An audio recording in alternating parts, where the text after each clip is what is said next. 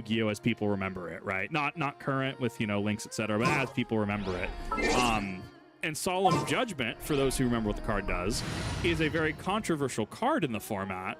Even I've never played the format, but I research about formats and stuff. It's interesting because the way we use it now is not how it was used back in the day, even though it was the exact same card.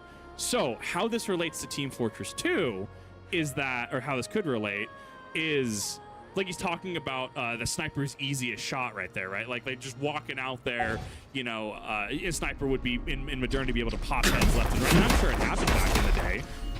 So the other half of what I'm arguing is it could be the game is inherently just played differently now, whether that's going to be buffs and balances, whether it's going to be community changes, a more dedicated and skilled player base sticking around the community, and people, you know, dropping from the game, or inherently just, wait a minute, why don't we just shift to things like Sniper? Why aren't we doing things in a different capacity? I think it's interesting to analyze. I am not in a position to really say which it is. These are two speculative points that I can bring up, and I'm really curious as to what the community thinks is the reason. What am I doing? Big scout duel coming up. Let's see it. Yeah, no Counter-Strike. It wasn't just me, okay? My medic accepts his fate and stands still at 1 HP, and the scout misses. And the scout never hits the medic again. Ain't that bad? Melee was good. The fish is so good.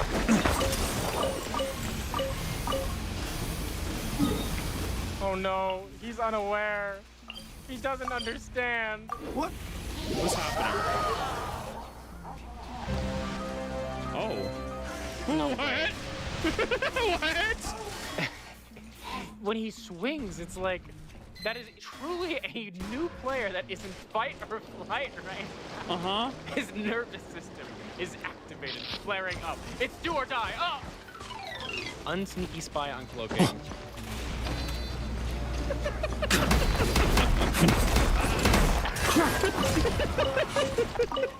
Even back then, newbie spies were the #1 source of content. It was TF2's #1 export, was laughing at newbie spies.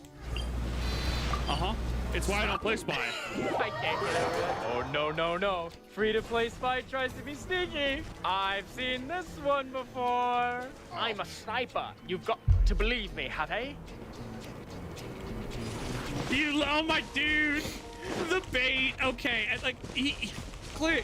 Okay, like clearly Lazy Purple knows. Like, that's the joke here, right? Clearly he does. Just back off. You're not gonna win this, Mr. Spy. Wait, this is actually adorable. This is so cute. He's trying so hard. No, man, I was just looking no at way. How did this never make it to a video? I never really was on your side. Thank you, free-to-play spies. Your contributions to the history of TF2 do not go unappreciated. But moving on. Buried within the 2014 footage was the inevitable folder named Funny, and I reacted to every clip in it. Lots of these clips are corrupted from being stored and transferred for 8 years. Yeah. God dang it, I'm gonna kick your ass with the power of my stand. But it shouldn't be too big a deal. Now here are my favorites. I just found definitive proof that these clips are actually from 2014, as I say they are. Is that our spy? That is done. He's acting all spooky. He is so spooky. He is a spooky spy. He is so Inexcusable face stab. Faciest stab of 2014.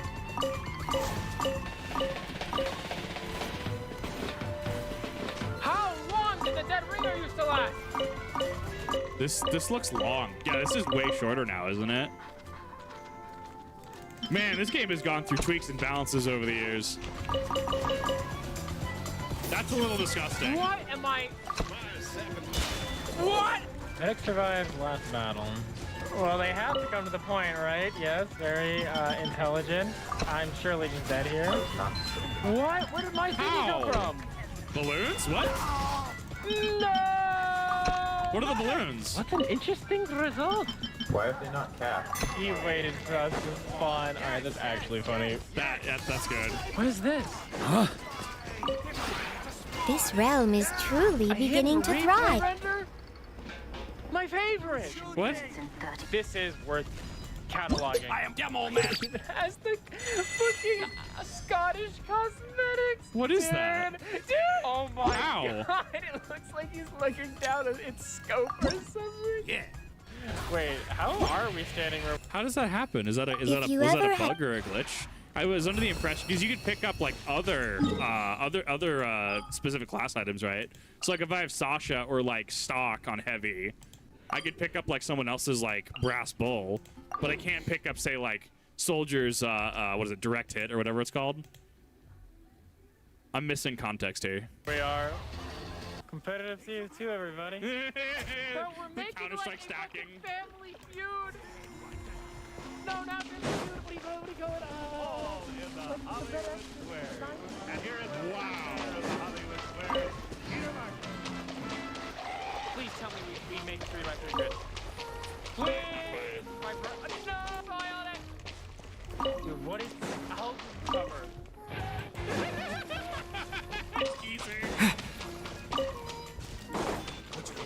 Oh, I see. Oblivion. I put him to 2 HP and he's like, You there! Stop! must have been the win. That's an aggressive title. A bunch of people are like 3 people gonna come around. Columbina, are you okay? You look a bit out of sorts. Oh, it's you two. Wild. I'm alright. Won the 3v1. 8 years later and everything. Wait, is the train actually haphazard? What? There's actually custom maps for TF2. I don't actually know. I know like Left 4 Dead 2 tell has us. custom maps and custom campaigns. Even if it's something small, you'll feel much better once it's off your chest. I would like to try a drink from the tavern. What? Oh my god. Cool hazards like Sorry, Paimon was just a little surprised. You never talk about wanting things for yourself, so... that's it? Just... a drink? What was that? Oh, that was Taunt Slide. That actually jump scared me 8 years later. Back in the day, if you got into Yeah, kinda. At least something a bit more monumental.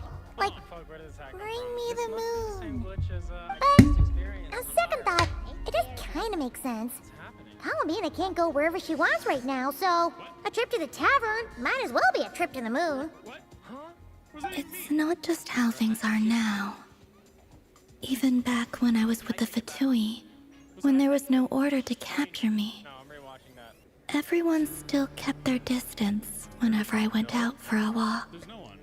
Reason. Last word out of your sorry mouth will be medic! Thanks. Wait, that was an Wait a actual sec. in-game YouTube Come to post. think of it, maybe this isn't as hard as Paimon first thought. A tavern is kinda out of the question, but a drink? Point though. Now that we can do. I guess yeah. Travelers got Kind this. of stare at each other. Really? Like what do you do in that situation? Do you don't try set to your outmaneuver? expectations 'Cause you're too already slow as high. is.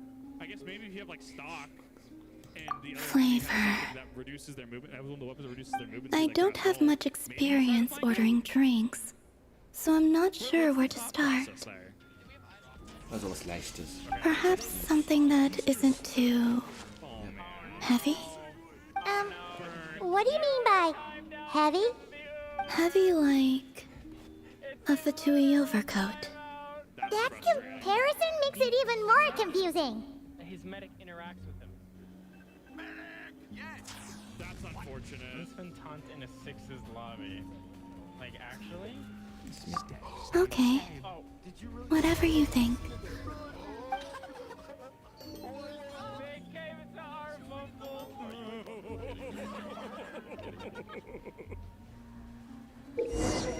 What is he doing? Oh, das Minispiel mit der Bar. Das ist cool. He's living his I best am the life. engineer that literally left this room.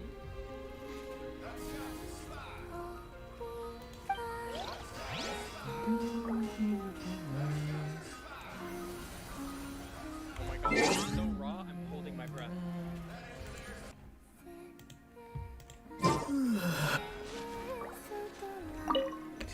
Herstellen.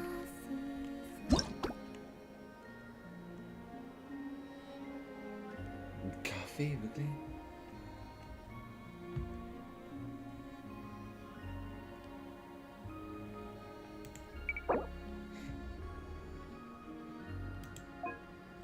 Geräusche, ne?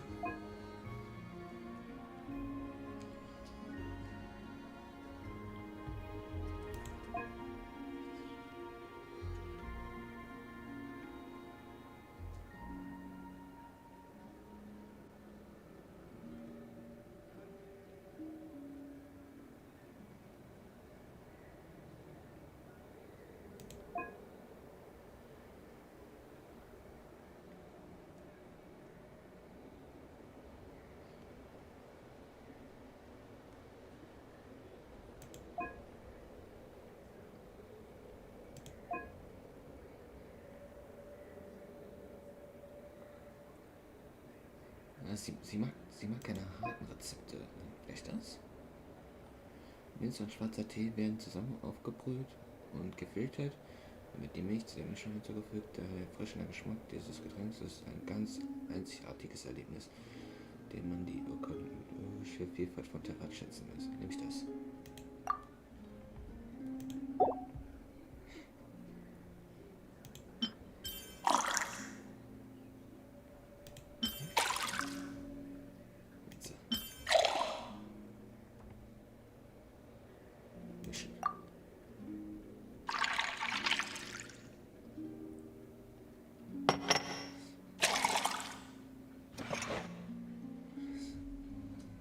Wow.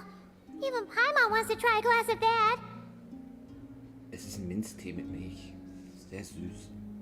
Also. Sie hat gesagt nichts Starkes. Also ein starker Kaffee? Nein. Ist raus. Und auch was ein bisschen Flair hat. Ein bisschen Eleganz. Die Minze müsste dazu passen.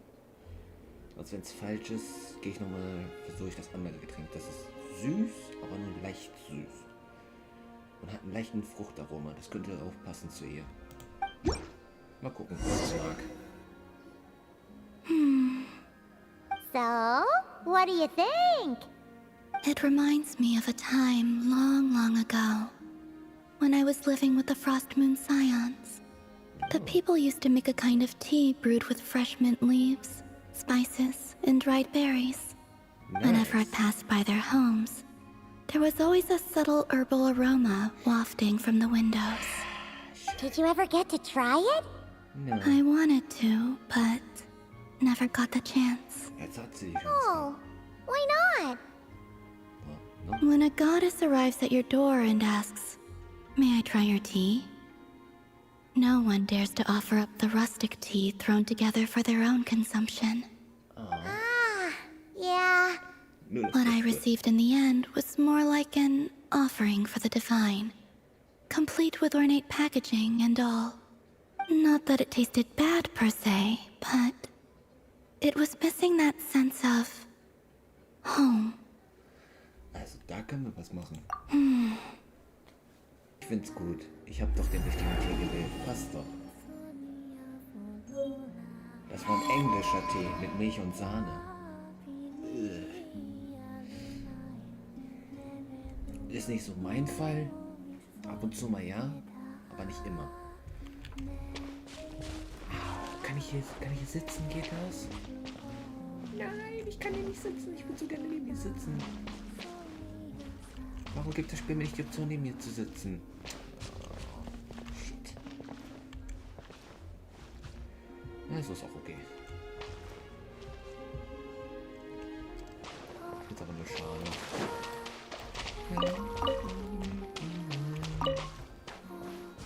Wie lange muss ich für die nächste Quest warten? Mit ihr?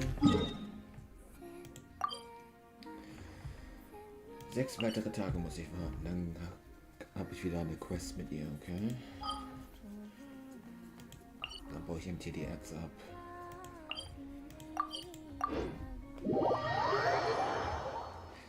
Der Grind geht weiter.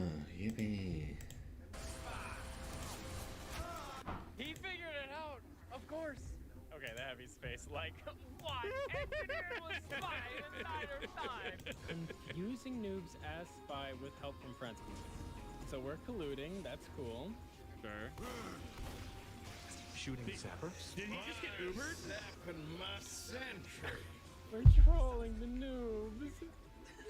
Damn it, damn At least I'm letting him live. We got a spy. There's a spy over here. Spy. Gotcha. Yeah, there's a spy over there. There's a spy over here. Spy. Try to keep up! I can't wait for me to have one of these community nights. Someone's absolutely just gonna throw me through the ringer as a spy all night. Like, I'm gonna start thinking every single teammate is a spy because they're just gonna be that good. It both terrifies and intrigues me. Roll it on YouTube. I don't like you. I never liked you. He knows. What the hell's going on? Oh, This is genuinely funny. no, it's too much. It's too much. Oh! Which one of y'all is that darn spy? He's overloaded. He's getting decision paralysis. Stimulated. What are they doing? Scouts when they have to wait 0.2 seconds. That was an amazing killing spree. Your sorry mouth will be medic. Affirmative. Medic, yes, sir. Oh my god. That was actually amazing. Okay, this time he did it to me. I had a double bind where when I kill bind it also said, my leg!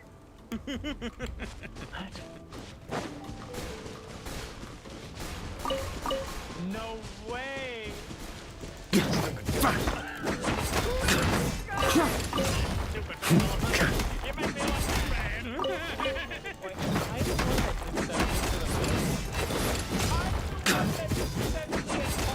Going to get him. I sealed my own fate. The Wilson move, and then have it like painted lime green. Oh my god. 2, 1, go.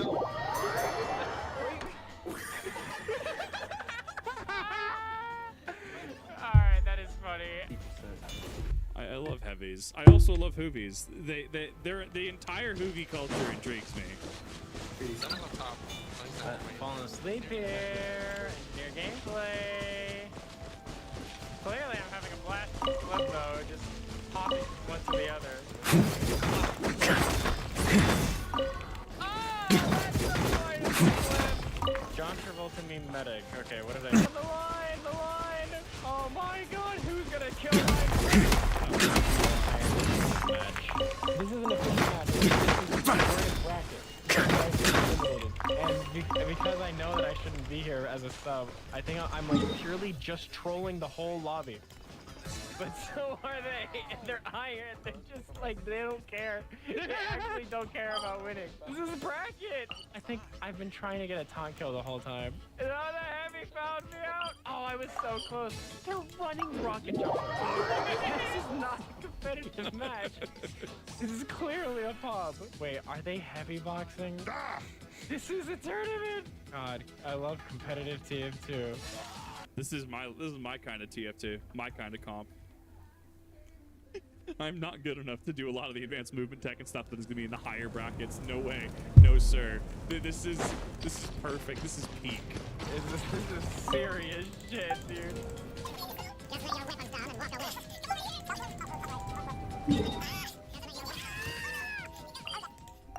Scouts down. I found my live. 2014 reaction for this one. Okay. I'm 95. Scouts play really close. Yeah, I'm with you, don't worry. Airstrike existed back then? You just a cratered? Why would I jump, dude? And I had a fucking parachute on my back! Rip. The day Conga came out. Yes, I knew it. I have it. This is literally the Pokemon TF2. Oh my god. How many more things have we gotten since this? This is perfect. This is something you stop the entire game for and just emote. 100%. We just did this all day. I'm not kidding. The idea of a group taunt. And it only took one person to light up the whole server. Yeah. See, someone in chat doesn't even get it. They say, I don't have a Conga. You can. Someone says. To music of dancing being only for the elite. Now we can all dance for only $10. Something happened when I was in a Sixes team, and they're here with me doing the concert. So our six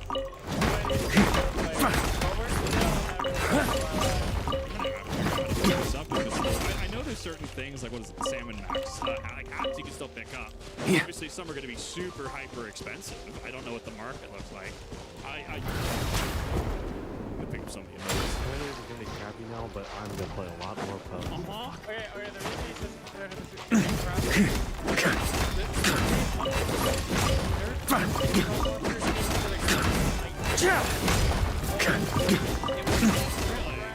that they reversed it 5 days later. It's close to the speed of the R8 revolver fiasco. The R8. Yo, someone's gonna have to explain that one to me. I have no idea what this fiasco was.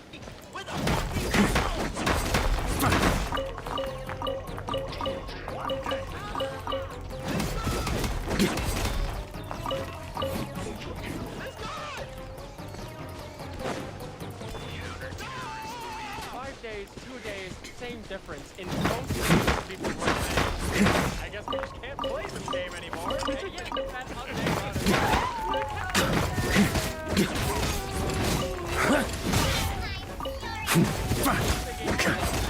Get tackled by Valve. It just ruined my game at any moment. I'm not ready to kill some food. Yeah, I'm ready to kill people with my new airstrike. Wait, no, we really are.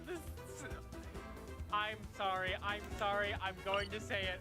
We are the Sixes player imposters, and we just separated the casual players to a place that we could kill them without being seen. I'm sorry, that is so cool. Items in the game that are just really cool and or really unique that honestly, you could probably just look at half of them, like on the market board or whatever, and just learn so much about this game. What? All this time to think about what to do, and he chooses failure. He gets the other spy though, so he is the better spy. Spy diff, for real. Sad life. Crazy Lou's trying to support me. Why have you stopped stealing me? Why did he quick fix conga line? Oh, now you want to play the game. Well, there's no more help pack for you. There's no help pack. Raffle, demo hard counters conga. I would bet a large sum of money that a demo man is going to lay a sticky trap on everyone doing the conga. That's dirty. Here it is. Here it is. Unfortunate. He was one of the first conga haters ever. Day you could hate the conga, and he did. Alright guys, I missed the... What is that? Why is there a bumper car? Deadline for this video's sponsorship 3 times because I didn't want anything to be unedited because I was having so much fun editing. And the guy at Moist Critical's company has been trying so hard to help me keep this sponsorship. He would probably kill me if he saw that I was honestly considering edits like this where I manually blur out this entry to create a depth of field effect. But it looks so good! Can you blame It does look really good. It would just be too much a shame to let my perfectionism actually prevent me from uploading this. And also, I kind of need to pay my taxes, so Yeah, I feel just that. goes to show you that the IRS is not as scary as my perfectionism to me. But yeah. I go through a tax professional every year. I do not mess with the IRS. I just wanted to say I love these clips coming up, but I couldn't do everything I wanted to. But I'm still so jazzed up to keep editing, you know? Like, I knew I could edit so badly. It's true. Anyway, here we go. Okay, now we're talking. Official still GT 2014. Miss. Oh, man. This is wild. That was more like 40.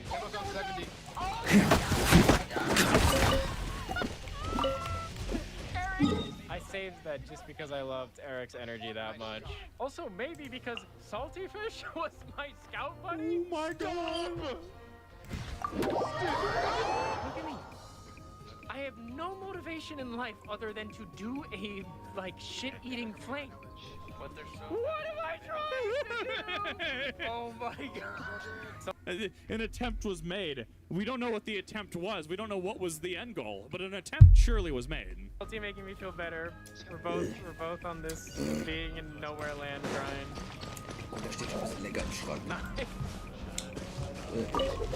On me! I knew that this was what the clip would be. I'm sniper, and I'm asking them to open the door, and then, yeah, why did you close the door? Okay. Where are we all?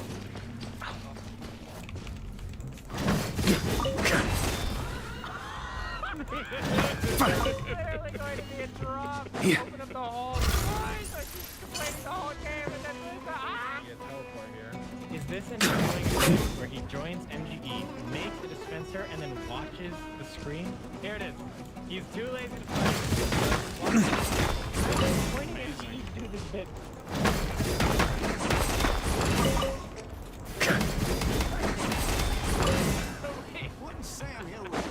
Wait, is the chair an edit or is this an actual thing in game like the bumper car? Bro, what is happening? Oh, joke.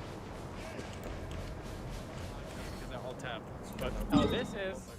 First of all, what is happening to the heavy? Wait!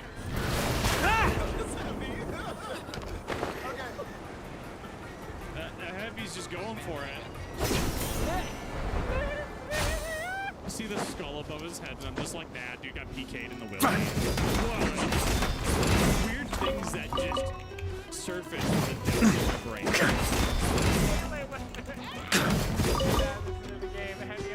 Everyone else is really figuring out how to do it. How do you do it? Oh yeah, no, the scout has been figured out too. He's literally dancing on me. This is amazing. I'm dancing. Just try and hit me. Try hit me, come on! Oh my god, it's just so aggressive. Deploy it. The roadblock. My god! Okay, I have a feeling that instead of Escape of the Century, this is more like Escape of the Week. Wow! Ah, crazy that I have to do an escape after flanking that stupidly. My mechanics were good, but my brain was very bad. I'm surprised you got out of that. Spies in the house. Spies in the house. Spies in the house. Spies in the house. Health, healing, overshoot. I don't necessarily know the mechanics in TF2. Is there an interaction in which a spy backstab would not actually guarantee it? If not, if it is always going to be a guarantee, try to keep up. What is the damage? Like, does it just hit like damage? Does it just do damage cap? Or like what is the math behind the spy backstab? I missed these kind of people, dude. How to play spy. Click on back. This guy hates spies. Why is this medic 80-80ing so hard? Dude, Are we just gonna live work his best together? life. What is that hat? What? Medic, the spy is not one of us. Is he trying to like quick stab me? I'm getting double heals. Wait, this is actually funny so much. He is so happy. No! Medic!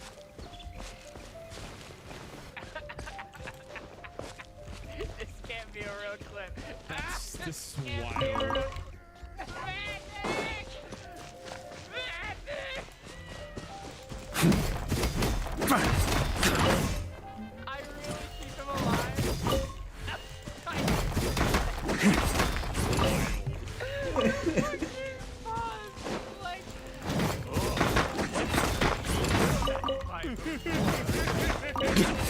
This is their response. Oh my. Thought there was a wall there. The fuck do I remember that? What could I mean thought there was a wall there? Do I like fuck up a double jump? I understand now.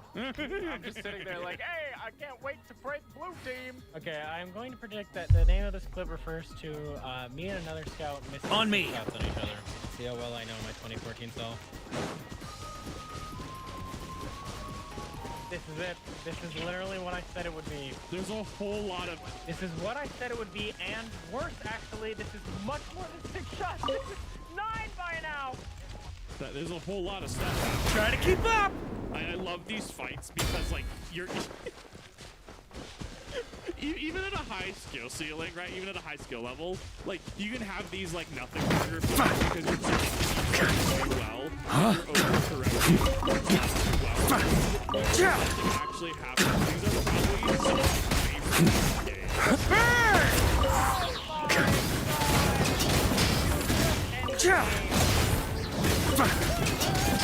Thunder! That's a good thought, dude. Okay, so the demo man knows there's a spy. I saw that demo really, that was not the funny part. That was just mean. On me. Good check. Now, please don't spend the next 35 seconds looking for me. Yeah!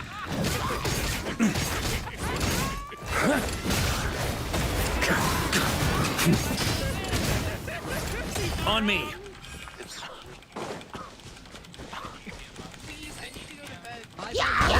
Hurry! Sweeping it!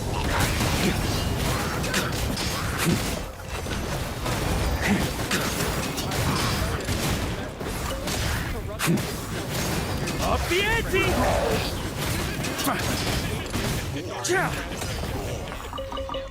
We're not gonna win! It's all time equals med drop. I'm doing the thing. I'm just literally trolling lobbies. So toxic. This is genuinely toxic. I don't even know how to roll out. No, this is toxic and deranged behavior by me. What am I doing? I am ruining lobbies. Holy shit. I feel that there's a there's kind of like a pipeline to learning a game, or like, you know, ingratiating yourself with the game, getting skill levels and being a good sport, and then you go into being good enough at the game to the point you start getting frustrated at the game and other players. The amount of times where I'm just like, I'm not good at certain games, like 14, like I'm okay at Final Fantasy 14, but like, Final warning! Where I'm just like, bro, how do people put their shoes on in the morning? Like, bro, stop standing in the piss puddle, please. And then at a certain point, you kind of get out of that mindset, and you get into like super legit territory again. I don't know how to like word it. It's almost like a bell curve. It's super interesting. I didn't even do people like the basic courtesy of what?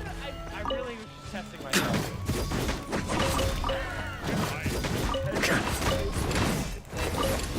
Stupid. I just really all these competitive sticky jumper clips, all the ones that are extra, they all have the string because of the 5-day sticky nerf. I wasn't just griefing these lobbies, I was breaking nerf for demo mains everywhere.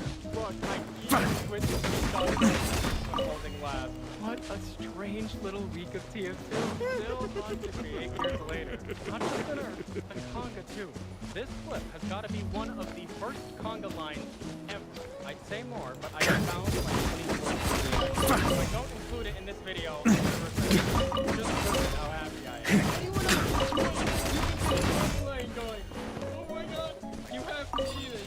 No! Those poor snipers. Heavy, please realize what's happening. Please, yes! Yes! What? Good guy, Heavy! This Pyro has no idea what's happening right now. This Pyro right now, he would see this if he just did a warning. No! The Pyro will never know. This is a real server. How fast did this happen? How fast?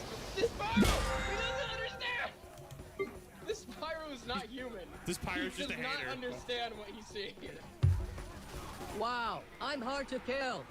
Valve just turned every single server into a silly server. Oh, it's always a Pyro! Wow, I'm hard to kill. Oh my... I love that we literally have like video evidence. We have precedent that this is what gamers wants. This is what gets our almonds going. This is what fires our neurons, right? This produces the serotonin. And AAA game devs, well, I should say the devs. Really, it goes more on the C-suite management, etc. Right? Like AAA games still don't understand this, and it boggles me. He's got freaking a bucket. He's got a bucket of chicken. Look at him. This was the expiration date update. The what? Crazy week for TF2. It's crazy how much. Oh, different I was we're back expiration then. date. I'm doing the boss rollout for no reason. There's so much As movement. simple as rolling out fast on process was enough to get me going. But now I'm so stoic and battle hardened. It's really difficult to find the joy in. It happened! It actually happened! Disgusting. Wait, am I just the same person? Did only my voice change or what? And then close it. Video done. Or that's where it would be done if I didn't feel a need to talk about what's been going on in my head and what has and hasn't been working for me with making videos. You may already. Dude, I'm so into this. I absolutely love these kind of things. I love seeing creator insights. know that the demo video was especially hard on me for all the reasons I described in the extras video, and I think I finally come to terms with the fact that my ADHD brain is just not meant for that kind of project. I took the success of this series very seriously and wanted to justify its success with better and better production, but somewhere between the pyro and demo video, my idea of what good production is stopped being in line with what I'm trying to keep up. It's better animation. Those things are nice, but they're Dare I say the Mr. Beastification of YouTube and videos? not what I'm good at. Getting help for my ADHD this year was one of the best decisions I could have made. Try to keep up for me by allowing me to separate my symptoms from my issues. Really, it's incredible to me that my brain managed to do it for long enough to make the demo video. Of course, it came at the cost of starting out, complete with physical symptoms like heart pangs and sleep issues. I would push myself to make those videos in all sorts of ways, among them being very loud, inspirational DBZ dubstep remixes on loop. But eventually, my body charged up and released a kamehameha of frustration on me. No, see, it makes total sense. Gohan is my body saying, I warned you. I told you what would happen if you pushed me too far. and I was Cell going, No, shut up. I'm perfect. I have to be perfect. and then he disappeared. But right now, I'm here, and I honestly enjoyed making this video so much. I couldn't help but edit everything, and I actually wanted to add SFM jokes. I think I'm in my element when I make a clip dump or something with the structure of well-defined sections, like how the pyro video was very clearly split into 3 parts. Writing and animation just kicked my ass. But those are the parts I've made the most progress with in the medic video thanks to commissioning a small army of talented SFMers and obsessing over the script for a couple of years. But I might have to rethink the medic video one last time. The biggest mistake I made was expecting myself to make it just like the demo video, but even better. Even after clearly burning out on the demo video. I thought I'd just recover and push one more time, but my poor brain, it used all its rocket fuel to shoot to the moon. Then it comes down depleted and I'm like, hey, can you do that again, maybe one more time and go to Mars this time? For now, with all the time I've had to spend on my mental, I'm gonna do myself a favor and break my own unrealistic expectation that the medic video is gonna look like I've worked on it 10 hours every day for the last 2 years. Hi-ya! Alright. No, but really, thank you so much for waiting, everyone. I think I'm at my most optimistic yet. Actively enjoying making this video just reminds me that I'm not actually forcing this, you know? It's not actually like, do you really like doing YouTube? Like, no, that's not it. It's not the problem. I did a whoopsie. I took myself too seriously. I tried to go Scorsese on the shit posts. It's probably a few essays more worth of what I'd like to say and get across, but for now, we'll call it. Feels appropriate to say again that I am very open to Patreon refunds if anyone did not expect this to be my process or is just confused. I'm sure there's many people who came in and out of the Patreon and went above and beyond supporting me and is not going to be on the list I'm about to read because I've taken so long. It seems a little unfair, and I'd like to say thank you to them as well. I hope they know who they are. Thank you to everyone who has supported me, financially or otherwise. That kind of security and support is what enables someone to figure out all this shit about themselves, you know? It's worth everything, and I hope that when I get some sort of ball rolling that it fractionally repays the favor that's been paid to me. But for now, special thanks to Zeke, 652, Broken Xana, Chateau, Frozen Spaghetti, Ivan is obsessed with TF2, Jakeinator, Jolteon7721, Mr. Landfill, Hector, Flubba, Script Scraps, Sock Canadian, Austin, the neighborhood, Ezekiel. Thank you so much. I mean, as somebody who's a perfectionist myself, honestly, I can coming from.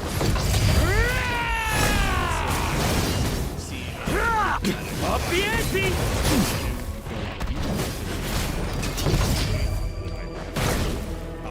It's not worth Transfixed!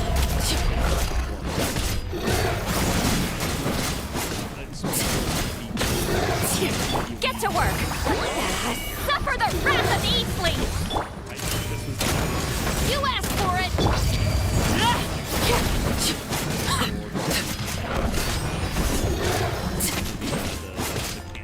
Laid bare! honestly just super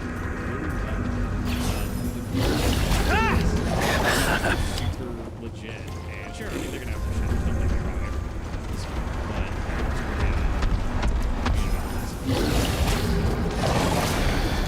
wrong, most everyone seems super helpful. Where you can have a game where just movies and manga lighting is just like common thing. It speaks about the person that just plays games like this.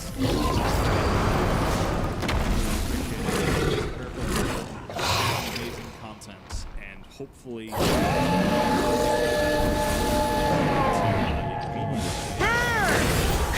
Got a bit too cocky.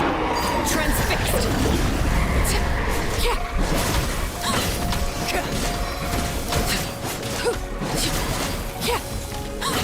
This is where you fall.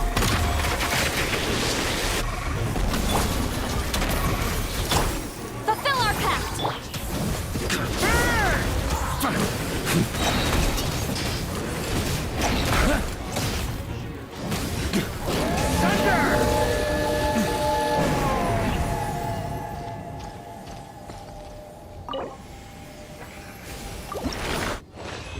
I didn't realize that was a real video. Oh, that's the bird saying that. Any idea how stressful a street war with birds would be? No, you don't, because you don't live in Tokyo. Oh, it actually is Tokyo. Well, shit.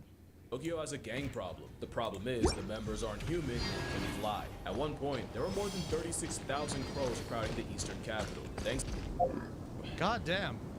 And crows are dangerous enough because they have good memory that they can really remember if you fuck them over. And in the city, they'll just remember, people fucked us over. Fuck them over. They're good at remembering that. To the massive amounts of trash produced by the city each year. Really? Crows are basically monkeys minus thumbs, but with unlimited airtime. That's the bird using a tool. Along with others like ravens, jackdaws, and magpies, make up the smartest group of things with wings on the planet. Smart enough to use cars as nut crackers, only to collect when the walk signs off. And smart enough to memorize garbage routes for different parts of the city. Just to snap. People barely do that. God damn. Trash before the workers do. But a habitual feather menace won't just wait for you to trash it, as Tokyo crows have robbed people to steal their loot. The bird called Karatsu has bloodied the faces of school children while trying to make off with candy, and have even broken into classrooms to raid lunchboxes. They'll also storm zoos for a living lunch, often in the form of kidnapping baby prairie dogs and ducklings. Not to mention they'll attack livestock, pecking at the udders and causing cuts that can lead to infection. That is if they don't Why? keep it down. In 2017, Tokyo's government... I'm sorry. The crows were eating cows. Who sat down a bunch of birds and showed them The Birds, the movie from Alfred Hitchcock? Because apparently they listened. Received over 600 complaints of civilians thrashed by the aerial urban, with most coming in the spring. On me. Oh, that would do it. Laid bare. Drop your weapons! Hands where I can see them! Burn!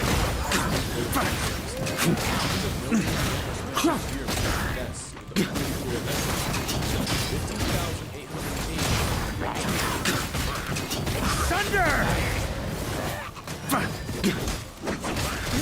Bird! Stupid things, it's kind of bird related. This is getting more of the actual thunder concern here. Because that's just the natural thing. It makes it you know what I mean? Like this is redesigning thunder for a bird as a probably more affordable way to deal with this. Mostly because if you're in a city, you don't have to deal with building in a country. Transportation is an issue than anything else. But dear God, man. Yet somehow the crows seem to shake it off. How? Well, because the crows started making decoy dummy nests to lead them away from the real ones. Crows and Tokyoids have been beefing for years, but it didn't Decoy nests. This is right up there where you have to train a bird to destroy other crows' nests, and you just keep feeding them for that. This is like unironically probably a good idea at this point. I was gonna make a joke about it, but no, this seems like it might be the right choice. And L, you mean Corvidae are pretty smart for birds? I mean, they're pretty smart for people. A lot of people wouldn't think that far. escalated to a certain event in 2001. What? One crow decided to dive bomb a man while he was playing golf. That man was Governor Kishida, and he swiftly declared conflict on the corvids, with promises of changing Japan's national dish to crow pie. Since then, it's been on I site mean, and it would work for the French. They had pigeon as a national delicacy. It's why there's pigeons in America. They were imported for food. But, that's the problem, though. Crows remember, and they do pass that information on. If you piss off one crow, every crow it interacts with will learn to hate you. Government trying everything to combat a vindictive air terrorist, employing hawk mercenaries to try to fight fire with feathers, and even installing beehives in... Was that Fry? Oh god, wait, why beehives? The heart of Ginza, so the Ginbachi can give the crows a taste Final of arguably even more of a flying crash out. But one thing about Japan, you don't mess with the Yakuza. I'm sorry. They're literally doing the entire... We're going to release another invasive species to deal with the invasive species. Yeah. Okay, I'm being told by Martin, fish is actually really good if a bit dry. I mean, that's what sauce is for. Ooh, and marinating in a brine, which breaks it down to make it more soft. Not sure if it would do it for pigeon, though. I know there's other do it as well. And Genesis, does the name for a group of crows make sense now? Yeah, a murder of crows. It doesn't seem like a joke anymore. It seems like an actual description. These air gangsters have been testing people in ways arguably no other city animal ever has. And for all humanity's hubris, this might be the one time we have Try to keep up! And not in the way that Chi-Chi had in mind. So how did a bird manage to humble a nation? I will admit that is... I'm kind of on the bird's side with this one. It's like, hey, you're just holding it up there posing. It's mine, bitch. Oh, God. I'm just going to pull this up. So just to... the comments have been slow. It'll eventually be up. But we're... here we go. Again, corvids are unironically in Stone Age. And yes, it's scientists who were observing them unannounced. So again... There's a lot of very smart animals on this planet who might meet humanity's level of intelligence someday. Crows are apparently on the starting line. I don't know the sourcing for Croc's information, but I wouldn't be surprised considering we already saw a video of one of them using a tool. That is quite a few animals that can do that. And this one can fly, so it has a nice advantage. The most Not the hands, Emu War of 32. Because at least emus are damn near dinosaur size. Well, like almost everything else, it started with our garbage. Tokyo produced 3.52 million metric tons of trash in 2001. Goddamn. In 1994, the government switched from black plastic bags for curbside pickup to semi-see-through calcium carbonate options. The intent was to reduce environmental impact, but a consequence was the scavenge happy could now see what was in the bags and had a much easier time finding takeout. In recent years, Tokyo has seen a rise in bears and boars commuting into the city for trash, and wild macaques have continued to be a problem. But according... At what point do you train the birds to just take the trash away somewhere? I mean, if you have enough of them, maybe that's even a viable option for some types. Or get them all to go to one place where they eat the trash. I don't know if it's... No, I think it's vultures who have a stomach acid so intense that it could actively destroy some of the more harmful diseases. Like, I think smallpox, for example, is absolutely annihilated by its stomach biology. But I'm not entirely sure. According to a wildlife management study, out of the 10 major invasive species, it was crows that caused the highest percentage of harm. And it was also crows that people were most in favor for lethal measures against. The gag is crows in Tokyo aren't invasive. People just hate them off principle. But if just liking trash was the only barrier of entry, Japan would have more problems than a flying black Air Force. The problem is, crows had a counter for almost everything thrown at them. First is that crows have great memories and hold grudges. In 2006, remember that year, the University of Washington conducted an experiment where 7 crows were trapped and eventually released by people wearing scary masks. Not too long after, study leader Professor John Marsloff was strolling the campus with a mask when 47 out of the 53 crows he encountered violently rejected to his presence. Each following year, the number of vindictive, on-site campus crows grew and peaked in 2013, even though at this point, they'd only see the mask twice a year for a few hours, and especially even though most of the crows on the offensive weren't even alive at the start of the study. It wasn't until September 2023 that the UW research, do crows know people? Do not be alarmed. Counterpoint, be alarmed, because if you're looking like this, you're fucked. Oh God. Like, unironically, you gotta feel sorry for anyone who does look like that, because they're not going to be able to survive whatever comes next if it keeps getting passed on. harassment eventually stopped, and it probably wasn't even that they forgot, just that it took 17 years for them to drop the vendetta. There's also the implication that crows— Oh God. Crows are space dwarves. They have it in the book. It's a verbal book, but they have it. Oh God. can communicate so well that Or even air those born dwarves. after the study can instantly tell which masks meant bad. So yeah, that memory is good for more than just garbage routes. You do wrong by a crow, you're screwed for a very long time. Although I have heard the alternate is also true, that if you actively go out of your way to be nice to a crow, that they will remember that as well. I don't know if it would matter when you have that many crows around, but yeah, it would be a thing.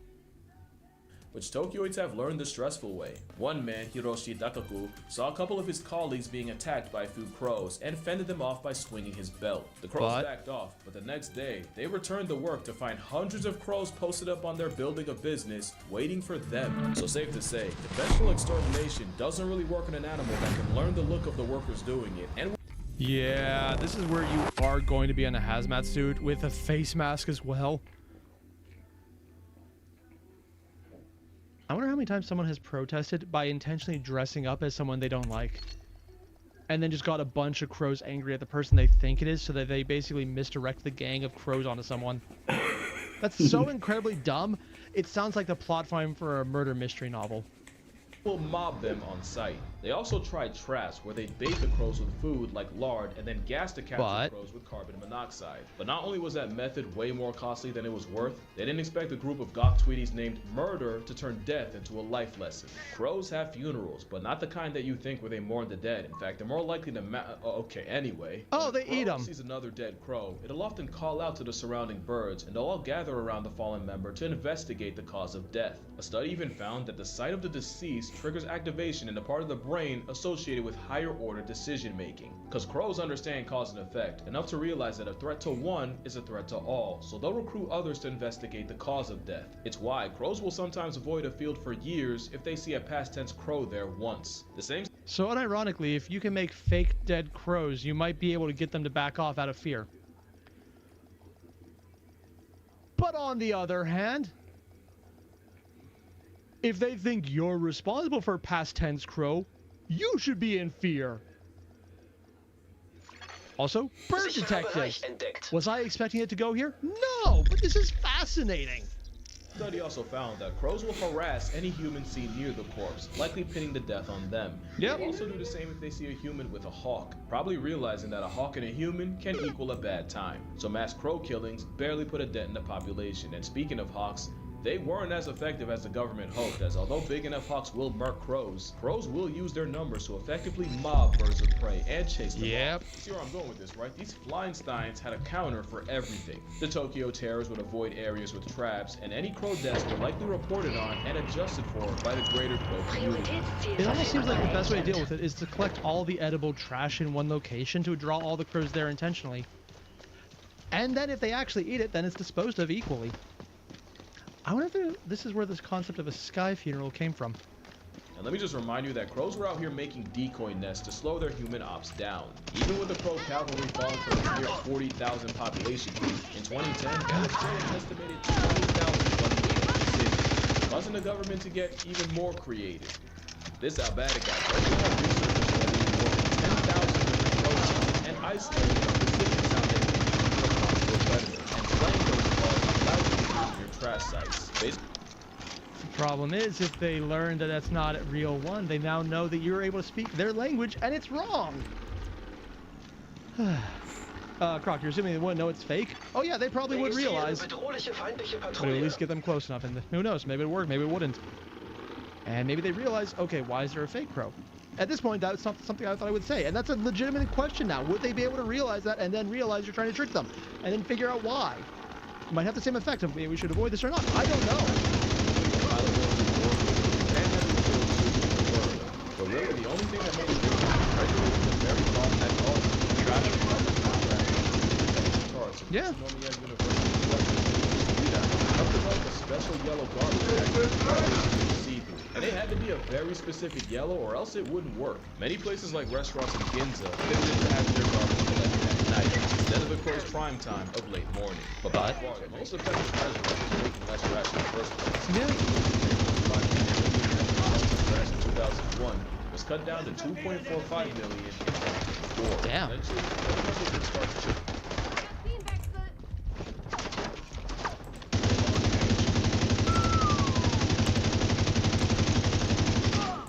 I don't think I've ever seen so many birds that they cover an entire roadway.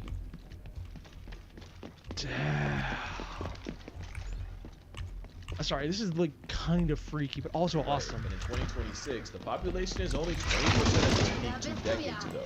That was the only way a traps territory could be, as bird experts noted that the traps would only work on younger, dumber crows, and that the birds would figure out how to work around the protected parts. Some experts worry that the war it's only a matter of time for the next wave of street smart crows to rise up again.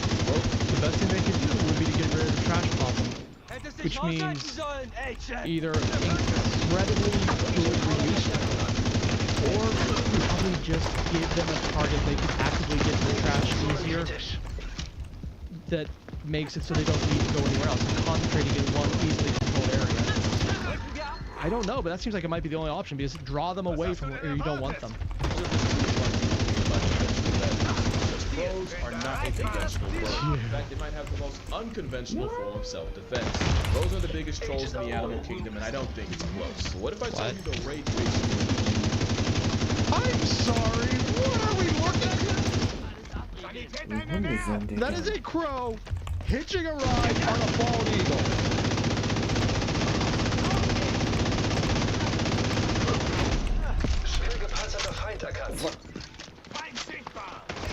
You know, sometimes I'm surprised. This is definitely one of those. Jump shot!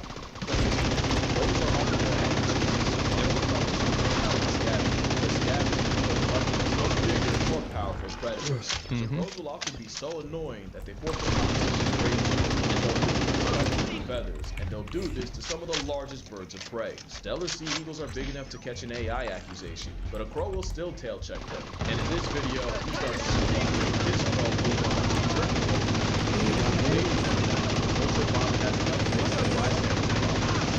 They are literally just intentionally annoying as a form of removing predation or possible danger.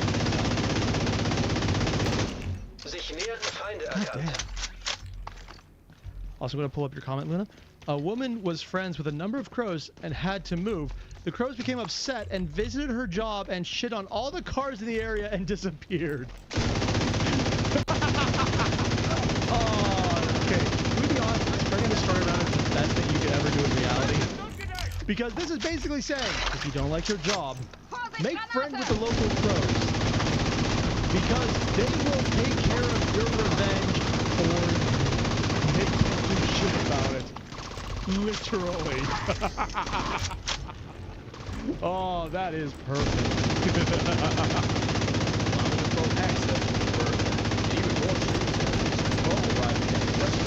Waiting for stronger vultures to tear into the hide he put it. And with the gift box open, the crow immediately started pulling tails.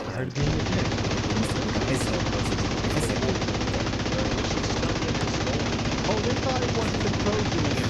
Oh, that's what done it. Okay. That's even more. It seems the habitual line stepping is away, but the crow encountered Brawn with Gray. What Crows will use troll tendencies on anything from seagulls to eagles, from deer to dogs. But there's one animal that always seems to fall for the rage bait. The number of catfights provoked by crows is actually insane. I don't know what that crow said to that cat to make him crash out like that, but surely someone's mother was involved. And then they're always right there to enjoy the violent fruits of their instigation. Crows Oh, God. Just a In other words, considering cats are also an invasive species, but adorable and cute and I absolutely love mine, they are probably the best thing you can do to get rid of a cat problem if there's a local population. I mean, on the one hand, they might take care of themselves. On the other hand, they might not.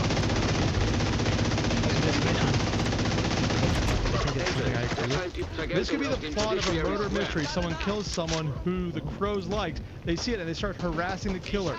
And that's how they find the culprit. And according to Valerian, at least they didn't do much else that we know of. Over above it like a Flox's promoter. Now, it's possible the crows recognize the cats as a threat, and this is a 900 IQ play to kill 2 birds with 1 stone. Yep, but also because cats, I think their nervous system is, the more contact they feel, the more hyped up they get. So literally it's just raising their aggression here. It's also why sometimes cats freak out if you pet them too much.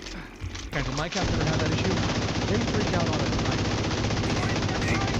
The timer is set to 3 and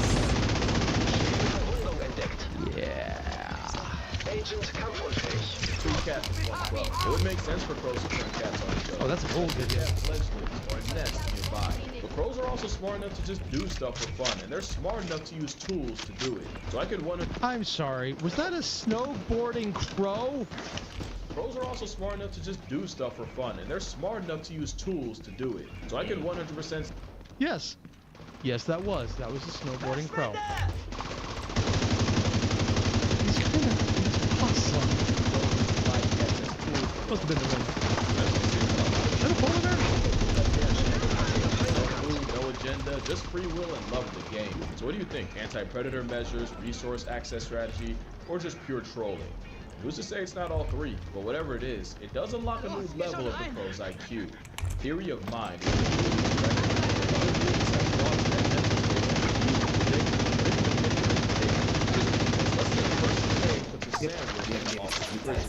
Then person B comes along and takes a sandwich out.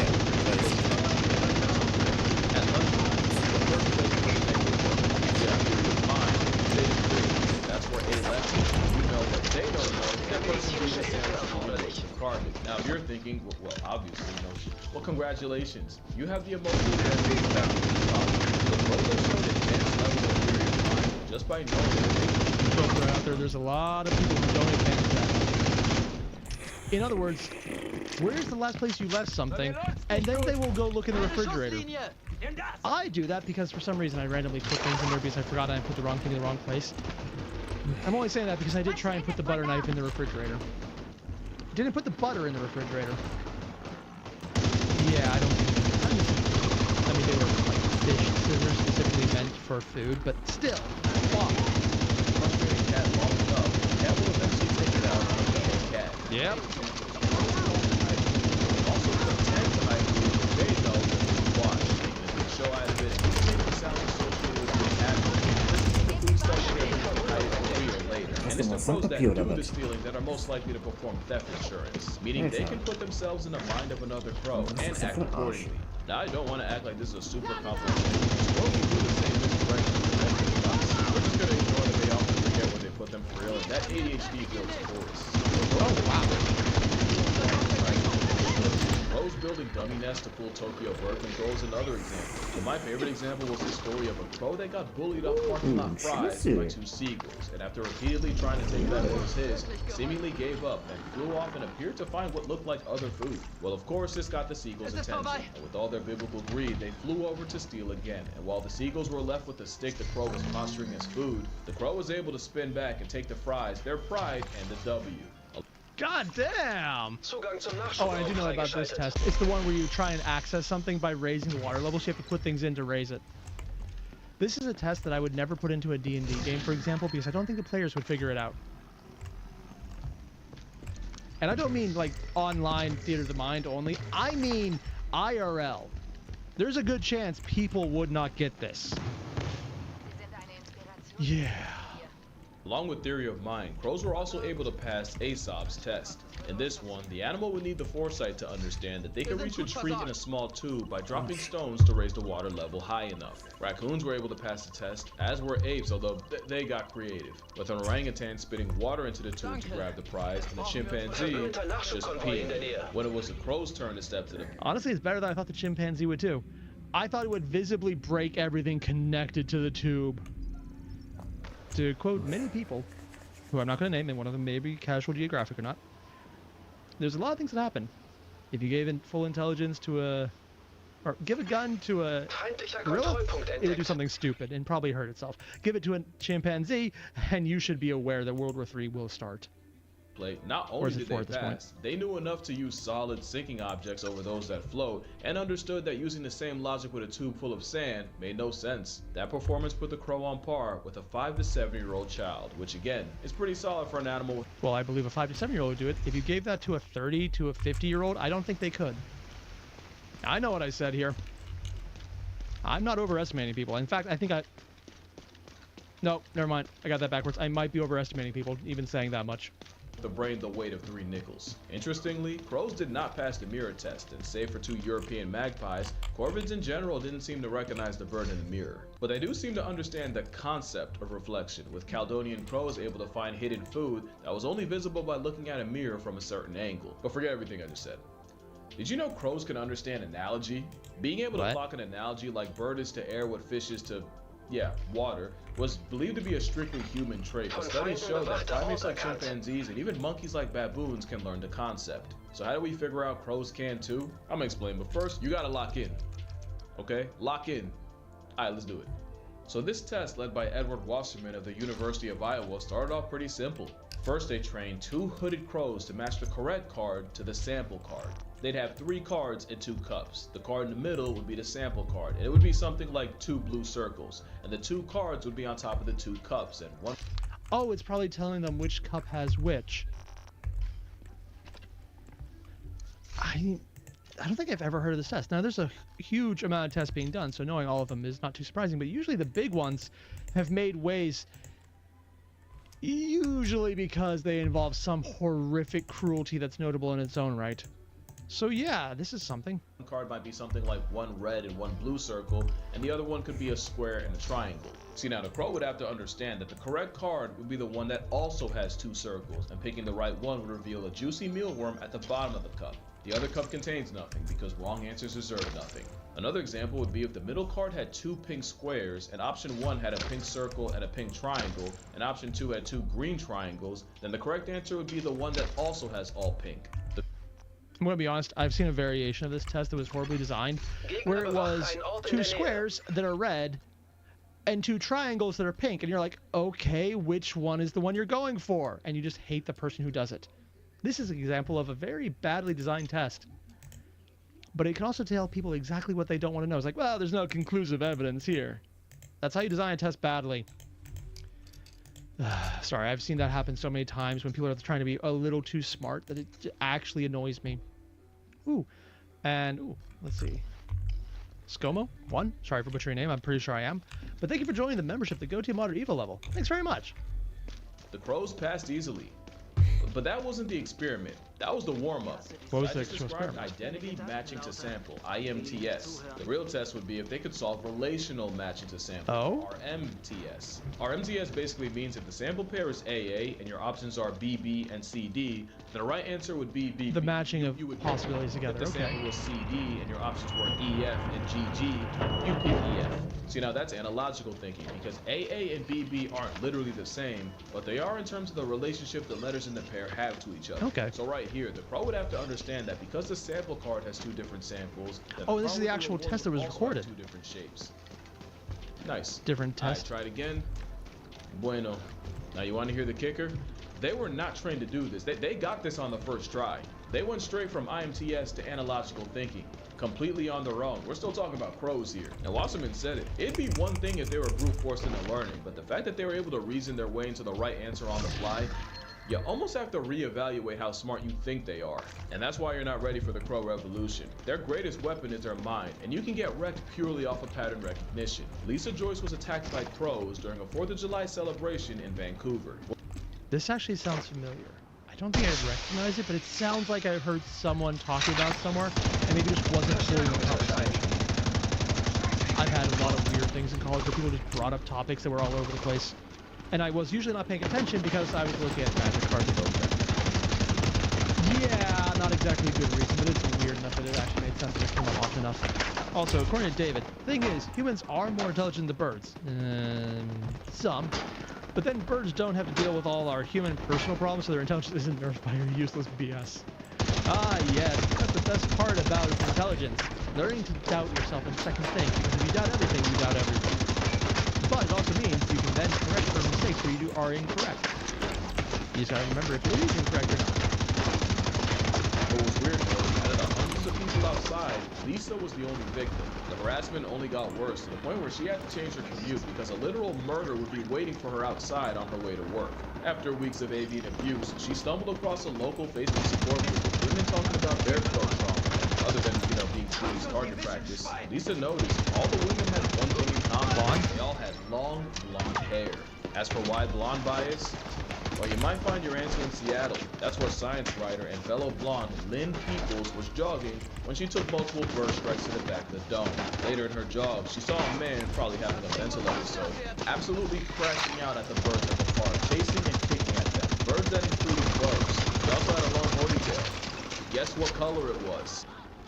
In other words, they saw long blonde hair and went, oh, this is the type of person who attacks us. And it probably was someone having a mental breakdown, or just being an asshole. That makes a lot more sense, unfortunately. You can catch people from a murder as a bystander. Your only options are to move, dye your hair, or I guess you could wait in the house for 17 years like a... Yeah. I mean, I mentioned earlier dressing up as somebody you don't like to get the birds to attack you, and apparently you don't even need to dress up that much. You just need to look generically like them. And it does already happen unintentionally. God damn. Well-made crimes have gotten so common. Someone developed an app to track pro attacks, and pro tracks quickly gained thousands of reports. As much as I love pro... Honestly, at that point you want to generalize on what the defining features of the attack are, because you might be able to figure out how to do it, and then find out how to bribe them not to attack you. I mean, the best way to get a dwarf not to attack you is to either be dead, which they will find perfectly acceptable, and move on to the next person who doesn't deserve it, or maybe does, or to pay them off. I can understand why people are terrified of them. They're the most human bird on the planet. That is really uncomfortable to some people. Well, let me make it worse. Because corvids like wolves, especially ravens, have had a relationship with wolves that is eerily familiar. What? Corvids will scavenge off wolves' leftovers, and often it's the blind dry fish that leads the pack to them in the first place. In return, the wolves seem to tolerate the birds picking at the meat once the wolves have ripped it open. But it's not just a business relationship, as ravens and crows have been seen playing with wolves in Yellowstone. Sometimes grabbing sticks to play tug of war, or sometimes even flying above the wolves to get them to jump at them. The birds... So literally, birds are domesticating wolves. Or having a symbiotic relationship, but okay, sure. Also, Gabriel. I'm just gonna pull this up because it's a fun Magic Gathering thing. An MTG fun fact, I found a deck using the commander Adamar's Soul of Elements. Entire day of the deck is Elemental Bedrawsy. I know that deck! I don't quite have it because I wrote it before the second no drawing set, but there weren't enough of them. But yeah, no color Animar is broken. It used to be more single color Animar where every single thing was for free, and the only thing you had to really get it was then card draw on top of it, but it was, man, kind of broken if you actually tried. Meanwhile, human intelligence has very little effect on our survival, except for fuck that around and find out instances. Unfortunately, we lost these things critically to survive. Honestly, we don't lose the critically to survive thing. People still can't think critically. Most just don't. It's still possible. Yeah. And also, critical thinking to survive. People lost the world before that was necessary. Because people did dumb things when it would kill them. When it would still kill them. Common sense. Critical thinking. They were never common. It's just usually people then are like, yeah, that was fun. Let's do something else. And just we're more durable. Like, humans are actually very durable up until we're not. Humans especially favor playing with wolf pups, and naturalists watch and swear by corvids having emotional bonds with specific members of the pack. Not to mention, the Aldonian crows, you know, the ones that pass the tube test, can not only use tools, but they'll build them, like with multiple steps. Like if you give a Caldonian a bunch of sticks, but none of the sticks are long enough to reach the prize. The crow has the presence of mind to combine multiple sticks to retrieve the treat. How? That kind of compound tool use basically puts them at primate tier. So let's see, you're able to use tools, hold grudges, wage straight up war, prevent wolves, understand analogies. Yeah, either they're the humans of birds or we're the crows of... Obviously not a wolf, but I couldn't not add this. Yeah, no, perfectly sensible. Good boy is good boy. primates. And that's probably the biggest reason why people fear them. They're arguably the biggest threat to human hubris. If Thanos snaps us all out of existence, don't be surprised if we come back to a black Air Force in the driver's seat. And that's gonna do it for this video. Drink water, hug your mother. I for one welcome our imminent avian overlords, just for anyone watching. Acknowledge your father, and I'ma see you. Oh my god, that's adorable. In the next one. Oh, where'd he even find that? Oh, that's so cute. Bird.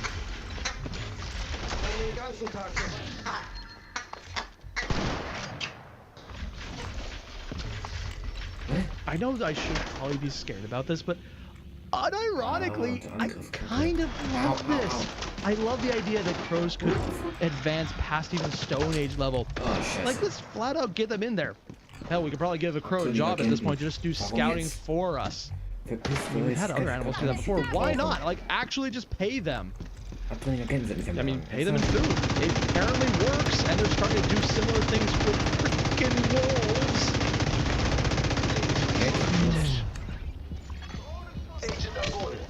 Also, I'm being told by Sturk that's a baby. You can tell by the pink beak. Oh! Oh, that's what it...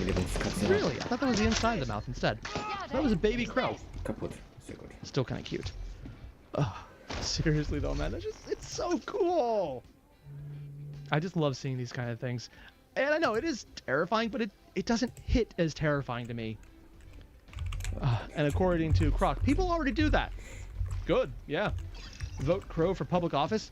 DeMadness, you might be joking, but there are places where people have already elected dogs as mayor.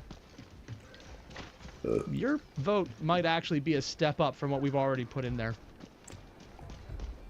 Yeah. Either way, you guys know the detail. There'll be a link below to the original video. Hit it up. This is so freaking cool, and I would just love more crow stories. So if you have them, let me know. I want to see it. I'll see you guys in the next one. Adios. Agent braucht Verstärkung. Nee. Gefälliger Konvoi. Auf der Stufe gehe ich den aus dem Weg. Ich gehe den aus dem Weg.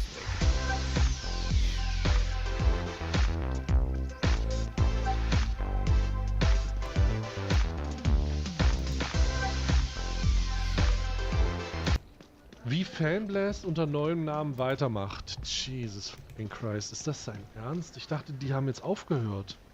Die haben noch ihren Betrieb eingestellt. Also for real. Die haben ihren Betrieb in Europa und im Dachbereich, also in Deutschland, Österreich und der Schweiz, haben sie doch eingestellt, oder nicht? Warte mal, hat Knossi denn auch Anteile an dem neuen Fanblast? Natürlich. Überall sein Anteil. Heute geht es um das Ende von... Hey, wir haben 131.000 € geschafft übrigens. Fast 132.000. Oha. Oha, sehe ich gerade. Fanblast, eine mysteriöse neue Website und eine Briefkastenfirma in Florida. Seid gespannt, Freunde. Und damit moin Leute, herzlich willkommen hier zurück zu diesem wunderschönen neuen Video hier wieder auf meinem Kanal. Schön, dass du wieder dabei bist. Freunde, wir müssen nochmal über Fanblast reden. Ja, es hat sich einiges getan. Fanblast, ihr erinnert euch doch noch an Robin Hood. Ja, irgendwas war doch da. Im letzten Video hatte ich ja darüber geredet, dass Fanblast einige Statements veröffentlicht hatte und gesagt hatte, ja, Maxima Kulpa, bitte verzeiht uns, ab jetzt wird alles besser. Aber was müssen meine gar nicht mal so guten Äuglein denn da jetzt sehen? Die ganzen coolen Statements auf dem Instagram-Account von Fanblast sind verschwunden. Nichts mehr davon da. Und eigentlich brauchen wir die gar nicht mehr, denn ganz oben bei Fanblast auf der Website ist jetzt ein Text aufgetaucht. Liebe Creator, liebe Fans, demnächst stellen wir den Betrieb in der Dachregion vorerst ein. Wir bedanken uns für die zahlreichen schönen Momente. Beste Grüße, Fanblast. Schön. Good job. Nein! Es ist tatsächlich passiert. Fanblast wird Geschichte sein. Toll. Demnächst Boah, die Cancel Culture funktioniert also doch. Finch hatte recht. Ja, in Deutschland Österreich der Fall. Diese vielen kleinen Einschränkungen in diesem Statement ignorieren wir jetzt. Ja, viele hatten es sich gewünscht, manche hatten es auch prophezeit, aber wahrscheinlich war der Druck oder die Kritik von außen zu groß gewesen, um dieses Geschäftsmodell langfristig irgendwie am Laufen halten zu können. Ja, es wurde ja auch gesagt mit den ganzen Änderungen, dass jetzt gesagt wird, hey, es schreibt gar nicht mehr nur die Creatorin mit dir, sondern vielleicht auch ihr Team, ist das Geschäftsmodell an sich ja auch ziemlich gefährdet. Weil Leute eigentlich nur bereit sind, dafür Geld zu bezahlen, wenn sie wirklich mit den Leuten schreiben, mit denen sie eigentlich schreiben wollen. Och, Mann, oh Mann, was mache ich denn? Wo schreibe ich denn jetzt mit meinen ganzen tollen, großen Idolen? Also ich bin wirklich komplett niedergeschlagen und am Boden. Ich will doch nur mit Alexis schreiben und sehr viel Geld in den WhatsApp-Chats dafür ausgeben. Wie soll sie denn ihren Porsche bezahlen, Mann? Ach, das geht? Es gibt eine neue Plattform dafür? Ja Mensch, das hätte ich nicht gedacht.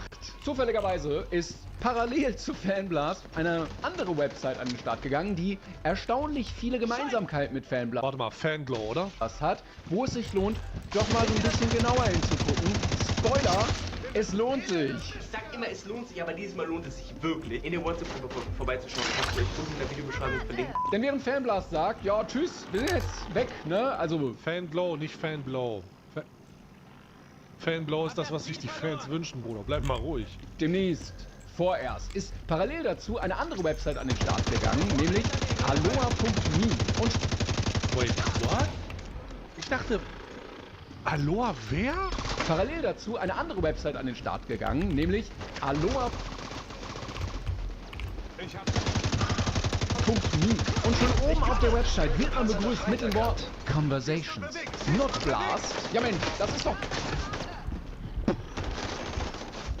mal vom Wording in eine ganz klare Richtung. Say Aloha to your community. Direct Messaging. Sell anything. Oder das ist wieder so Vibe-Coding von einer künstlichen Intelligenz. Diese Seite sagt mir, Bruder, da hat jemand Claude einfach mal gesagt, Bruder, code mir mal eine Seite und die sieht so aus. Das ist wieder so ein Vibe-Coding-Schritt. Think Real Connections. Ja, das klingt doch alles schon sehr bekannt, oder? Und ich habe das gelesen und gefragt, was hat Robby gemacht, damit TikTok ihn schon wieder gebannt hat? Robby, ich glaube, dieser wütende Emoji ist hier wirklich nicht angemessen. Ich glaube, du bist das Problem. Wenn man sich den Instagram-Account von aloha.me anguckt, sieht man relativ schnell, welche Leute hier eigentlich so zur Zielgruppe gehören und welche Leute man mit seiner Website ansprechen möchte. Ja, da wird gezeigt, was für ein richtig geiles Leben du haben kannst. Warum haben die 35.000 Follower? Die haben noch... Ist das reingebottet oder was? Wenn du dich nur dazu entscheidest, mit aloha.me dein Geld zu verdienen, am Arbeitsplatz einschlafen, eine sehr große Kategorisierung, sehr viele Wetterstellen. She's joining Aloha, Strand, Cocktails, pinke Sportwagen und sich im Bett strecken. Genau das, was ich eigentlich schon immer im Leben haben wollte. Und guck mal, so ein tolles Leben kannst du auch haben. Ja, du musst einfach nur bei Aloha anfangen. Für so einen Lebensstil scheint man da ja ziemlich viel Geld verdienen zu können. I get paid to exist. Was? Same. Ich habe das Gefühl, dass man sich hier nicht unbedingt für ein bedingungsloses Grundeinkommen einsetzen möchte. Aber ich bin auf jeden Fall hooked, ich möchte auf jeden Fall dabei sein und ich habe das Gefühl, von meinem Profil passe ich da auch wirklich gut rein. Wenn man nämlich mal genauer hinguckt, Aloha is a place for everyone. For Fashion Influencers, for Musicians, for Beauty Influencers, for Models. Alter, das ist AI Slops seine Mutter, Bruder. For Lifestyle Creators. Bruder, das ist AI Slops seine Mutter.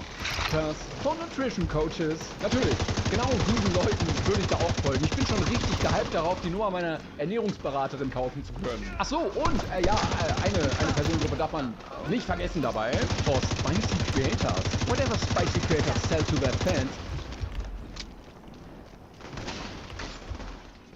Zwinker-Emoji. Ja Mensch, das hätte ich ja gar nicht erwartet. Ich dachte, die Sportwagen und das Leben auf den Malediven und sowas bekommt man hin in 1-2 Monaten als Ernährungscoach, wenn man eine Nummer verkauft. Und falls ihr euch fragt, how do I make money with Aloha? Dann sieht man in diesem kleinen Beispiel-Chat auch, dass man durchaus $50 bekommen kann für ein Foto, wo man ein bisschen weniger anhat, ne? Woher kommt mir diese ganze Sache bekannt vor? Ich weiß es doch auch nicht. Und ich habe mich... Oh mein Gott, ist da einfach ein neues Schild am Postfach in der Schweiz? Ist das da ein neues Schild? Bei Aloha durchgeklickt und hab mir das angeguckt und mich gefragt, wer steckt da jetzt eigentlich dahinter? Eine Konkurrenzfirma im gleichen Zeitraum, in dem Fanblast gerade sein Angebot zumacht? Also Freunde, lasst es uns gemeinsam herausfinden. Ihr werdet erstaunt sein. Jungs, diesmal müssen wir eine Briefkastenfirma irgendwo gründen, wo Rob Bubble nicht einfach hinfahren kann und es abfilmen kann. Diesmal müssen wir hatten einen Fehler gemacht. Die Schweiz war zu einfach erreichbar mit dem Auto. Wenn man bei Aloha Me ins Impressum guckt, sieht man, dass es gar kein Impressum gibt. Naja, wieso denn auch? Sowas wie eine Impressumspflicht, das sind ja auch vernachlässigbare Sachen. Ja. Aber unter den Terms of Service findet man was. Dort ist nämlich eine Firma angegeben, nämlich die Firetext LLC mit Sitz in Kalifornien. Und ich habe mich mal ein bisschen auf Spurensuche begeben, weil ich mich gefragt habe, warum macht denn eine Firma aus Florida eine deutsche Website, wo Fans mit ihren Stars chatten können?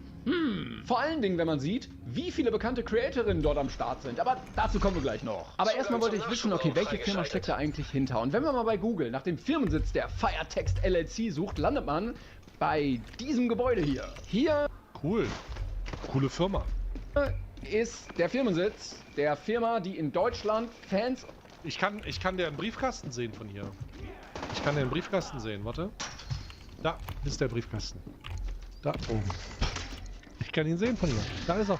Fans und ihre Stars in Chats verbinden möchte. Könntet ihr euch einen besseren Firmensitz als hier vorstellen? Also ich nicht. Ja, hier neben der Sportsbar El Tinampa VIP, also nur für echte Very Important Persons, und dem Power Source Motorsport Speed Shop und der Pew Aesthetics Beauty Bar. Also ich würde sagen, eigentlich ist alles da, was man so als aufstrebendes Startup für sein Business braucht. Und falls ihr euch jetzt fragt, ja gut, aber also, wo ist denn die Firetext LLC? Also ich kenne hier irgendwie gar nichts. Dem würde ich empfehlen, mal ganz genau hinzugucken. Ja, hier sieht man es doch ganz eindeutig. Ja. Hier, bei diesen ganzen vielen Briefkästen, da ist der Firmensitz, das sieht man ja wohl. Ja. Und falls ihr euch jetzt denkt, ach Mensch, das sind aber viele Briefkästen da. Wie viele Firmen sitzen denn da wohl zwischen dem Power Source Motorsport Speed Shop und der Pew Aesthetics Beauty Bar? Gute Frage. Ich habe mal nachgeschaut, denn in Florida kann man das tatsächlich einsehen. Und ihr dürft mal gerne raten. Was glaubt ihr, wie viele Firmen sitzen da? 20, 30, 40?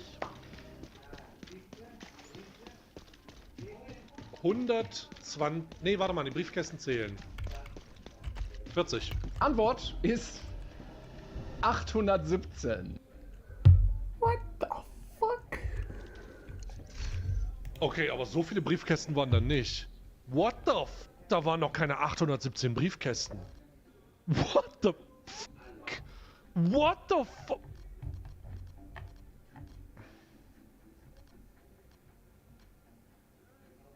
...817 Firmen sind an dieser Adresse gemeldet. Und zufälligerweise ganz viele davon mit Webseiten auf Deutsch. Naja, aber das heißt ja noch nichts. Ja? Vielleicht täuscht ja auch Webseiten auf Deutsch. Naja, aber das heißt ja noch nichts. Ja? Vielleicht täuscht ja auch einfach die Perspektive auf diesem Bild und dahinter ist so ein riesiger Bürokomplex. Oder vielleicht haben sie irgendwie auch eine andere Architektur und die ganzen Büros sind unterirdisch. Riesige Produktionshallen, mehrere tausend Mitarbeiter, alle unter der Erde. Kann ja sein, weiß man ja nicht. Naja, aber was soll man sagen? Jede seriöse Firma in Deutschland hat ja eigentlich mit einem Briefkasten in Florida angefangen, ne? Aber ich habe mich mal ein bisschen weiter umgeschaut und es war doch ein bisschen auffällig, wenn man mal schaut, wer denn eigentlich da so über diese kleine Briefkastenfirma in Florida so aus Deutschland seine Dienste anbietet. Denn genau wie bei Fanblast gibt es bei Aloha auch Landingpages, auf der die Fans der Creator für ein paar Euronen die WhatsApp-Nummer kaufen können. Und schau an, wen man da alles so bei Aloha schon finden kann. Oh mein Gott, no.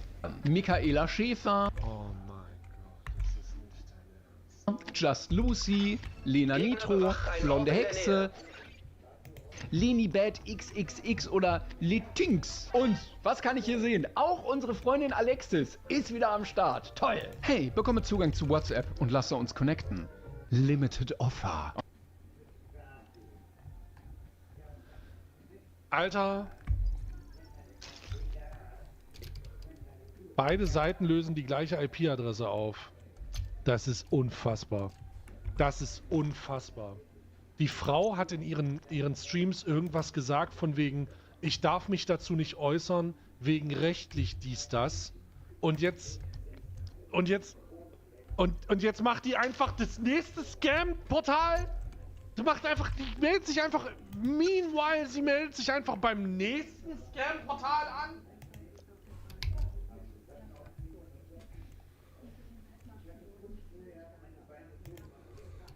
Digga, man muss aber auch ein bisschen Verständnis haben. jeder von euch weiß, wie die Situation gerade an der Zapfsäule ist.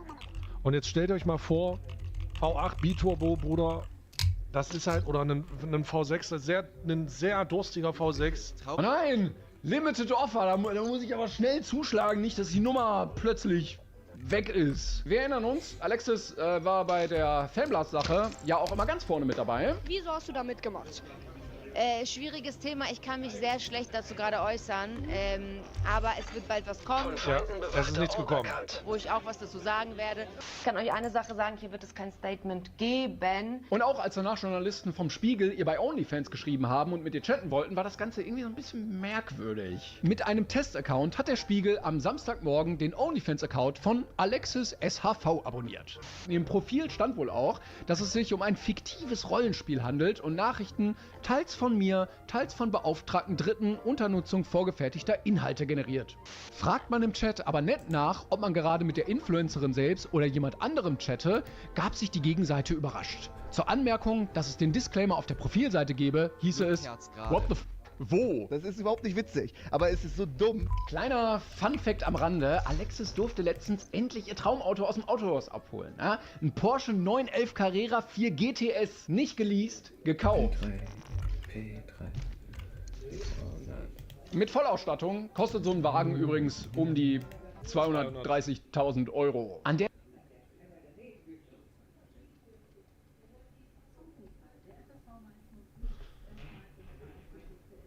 Also,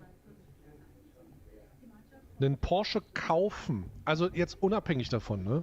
Als Unternehmer ein Kfz, wenn es kein Gebrauchtfahrzeug ist und den Wertverlust hinter sich hat, zu kaufen, ist, gelinde gesagt, stupid as fuck. Das Fahrzeug kannst du nicht leasen, Stay.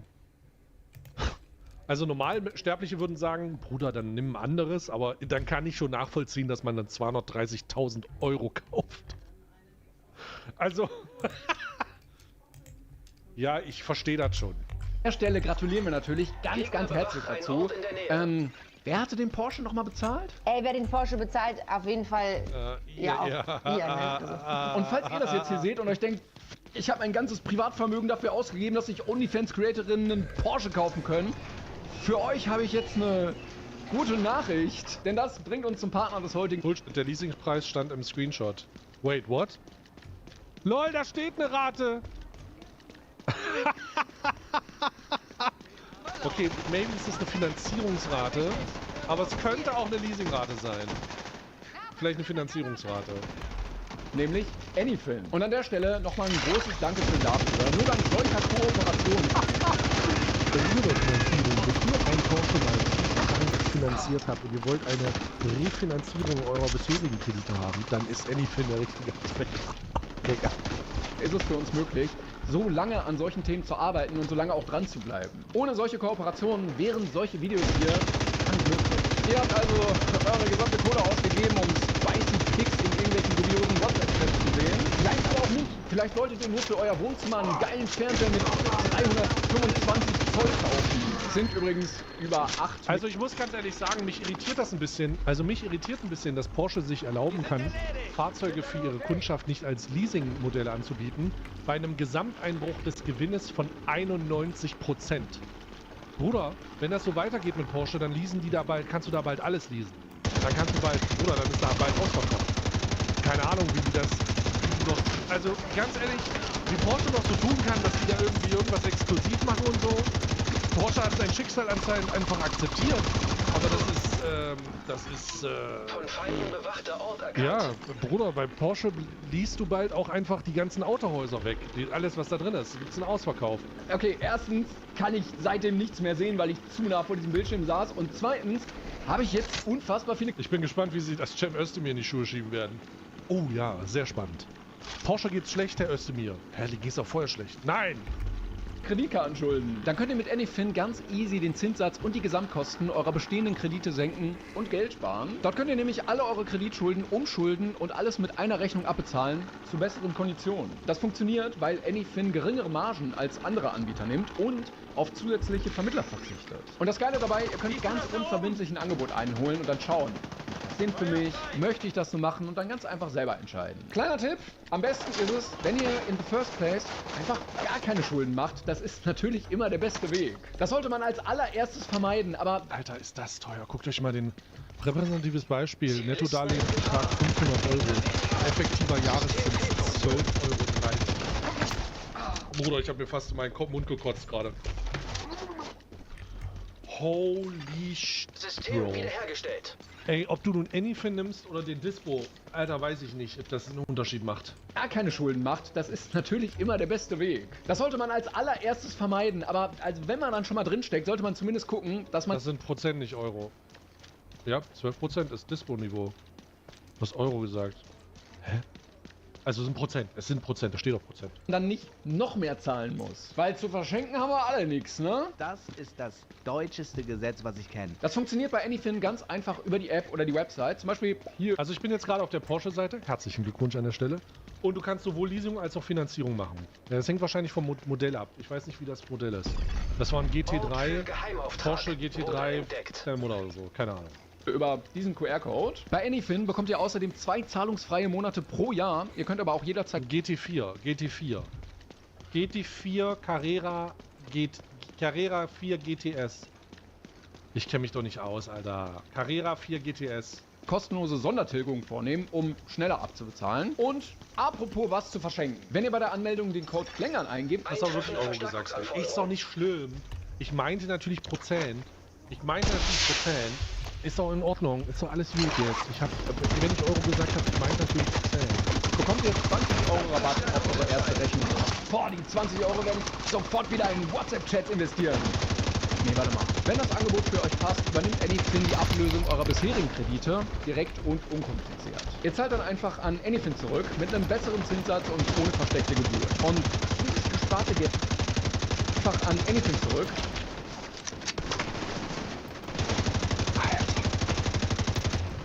Wer zur Hölle? Also, Anyfin ist ja crazy. Da hat die aktuellen Konditionen 16%. Wer hat denn Kredite für 16% am Laufen? Holy shit. What the... Oh mein Gott, das ist ja crazy. 16% ist so crazy. Also ich glaube, Bushido hatte einen attraktiveren Deal mit Arafat. Das ist so verrückt. Mit einem besseren Zinssatz und ohne versteckte Gebühren. Und dieses gesparte Geld dann in WhatsApp-Chats investieren? Also checkt das Ganze sehr gerne mal aus. Link dazu in der Videobeschreibung. Jetzt sind wir aber ein bisschen über Anyfin und Porsche ein bisschen vom Thema abgekommen. Also kommen wir mal wieder zurück. Denn wir haben gesehen, also erstaunlich viele Creator, die vorher bei Tanglas waren, sind jetzt bei Aloha. Und als ich diese Landingpages dieser Leute gesehen habe, dachte ich mir, nee, warte mal, Timon, also das kommt mir doch jetzt irgendwie so ein bisschen sehr bekannt vor, oder? Denn jede Landingpage hat ein eigenes Foto oder Video und meistens auch eine eigene Sprachnachricht. Und wenn man die jetzt mal vergleicht... Oh mein Gott, das ist derselbe Scheiß, oder? Zum Beispiel die Sprachnachricht von Michaela Schäfer von Tanglas. Hey, ja schön, dass du hier bist. Und ja, stimmt. Ab sofort kannst du auch mit mir bei WhatsApp schreiben. Und wir können auf jeden Fall gemeinsam über unsere wildesten Fantasien sprechen. Also bis gleich, ich freue mich. Und also das ist die Sprachnachricht, die sie jetzt bei Aloha drin hat. Hey, ja schön, dass du hier bist. Und ja, stimmt. Ab sofort kannst du auch mit mir bei WhatsApp schreiben. Und wir können auf jeden Fall gemeinsam über unsere... Deine Chats sind zu 100% vertraulich und sicher.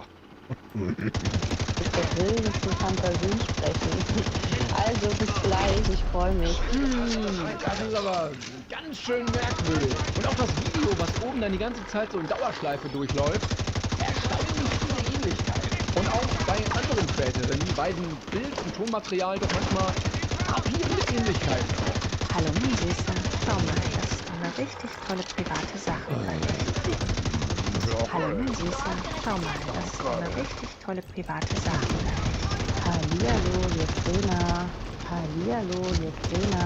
Hey, ich freue mich wirklich, Sie kennenzulernen. Hey, ich freue mich wirklich, Sie kennenzulernen. Es wirkt auf mich fast ein bisschen so, als hätte da jemand einfach die gesamte Fanblast-Datenbank nach Florida rübergeschoben. Aber gut, das heißt ja noch nichts. Kann ja auch sein, dass die Creator einfach so ein bisschen faul arbeiten und die gleichen Sachen mehrmals benutzen, weil sie sich nicht so viel Arbeit machen wollen. Aber ich habe dann weitergeguckt und dann doch etwas sehr Interessantes gefunden. Denn wenn man bei Aloha.me in den Quelltext der Website guckt, sieht man, dass oh mein Gott, dort E-Mail-Adressen hinterlegt sind. Und zwar die E-Mail...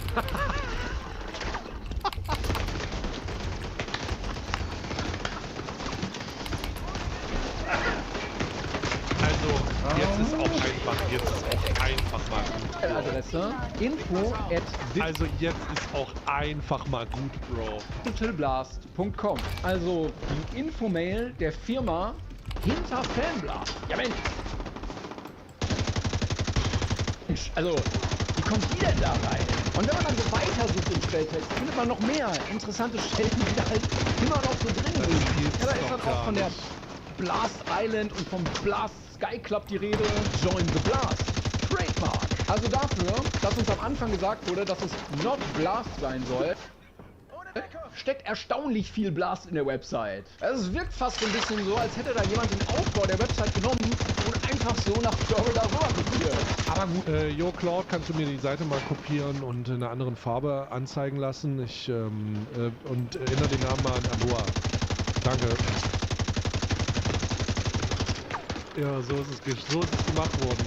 So ist es einfach gemacht worden, Bro. Es kann natürlich auch Zufall sein. Kann natürlich auch sein, dass in der VIP Sportsbahn Schlitzollet das einfach nur den Code kopiert hat und jetzt seine eigene Website baut. Also habe ich weitergeguckt. Und in Florida gibt es die Seite sunbiz.org. Das ist ähnlich wie so ein Handelsregister, herausgegeben vom Florida Department of State. Und da ist auch die Firetext LLC gelistet. Und unter dem Punkt autorisierte Personen ist ein gewisser Till Jonas gelistet. Till Jonas. Oh mein Gott. Der Name sagt mir irgendwas. Irgendwas war doch da. Ach ja, richtig. Danke, liebes Gehirn, dass du mich nie im Stich lässt. Denn ein gewisser Till Jonas hatte auf LinkedIn vor einem Jahr noch nach neuen Mitarbeitern für Fanblast in Hamburg gesucht. Und auf seinem Profilbild dort steht er vor einem leuchtenden Fanblast-Schriftzug. Warum er das tut, fragt ihr euch?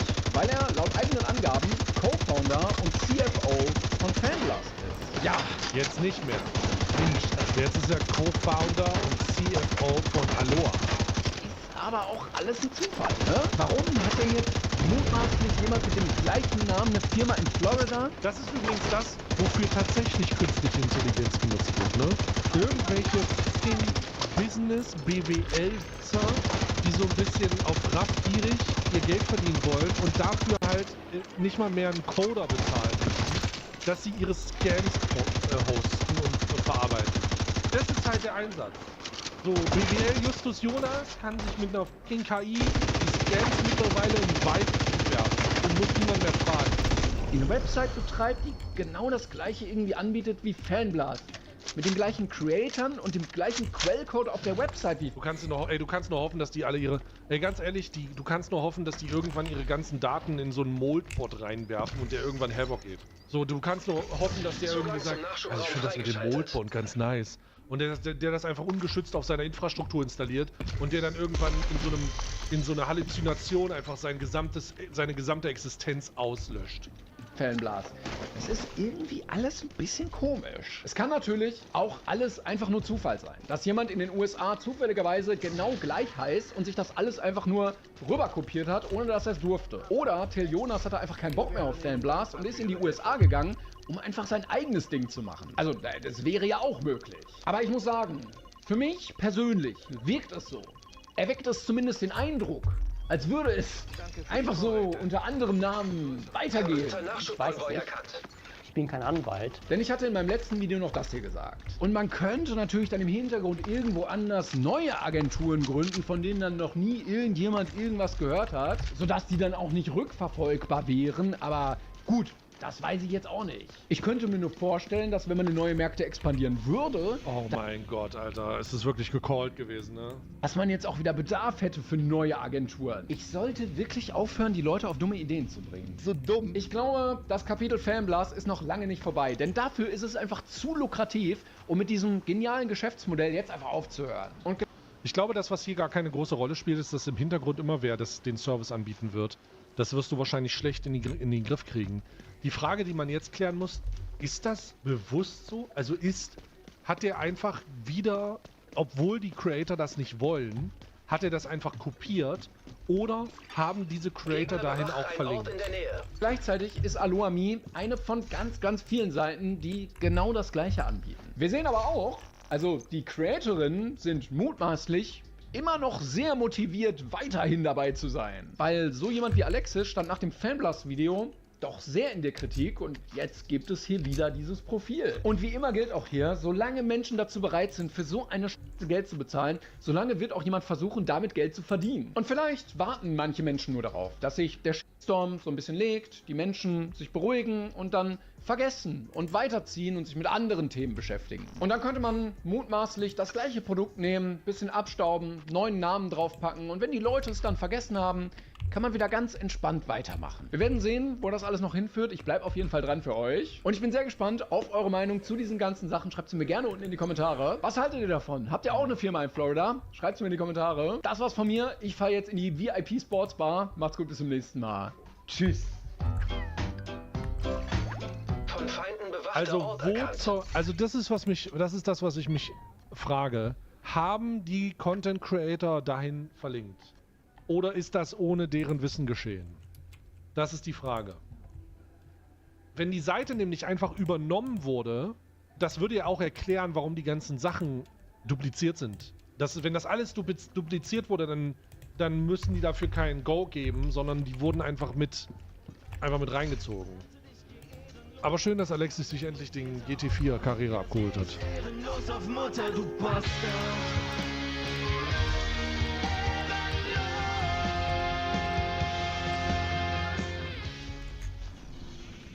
Tell them why I call you my little Reese's Puff. One cheek was covered in peanut butter, the other was covered in chocolate. I had to make it clap until they mixed. Now sing them the song. Sing the goddamn song. Oh no. Reese's Puff, Reese's Puff. You not Reese's Puff, Reese's. My cheeks big cherry like the flavor. Mixing up that Reese's Puff, are you? You wanna put Reese's? No. Reese's Puff. Okay. Yo, what's up, honkers? Today, me and Azu are going to be reacting to Civ. This was a recommendation by one of my editors, Introvert, and I don't know if I should let him make any recommendations anymore. Anyways, today's secret word is Reese's Puff. If you comment the secret word in the comments down below, I will give your comment a heart. Alright, let's get right into today's video.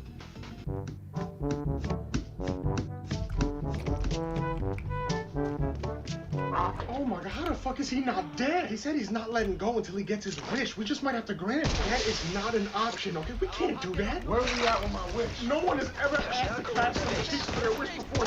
I don't know how to navigate. Wait, what? Crack something, dog. I don't care if it's a man, woman, dog, otter. I'm leaving here with some. Oh, he is fucking sick, and I'm not just talking about this. Shit. Listen, Jimmy, what if we just got you John Cena? Oh, wow, yeah. John Cena? Yeah, I'll call him right away. We'll come down. Let John know when he comes, I'm going to be seeing inside of that. Retired. You don't do that. What about Spider-Man? We like Tom Holland. We can get him down here. Okay, yeah, sure, but let him know we filming a different type of movie. No! Spider-Man. No!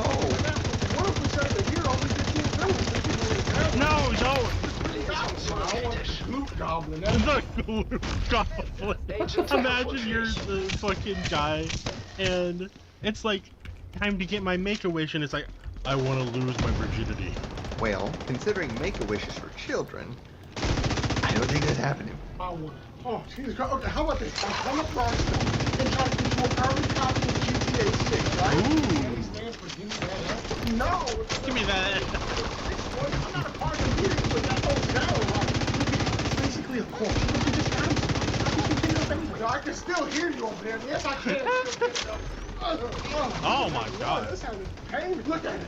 I'm not looking Look at at it. it. I'm not looking at it. Look at it. Oh, child, why is it covered in blisters?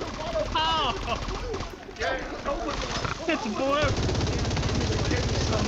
Please don't give me some, Doc. You stuck me with needles. I'm gonna stick you with me. What? Listen, give me that. I'm gonna just put a flag on him. Okay, watch. Oh, listen, this stays between. Oh my God. You're gonna have to pull on something. Nice. No. Maybe take Pringles can. Shit. Sir, we've tried every. I was not expecting this type of dark humor. Yeah, that's dark humor. This is dark. Ooh. He ain't going out, bitch. You're like, you gotta pull on something else if you wanna unplug me. Electric cables, sleep deprivation, leaving waterboarding, he drowned, he brought him back, and he still won't tell us what bombs are. What else will he do? Don't get me the hummus. The hummus. Oh no, not the hummus. What is that, gonna feed me to death? Don't forget to feed us like fucking amateurs. Oh, no, we're gonna feed you. Just The hummus. Oh. How you gonna feed me then? Your exit is about to become the entrance. You get what I'm saying? Well, no, I don't understand. Sir, do you want spicy or with garlic? We're gonna start with the spicy. It's gonna create a base and a 3rd-degree burn, then switch to the garlic, and then the friction. It's gonna cause a 3rd-degree burn. What? Oh no. Will it actually cause a 3rd-degree burn? I don't think it would, right? I'm just thinking about the logistics of it. It'll give you some blisters at the very least. Will feel like 1,000 needles. Okay, got it. You're not gonna scare me. I've been eating spicy food all my life. My throat can handle it. It's not your throat. It's not your throat, my guy. Oh, bud. He don't get it. Throat eventually. But that's just because of how far up we got it. Roll. Oh, wait, hold on. Wait, what do you mean to roll? Hold on. Wait a minute. Wait a minute. For real, seriously, guys. Wait. Oh, why did he put on gloves? Gloves on for the hummus. Gloves on. I don't want any of you. Hold on, any of what? The CIA, what the fuck is going on? We're still the CIA. It's just today the A stands for my. I'm good. Fuck you mean you're good? No. That was the whole point of this. What are you talking about? Please. This is for the love of the game. I'm doing this for me now. It's not about bombs anymore. Oh my God. I'll take the leaders, okay? I'll take you right to this table. This game I care about right now. Oh my God.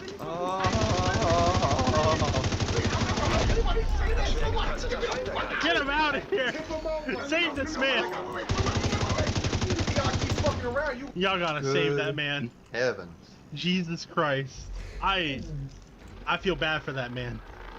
When the prison boss comes on an episode of Beyond Scared Straight. Oh, y'all know about Scared Straight?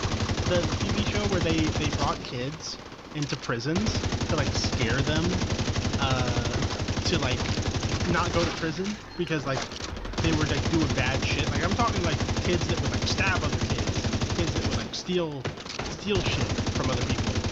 Like I'm talking about the bad kids. Y'all keep fucking around, you gonna end up in this prison with the real monsters. Nobody's scared of no monsters, gang. I'm a fucking demon in the streets. Okay, you a demon in the streets. Let me show you a demon in the sheets. Big Terry, come on out here. Oh God, it's Big Terry. Really like. Ooh, I like watching you get assertive, delicious. I'm getting a little swampy downstairs. You gonna have to swampy. It's gonna get kind of seasoned in here. What? Hey, yo, he called you delicious, bro? What the fuck, gang? No, it's not like that. It's my nickname. Because he tastes delicious. Yep, that's the reason. What do you? He tastes delicious. He said he's not scared because he's a demon. Well, Big Terry know how to exercise a demon. I'll break you down, leave you screaming after I fill you up with this seed. Oh, whoa. He's gonna be 25 after I put this extra 10 in him. Oh God, Big Terry. They're children. You calm down, Big Terry. I'm not a mathematician. Good heavens. Okay. I don't have the proper certifications. This is scared straight, not scarred straight. We don't want to give him that much trauma, you know? So shut the fuck up, Delicious. Yep. Delicious. Yeah. His name is Delicious. Now put this Kool-Aid on your lips. Yeah. What? Put the Kool-Aid on his lips. I said put it on.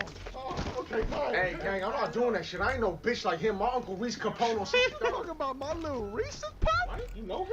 Yeah, he did a little time in here. I did some time in him. Bullshit. Look, I call him up right now. Go ahead. Hey, Daddy. Unc? What you doing on this phone, nephew? What the fuck is you doing? Oh, he got you too. This ain't a fucking family reunion. Tell him why I call you my little Reese's Pop. One cheek was covered in peanut butter, the other was covered in chocolate. I had to make it clap until they mixed. Now sing him the song. Sing the goddamn song. Oh no. Reese's Puff, Reese's Why the fuck you not doing Reese's Puff, Reese's cheeks big cherry like the flavor. What the fuck? I know you was like that. I don't like men. Just do what he say. It's for survival. Hey, bro, you not gonna help me or help you? I got Kool-Aid on my lips and I was just dancing to a song about peanut butter ass. I need somebody to come and help me. I'm never gonna commit a crime again for you here. Put your shit on and then let's hit. That's that poor kid. Mixing up that Reese's Puff, you. You wanna put Reese's? Reese's Puff. This shit. I bet. Say less. Hey, gang, put your fucking hands up. Oh God, please don't hurt me. Yeah, spread them. Spread them. Like, What? Like my cheeks? I don't. Why? What? No, what the fuck is you talking about? Why would we want you to do that? Because of his mask. What's his mask? What the fuck is that? That's not a ski mask. That's a And I ain't talking about the art program either. Imagine you, Robert, goes. Oh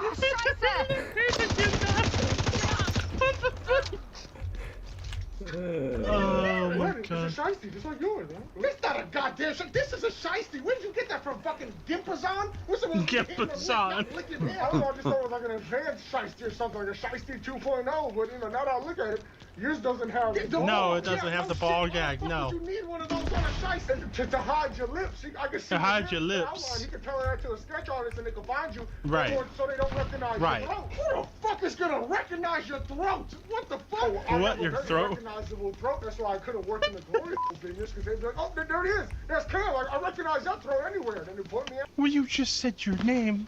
You said your name, bro. This dude's stupid. Jesus Christ. Please, guys, I don't want to be a third in whatever this is. No, sir, we're trying to rob you. Rob me? No, please. I don't like men's. No, take out everything. No, you're robbed. You want me to take down the cross? No. Oh, no. But don't let me fucking bust you, guys. The closest I've ever come to that is a bidet, and it stings a lot. I'm not I can't handle it. What? It stings? Hard to hear me because of the ball thing. Bro, if you're stinking your ass from a bidet, then you got some more problems other than like... You're not doing it right. Yeah, you're way too high of a pressure, I think, honestly. Get out! I can't. I don't want him to recognize my bro. Oh my God. Listen, guys, please, you and your gift boyfriend, please take this load. No! I think maybe you should go outside. It's very hard to breathe and it's very hot. It's very hot. Why would you You know... We're just gonna move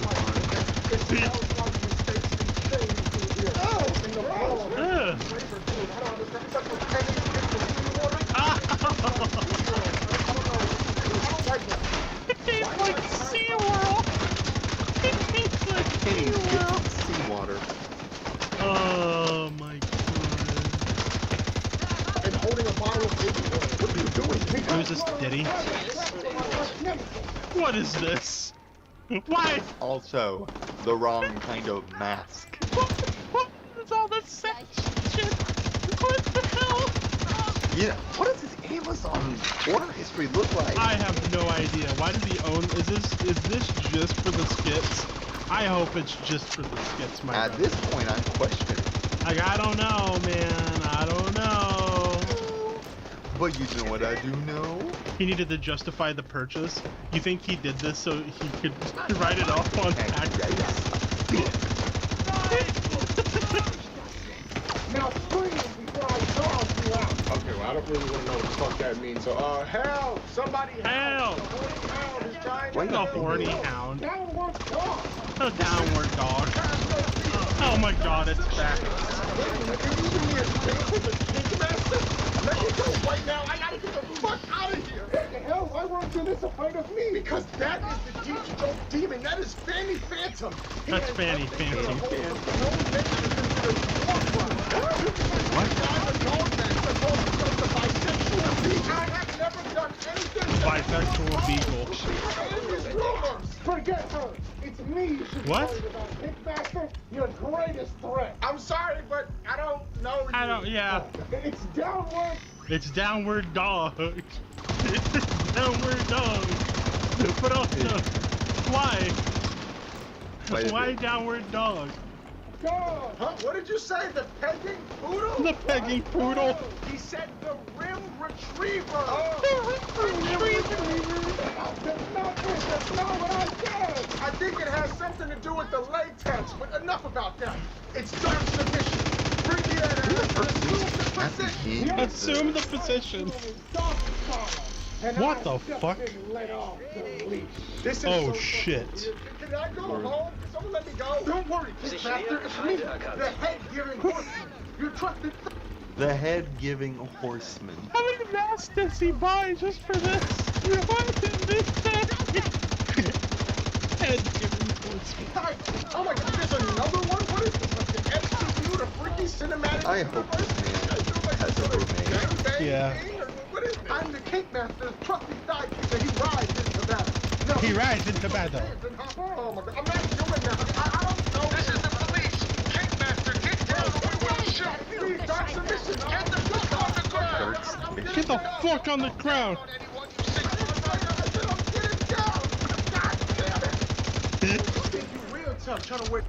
Oh no. Oh no, not this again. Oh, we're doing this again. Okay. A different one. Oh no. Reese's book. Reese's book. Chocolate flavor. Real tough trying to wear that ski mask from here to hide your face. What's your name, young man? My name's T-Man Chase. Stop playing with me on camera. What did you just say? What the fuck? Who's your dad? Reese Johnson? Who the fuck named you? I ain't say that shit, Gary. Stop fucking playing with me. You know what, Mr. Man Booty? I don't know what the fuck he said. It's really like an himself. Okay. Big Terry, come on out here. Oh no, not Big Terry again. You can melt the honey bun in between my thighs right now.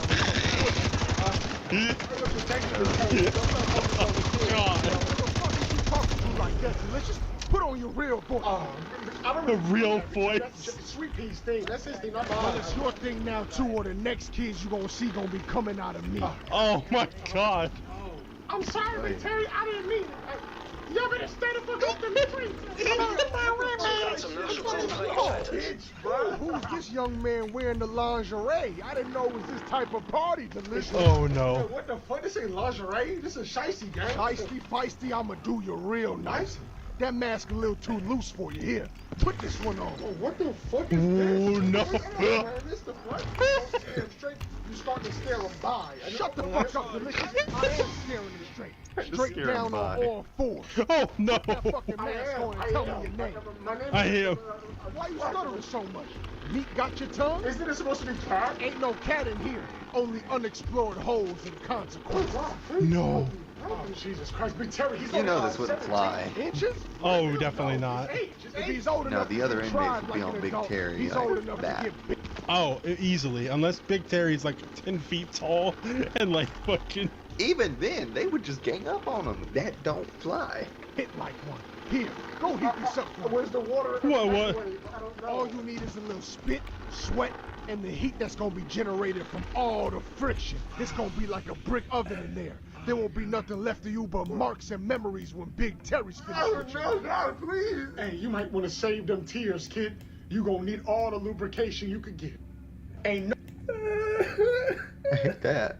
That's fucking crazy. Oh my god. I don't even know what to say about that. What is there to say?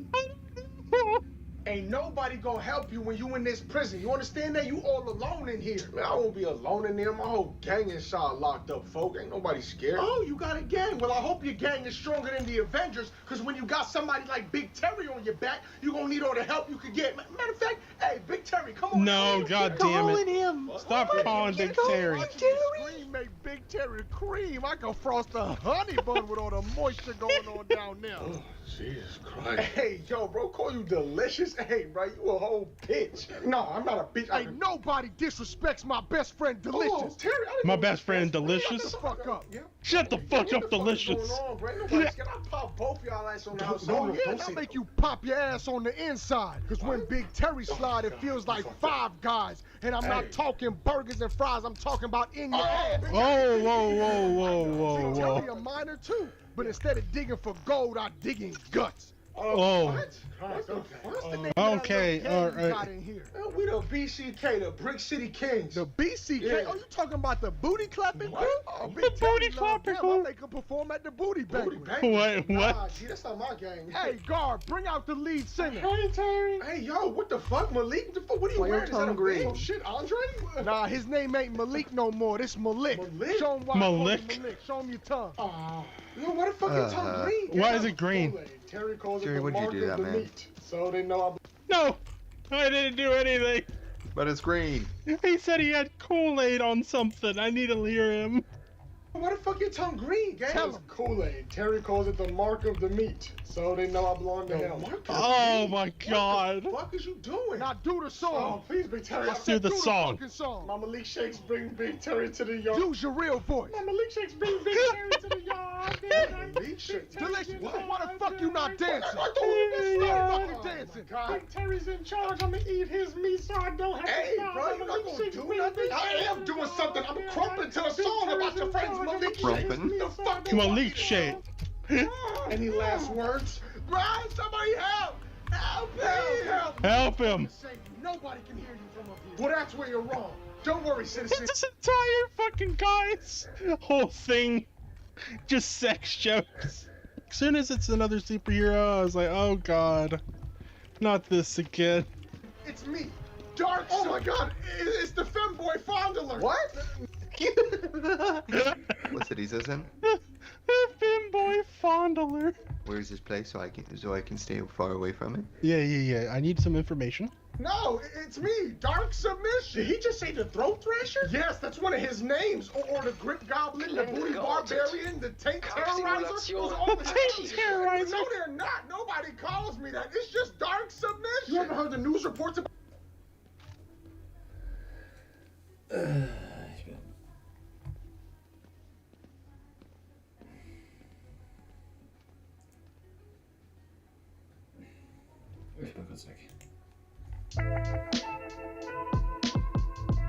Hi, Jag here. I want to start this video with a quick thought exercise. Do you mind? Well, in case you do, you can just skip to this timestamp right here. But I would like to ask you, what do the following games have in common? Ninja Gaiden Black, Arc Raiders, Dynasty Warrior Origins, the overwhelmingly beloved Resident Evil Requiem, and my personal choice of best RPG of last year, Kingdom Come Deliverance 2, have in common. No, none of these games share a similar genre, system, price tag, or even engine.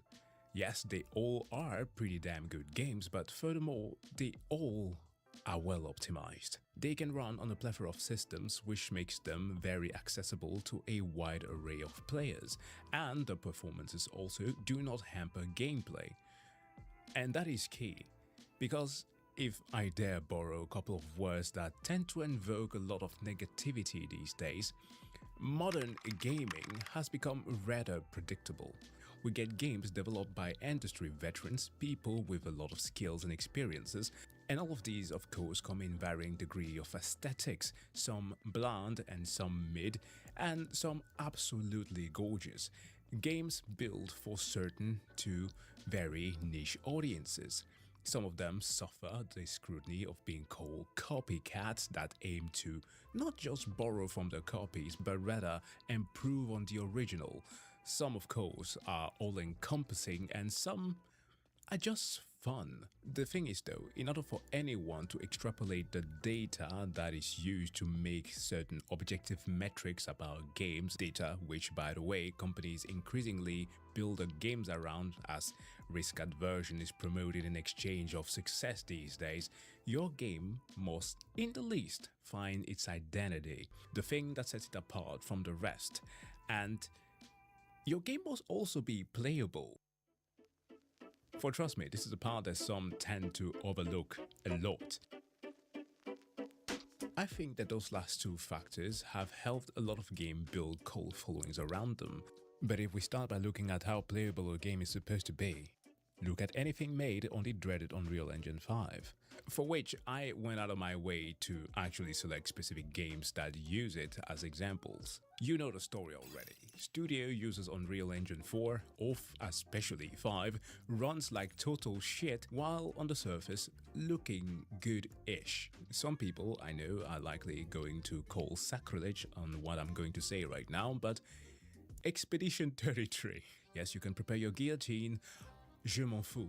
This game at max setting will drop your performance in half, and even on the best hardware, it will give you noisy and inconsistent shadows, and that is if it even displays shadows at all. Still, I really love this game. Meanwhile, you have titles like Ark Raiders or The Goat Kingdom Come Deliverance 2 that with caching in foliage shadows performs a lot better and never fails to render what they need to render. And before somebody points it out, yes, I know, Kingdom Come Deliverance is actually built around a modded CryEngine. So like swap that example with Ninja Gaiden, okay? It still works. There are tons of factors that lead to even the most successful games not escaping the curse of lack of optimization, from developers calculating lumen or global illumination at lower numbers than recommended, having wrong colors evaluation for their assets, the insane over-reliance on Nanite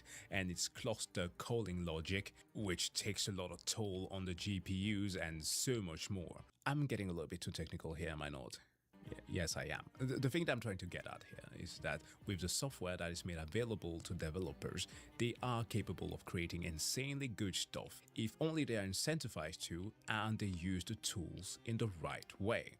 This is what has made initial blunders like, let's say, Days Gone, that also was built on Unreal Engine 4, now work almost flawlessly.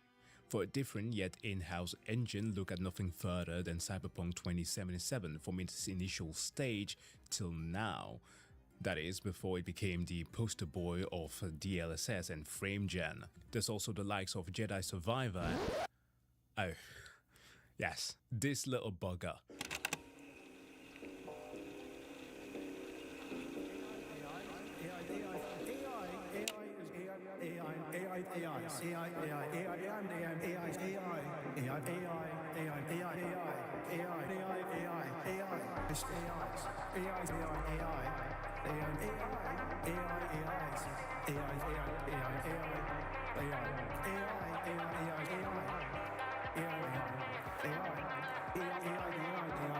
Artificial intelligence.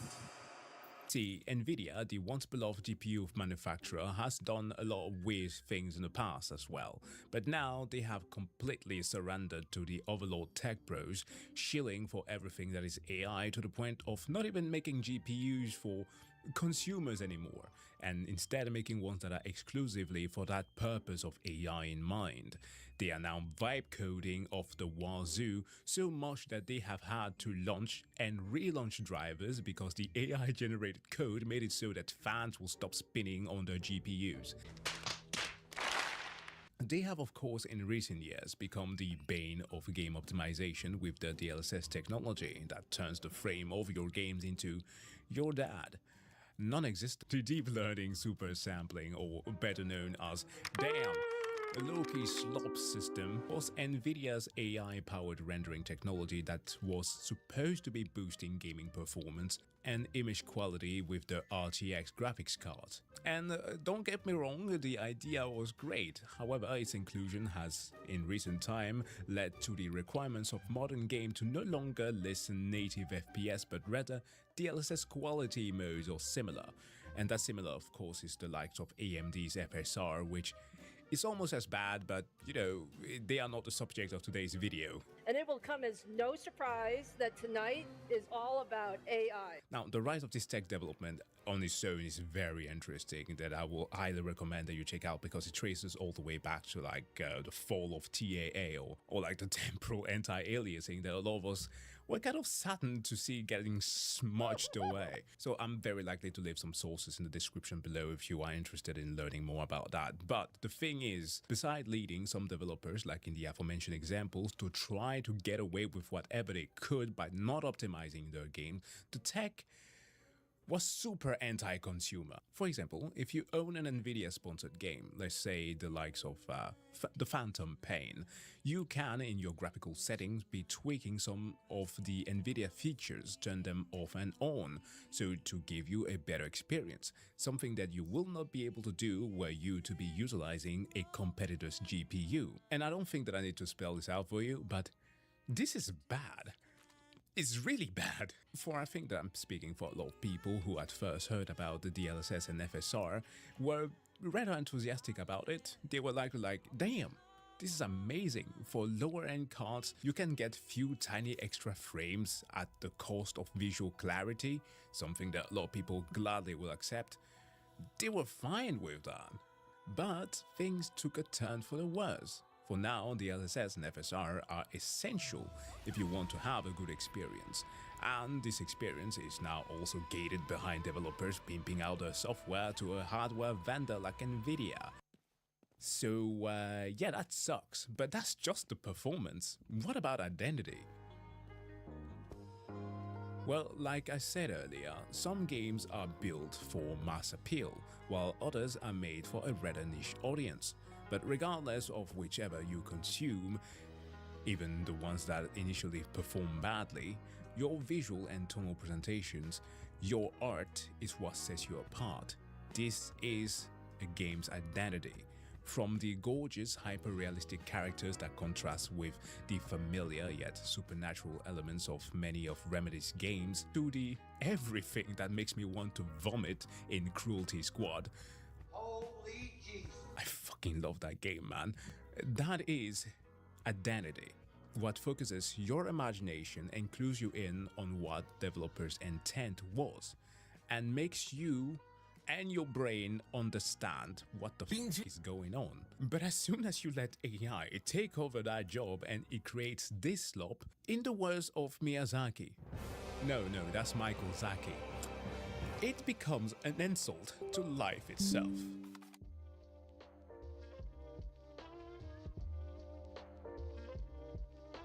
Yes, DLSS 5 is Nvidia's new slop-powered breakthrough, and luckily, in spite of the chods, a term that I'm using very conservatively here, as it should not be offending anybody watching this video, lest you yourself are a chod, but like those who in all earnestness will beautify even minors in video games, in spite of those weirdos, everyone seems to be hating on this shit.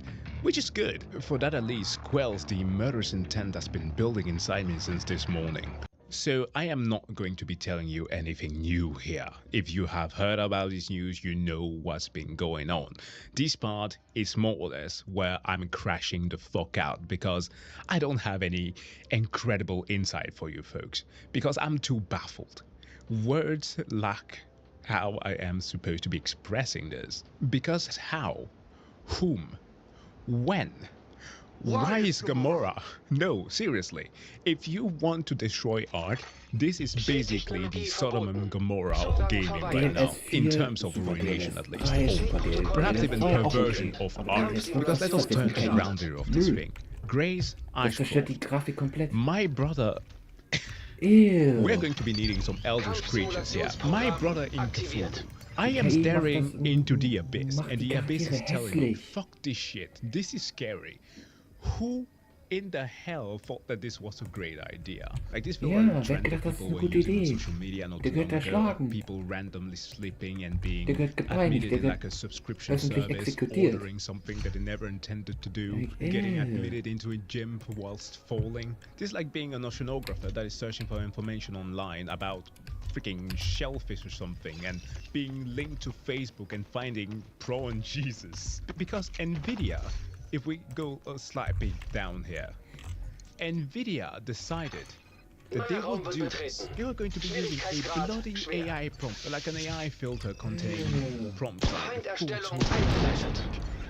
cinematic color grading, white girl summer, or something like that. Oh, wait, what the fuck? Nvidia responded. Oh wow, advance game developers have detailed artistic control over DLSS to ensure they maintain their game's unique aesthetic. Yeah, we're about to see all that. The grading and masking of places where the effect shouldn't be applied. It's not a filter. The DLSS 5 inputs the game's color and motion vectors for each frame into the model, anchoring the output into the source 3D content. Well, I'm sorry, Nvidia. How is this better? Aren't you just explaining to us how an AI filter works? Now, Nvidia have gone further to explain that this is the biggest breakthrough in real-time ray tracing since 2018, and that the demo video that a lot of you like now have seen required 2 whole RTX 5090s, which, by the way, costs you like a whole $8,000 to run the demo. So one was, of course, running the game while the other was running the server. In short, that Jensen 1 likely is going to tell you. I did check, there is more. The evaluation improves. Now, the image I fucking hate this. This is so foul, and it ruins everything. And if you don't see it, I don't know what it is. Let's drop the rates for a second and focus on the factor. Because you have this shot, rather atmospheric, and you can argue that the people are different here because they're being removed right from the background. They perhaps moved on in this frame, but the environment is so different now. You have this place that is rather foggy, somewhat hazy with warm colors. That is a staple of Resident Evil. Nothing like super shiny, and unless we're talking about like Resident Evil 5 set in Africa. There's a mood to it that is meant to give you that unease. Here, it is just generic TV show that has a freaking what do you call it? Origin teal filter apply onto it. Like the blue cool colors in contrast with the orange. You don't have that like, subtle haze that you have going on in the background there. And again, there is this thing about aiming for the hyper-realistic that just doesn't work. Sometimes the saturation of the image that an artist intends to have on the picture is not real. That's why you have people making things in certain ways. You have to elicit a certain feeling in you while you're watching. And then of course, to Grace herself, what the fuck? What is the change on these features? First, look at the hair. The hair changes to her lips being fuller. Now applied with more apparent makeup, the shape of a nose completely changed, bigger eyes, and an expression that communicates somebody completely different. This is so weird to me, and the thing here is that one thing is what it does to her, but also the implications behind it. Like, let's put this shot here in contrast for a second, because I need you to remember what an AI model is, and how it is trained, right? Because this is producing something that is trained on certain data. Generative AI does not think. It doesn't care about design, art direction, the just why a character is supposed to look a certain way, and the emotion is supposed to evoke in you, the player. It doesn't care about that. What it does is to take the data that's been trained on and search for a statistic likelihood on what is acceptable as an output. The thing it should be creating based on the image been trained on. And of course the image given and or sequence of images on screen. And as always, it will go back and or regress to the mean. meaning baseline slop, the thing that is seen everywhere. This and I am so fucking tired of seeing that everywhere, because it's not representative of anything that the actual authors were intending to do. That's one thing. The other part of this is that I am, in a way, kind of happy that they decided to do this with an overwhelmingly positive game like Resident Evil Requiem, because this is also striking even the people whom, in certain cases, tend to be on the fence about this technology, those who will, to the detriment of even genuine good art that they tend to call woke because it just doesn't fit exactly with the views of how certain people are meant to look. They will end up like making edits of a variety of people who make their own perverse fantasies and end up putting out this bullshit. But now that it has affected even a game that they like, they are going like, no, this shit has got to go. For it removes a lot of her features. Now she's just, pardon me for saying this, is just looking like a regular white girl. Because Resident Evil games, mind you, however, the devs and the artists that are working behind this tend to portray white passing girls, especially blondes. They will give them like almost Asian-like features. Think of Ashley, but Grace, of course. I think Chloe to slightly agree. Perhaps Rosemary Winters was helped with that cap that made her look a little bit different, and of course Grace's mom. I guess you could argue that. But like taking most other Asian men, they have a sound to bring them that way, and that's just a signature of their work. You know a character, given the aesthetic that they have, but that has to be communicated to that, and it's fine. It's not a critique on the part of what the actual artists have created. It's just that that is the thing that you're supposed to see while you're looking at their art. Because yeah, they're going to be pushing something like this with that's the light sources that adds a little bit of the glossiness onto it, makes the eyes more reflective, the skin more oily, I guess, and warmer in tone. It's like, no, you shouldn't do that. And my fucking god, Leon, what are you doing? Look at this. First of all, okay, so you have the different light sources here that come out of nowhere. It's like, oh, so Leon has got a light on this spot. Well, let us put it all over his face and hair. And of course the halo around it that all of these AI models tend to do. Because it is a bloody filter, no matter what it is that NVIDIA is telling you. That's what it basically is. His eyebrows are different. The imagined reflection of the hair here. Like, what the hell? And like, pardon me, were I to see a scene like this would appear to me as a little bit of a tonal shift. Doesn't it do it for you as well? Like, this is looking rather more hopeful than somber as it is here, where everything is covered in more like darkness and fog. This one is like, oh, it's a winter night and there's like a spotlight underneath. What can I express this with? Perhaps I'm going to put a shot of like Hitman 47 here in the Paris level. Or Paris. Why am I saying it like that? The Paris level. And oh man, this is just wrong. And I got to see this one with the footballer, and this is oh my god. So oversaturation of the jersey, that's one thing. The ball, and they changed my brother's race. It went from light skin to almost ashy. What the fuck? And then you have them doing this to Starfield. As if that game didn't already have enough problems. They want to pile onto it. And the same thing applies here with the light sources. They remove... Oh, this is a thing. This is a thing that I don't bloody understand. Okay?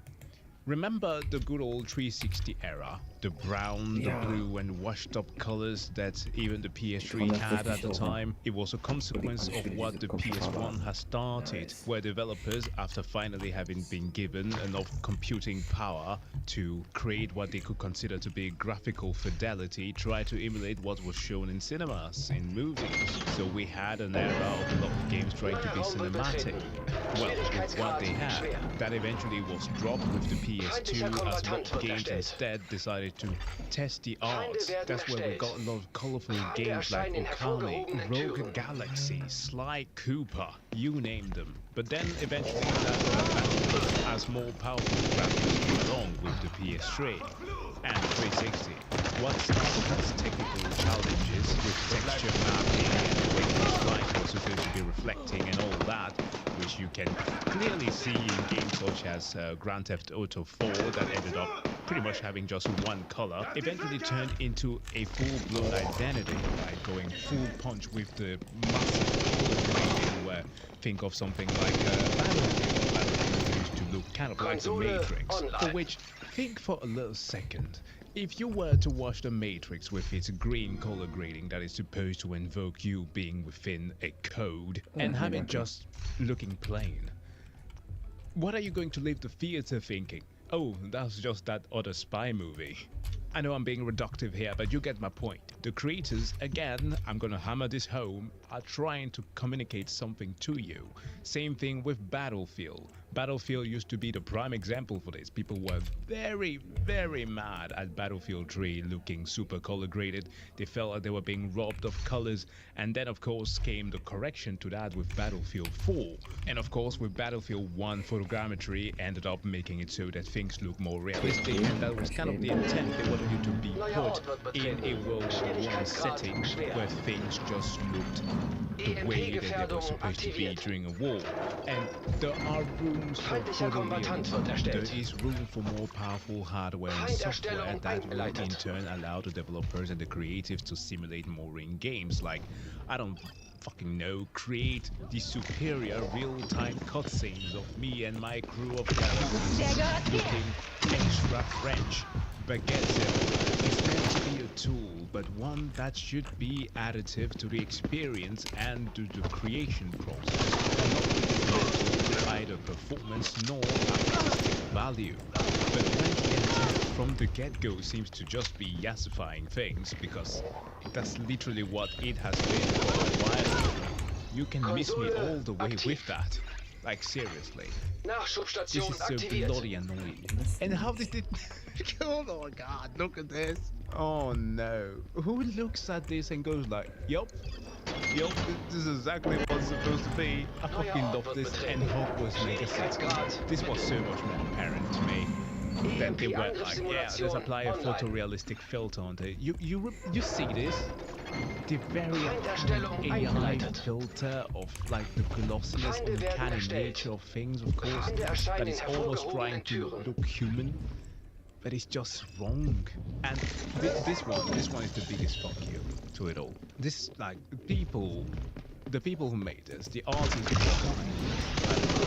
they did not need to have Granny here or Professor looking almost happy. They wanted the colors to pop, the effects on the walls to be very clear sense of thing here. The lines reflect correctly. They did not need this is why this stuff is stuck. And anybody that supports it, man, you need a reality check. Now, of course, if you're looking up the LSS5 now, the bullshittery is going to be very palpable. Because we have stuff like this that being showcased right now. Let me see. Wasn't there some of it in my front page? Yeah. You have CJ. Raum ausgewählt. Schwierigkeitsgrad schwer. Elektrische Gefährdung entdeckt. All you had to do was to kill yourself. Jeez. And now you create it. Yeah, this is on. Sonic. Yeah, the intent to this. Hyper-realistic. I'm sorry. It's just fucking funny. Oh, we have a retweet about Mighty Keith. Oh, yeah. For fuck's sake. And this is what the future of Resident Evil is going to look like. Yeah. Yassification of everybody. You get yassified. Oh, Nvidia Japan, why are you retweeting this? Come on. And we have a good one here with the Kirkinator. That's pretty good. And yeah, no, if this happens, we take to the streets, man. Naturally, there are some people who are still going to be posting stuff like this. Inevitable verification. Oh, Jesus Christ. Yeah, you know what? It's time to stop. Now, this is post here by Nick Tech that I think is going to be very apparent how this stuff will be handled. Because, yeah, this is the direction within which things are moving. Because you see Otis here, he's somebody that's imagining what GTA like game would look like. With AI on top of things, right?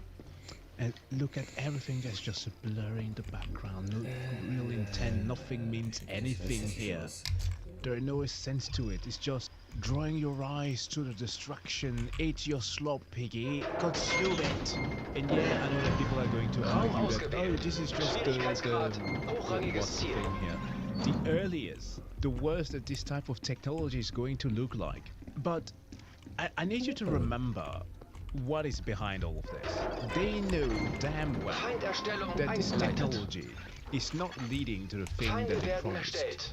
AI is not doing what its intent was. We're not curing diseases, it's not helping superhuman research. There are articles and studies that have come out to prove that it fails and does 95% of the time. Which is why the thing that they've been pushing so much has been slop. Sloppification of the internet. Because again, they are waiting for these evaluations to come through to make sure that they can just prove to their investors that they can make the money that they promised back. But they are not. They are bleeding out cash and they're trying every single conceivable way to get people on board with their technology. And just like I gave you the example of the Phantom Pain and many other games out there, this is going to be detrimental for you as a consumer, right? Not even as a player, but within their own mindset, within the framework. As a consumer, you are at a loss at every single step. So while Janet Huang here is going or taking to the stage to talk about everything that is AI, don't fucking trust them. Especially when the Nvidia dev is retweeting Grums. Grums of all people, and like I love these people. The dude who retweeted Grums looks AI himself. He sure does, doesn't he? This guy's so of AI slop. Really. Really. But yeah, Fish, this has been a nice crash out about this. I try to keep it both informative and also, you know, entertaining to a certain degree. So let me know your thoughts about this technology. If you have a low-end graphics card, just play a game normally and real frames. RE9 does stuff. You can play that on lower-end graphics, arc readers. There's a plethora of good games out there. This stuff, this thing they're trying to sell you is bullshit. That's all I have to say. Have a nice day. Schwere Verwundung entdeckt.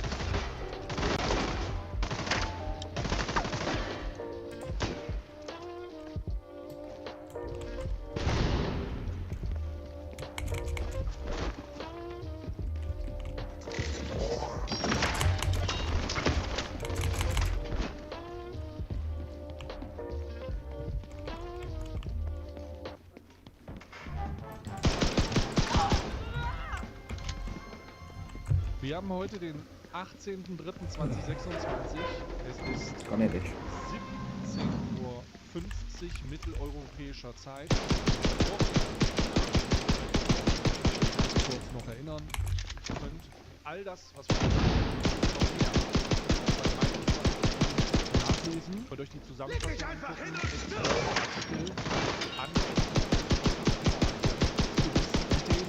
oder aktuelle Entwicklungen in den schönen Kategorien. Das Ganze ist auch als Möglichkeit abzulesen. Dann sieht das Handy aus wie eine App. Macht das gerne. Alle die Artikel, die ich jetzt hier durcharbeite, werden auch bei meinem Kanal stehen. Und ein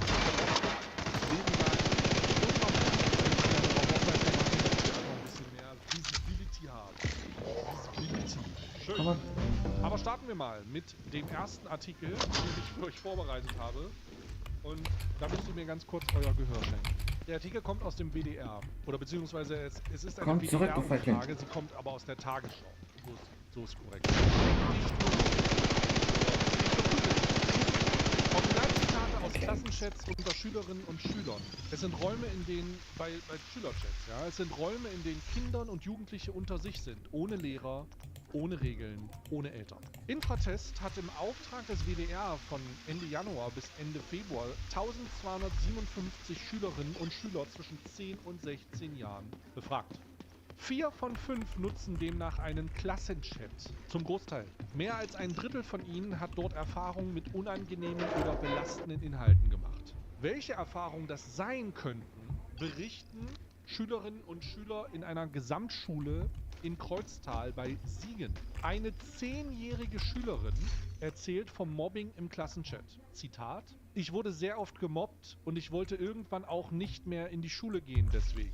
Eine 14-jährige Schülerin berichtet, Zitat: Die haben auch viele Morddrohungen reingeschickt. Das war meist gegen Leute, die nicht gerade viele Freunde hatten. Zitat Ende. Ihr habt das richtig gehört. 14. Und eine 13-jährige Schülerin erzählt von verstörenden Inhalten. Es gab ganz viele Stickers mit abgehackten Körperteilen. Ich war sehr schockiert, dass das von meiner eigenen Klasse kam. Zitat Ende. Mobbing, Morddrohung, abgehackte Körperteile. Wenn ich das so höre, muss ich sagen, wenn ich hier mal gottlos auf Mutter gehe, scheint das selbst für Jugendliche in diesem Alter keinen wirklich irreparablen Schaden auszuüben. Wenn die sowas erleben. Die WDR-Umfrage zeigt, etwa jeder 6. Schüler zwischen 10 und 16 Jahren, der in einem Klassenchat ist, wurde dort schon einmal beleidigt oder gemobbt. Jeder 4. hat sich schon Sorgen gemacht, weil etwas im Klassenchat gepostet wurde. Und etwa jeder 6. hatte deswegen schon mal keine Lust, in die Schule zu gehen. Wenn es in Klassenchats Stress gibt, kann sich das auch auf den Schulfrieden auswirken. Berichtet Schulleiter Thorsten Köhne. Raum Er und seine ausgewählt. Lehrerin Schwierigkeitsgrad schlichten deshalb schwer. immer wieder Streitigkeiten aus privaten Klassenchats der Schülerinnen und Schüler. Feindlicher Seine Schule in Kombattant Hartingen wird im erstellt. Ruhrgebiet steuert auch mit Präventionsangeboten gegen. Feinderstellung Es gibt zum Beispiel eingeleitet. Handytrainings in der 5. Klasse. Dort diskutiert eine Vertrauenslehrerin mit den Kindern, wie sich Nachrichten auswirken können und warum es nicht in Ordnung ist, Bilder anderer Kinder im Chat zu teilen. Jeder Schüler das Problem sein, dass einzelne Eltern die Verantwortung nicht bei sich und ihren Kindern sehen, Zitat, sondern sie sehen die Verantwortung in der Schule. Wohlbedarf beim digitalen Kindergarten, sagt der Leiter des Instituts für Das ist auch mangelhafte Erziehungskosten. Konsole aktiv. Damit ihren Kindern Das hatte zum Beispiel auseinanderzusetzen. zur Folge, dass Und Hemmschwellen einfach das alles auf die und Schule Kinder und schieben. Jugendliche in Klassenchats Es ist nicht die zu Opfern werden. Verantwortung von der Schule, Aber sich um auch alles zu betätigen. kümmern. Der Cyberkriminologe fordert deshalb Fortbildung für Eltern, Schule damit ist sie zum ihre Kinder Lernen besser im gedacht. digitalen Raum begleiten können. Verpflichtende digitale Bildung an allen Schulen ab der 1. Klasse und Sicherheitsbehörden, die sich als Teil des digitalen Raumes verstehen. Das wäre wohl auch im Sinne vieler Kinder und Jugendlicher selbst. Alex, der Name wurde von der Redaktion geändert, der heute 19 Jahre alt ist, teilte als 14-Jähriger rassistische und rechtsradikale Inhalte in einem Schülerchat. Aus Spaß, wie er sagt. Er hatte die Sticker nicht selbst erstellt, sondern sie aus anderen Gruppen auf sein Smartphone heruntergeladen. Ein Lehrer bekam das mit und zeigte ihn an. Alex kam Besuch von der Polizei und wurde verwarnt. Eine lehrreiche Erfahrung, wie er heute sagt, aktiviert. habe ihn reifer werden lassen. Danach Neuer sei Ort nie wird wieder etwas betreten. Radikales in den Klassenchat Schwierigkeitsgrad gepostet worden. hochrangiges Ziel. Das ist wirklich so. Man hat Kinder und Neuer Ort Jugendliche wird einfach betreten. alleine gelassen mit dem Internet. Schwierigkeitsgrad schwer. Und das hat sich vollkommen verselbstständigt. Ich würde sogar sagen, so weit gehen, dass Polizeibeamte und die Exekutive allgemein lange Zeit die Antwort darauf hatten, wenn irgendwas im Internet passiert ist, ja, dann melden sie sich ab. Dann machen sie das sofort. Das ist eine lange Zeit Normalität gewesen. Überhaupt kein Verständnis für diese Rahmenbedingungen. Gar nicht. Gar keine Verständnis. Wenn ich glaube persönlich, die schwierigste Zeit in meinem Leben, neben vereinzelten Tiefs in bestimmten Fällen, ja, wenn irgendjemand aus der Familie vielleicht dann mal auch ein extrem das schwierigste Tief, das ich in meinem Leben erlebt habe, war die Schulzeit. Und wenn ich solche Artikel lese, und das habe ich ja getan und vorbereitet, stelle ich mir vor, wie viel schlimmer meine Schulzeit gewesen wäre, wenn es Social Media gegeben hätte. Schule war nicht zum Großteil einfach eine Belastung. Und jetzt stelle ich mir vor, wie viel schlimmer es wäre, wenn dann auch noch in solchen, weißt du, wenn du nicht zur Ruhe kommst, ja, du gehst aus der Schule raus und hast die Wichser dann auf deinem Mobiltelefon, die dann irgendwie auch nicht aufhören. Unglaublich. Also, Kampagnen dahingestellt, da muss man auf jeden Fall was machen. Und am besten wäre es ja, die Plattform in die Pflicht zu nehmen, aber irgendwie ertraut sich das ja niemand. Schule war der Horror. Vielleicht habt ihr da ähnliche Erfahrungen. Sofortige medizinische Hilfe erforderlich. Alles anders. Also alles. Und Man kann es ja. Also ich kenne auch Leute, die so extrem traumatisiert wurden durch ihre Schulzeit, dass die das nie wieder losgelassen haben. Nie. Die haben einen Knacks weg, Alter. Die haben durch die Scheiße einen Knacks weg. Gucken wir mal weiter in den nächsten Video, mit einer anderen Studie auseinandersetzt. Eine Studie die Effizienz der Bundesregierung. Mal so ein Jahr nach Verabschiedung des Sondervermögens Konsole verfügbar. Gleich 2 Wirtschaftsforschungsinstitute eine negative Zwischenbilanz. Hä? Ja, aber so schlimm wird es ja nicht sein. 86% der Mittel seien 2025 zweckentfremdet worden. 86% der Mittel für das Sondervermögen für Infrastruktur und Klimaneutralität sind zweckentfremdet worden. Zeigen Berechnungen des Instituts der deutschen Wirtschaft Köln. Okay, das ist aber nur ein Institut. Raum ausgewählt. Wir müssen den Mittelwert rausrechnen. Das andere Institut kommt sicherlich auf andere Ergebnisse. Ah ja, hier steht es auch schon. Das Feinderstellung eingeleitet. Oh, sorry, falsch. Kommt sogar Feindlicher auf 95%. wird erstellt. Das Institut der deutschen Wirtschaft in Köln kommt auf 86% Zweckentfremdung und das Münchner IFO-Institut kommt auf 95%. Also wurde 5% der 500 Milliarden Euro, 5 bis 15% der 500 Milliarden Euro, für das genutzt, für das es gedacht war. Jetzt ist die Frage, könnte das endlich dazu beitragen, dass die Leute aufhören, die beschissene Union zu wählen? Könnte das endlich dazu beitragen, dass die Leute aufhören, die beschissene Union zu wählen? 95% an neu aufgenommenen Schulden, die nicht für zusätzliche Investitionen in die Infrastruktur eingesetzt werden. Beide Untersuchungen liegen Nachrichten Reuters vor.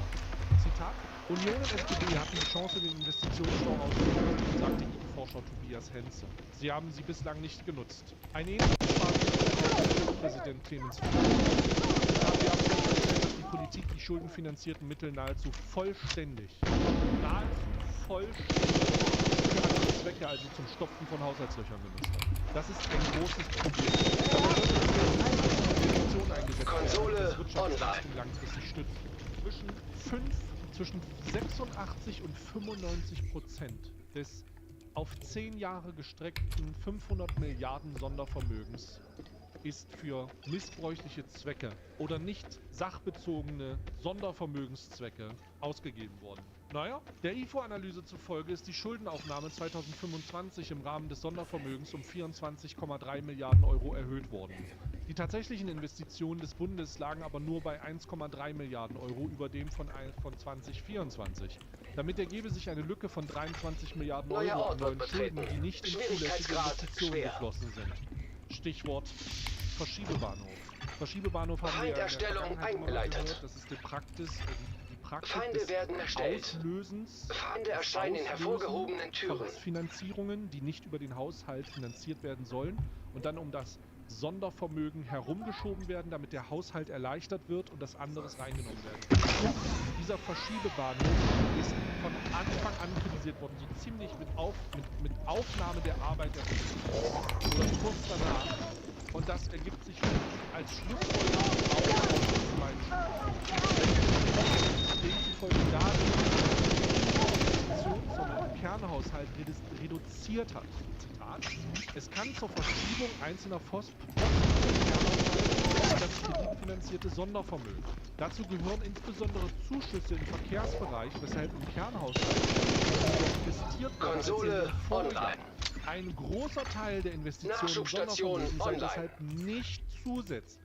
Dem Institut für Wirtschaft zufolge beliefen sich die tatsächlichen Investitionsausgaben des Bundes 2025 einschließlich des Sondervermögens nach Bereinigung um finanzielle Transaktionen auf rund 71 Milliarden Euro. Das entspreche einem nominalen Anstieg von nur 2 Milliarden Euro im Vergleich zu 2024. Zitat: Gerade genug, um die Inflation auszugleichen. Weitere 12 Milliarden Euro aus dem Sondervermögen haben den Untersuchungen zufolge Ausgaben ersetzt, die zuvor aus dem Kernhaushalt finanziert wurden. Stichwort Raum ausgewählt. Schwierigkeitsgrad, so zähle der hochrangiges Bund Ziel. etwa, Zitat, sofort Feindlicher Kombatant Transformationskosten wird für erstellt. Krankenhäuser zu den Investitionen aus dem Feinderstellung Sondervermögen. eingeleitet. Dabei würden diese Mittel laufende Betriebskosten decken. Geplant habe der Bund 19 Milliarden Euro aus dem Sondervermögen auszugeben. Zitat, nur 3 von 4 geplanten Euro flössen also tatsächlich ab. Die Bundesregierung ist gescheitert. Denn das Sondervermögen war das Versprechen an die Bevölkerung. Wir holen das auf, was die CDU die letzten 16 Jahre gemacht hat. Den Investitionsstau. Mit der Analyse und der Schlussfolgerung aus beiden Studien, dass sie das nicht tun, also dass sie nicht den Investitionsstau abbauen, sondern nur die Lücken stopfen, beispielsweise im Gesundheitswesen bei Krankenhäusern, ist es für mich nachvollziehbar belegt, dass dieses Versprechen über die nächsten Jahre wahrscheinlich auch nicht erfüllen wird und damit ist der einzige Grund, warum die Bundesregierung sich also nicht auflösen sollte, ist, weil eine Auflösung der Bundesregierung zum gegebenen Zeitpunkt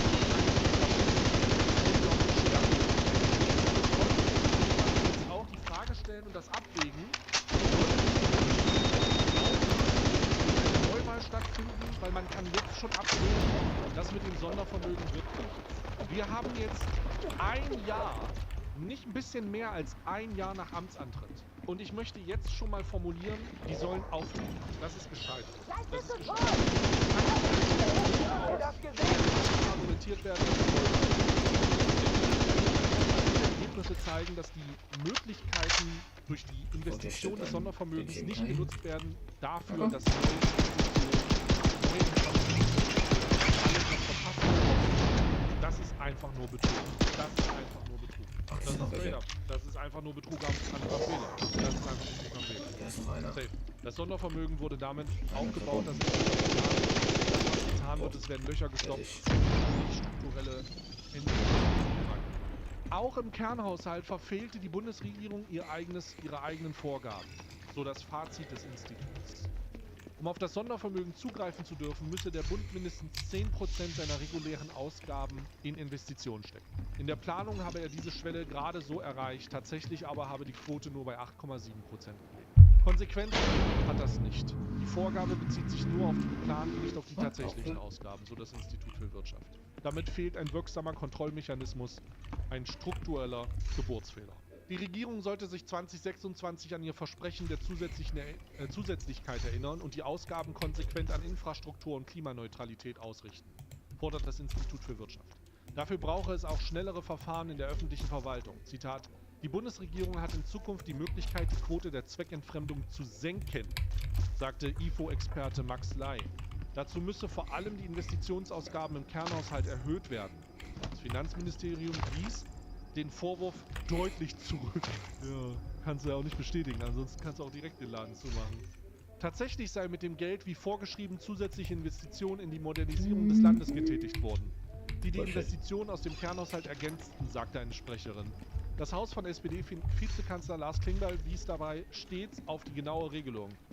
Investitionen gelten dann als zusätzlich, wenn gleichzeitig im Kernhaushalt eine Investitionsquote von mindestens 10% erreicht wird. In ihrem Haushaltsplan für 2025 hat die Bundesregierung das knapp geschafft, weil danach nicht alle geplanten Mittel abgerufen wurden, aber in der Schlussrechnung aber nur noch auf 8,7%. Das sind die rechtmäßig geplanten, nicht die tatsächlichen.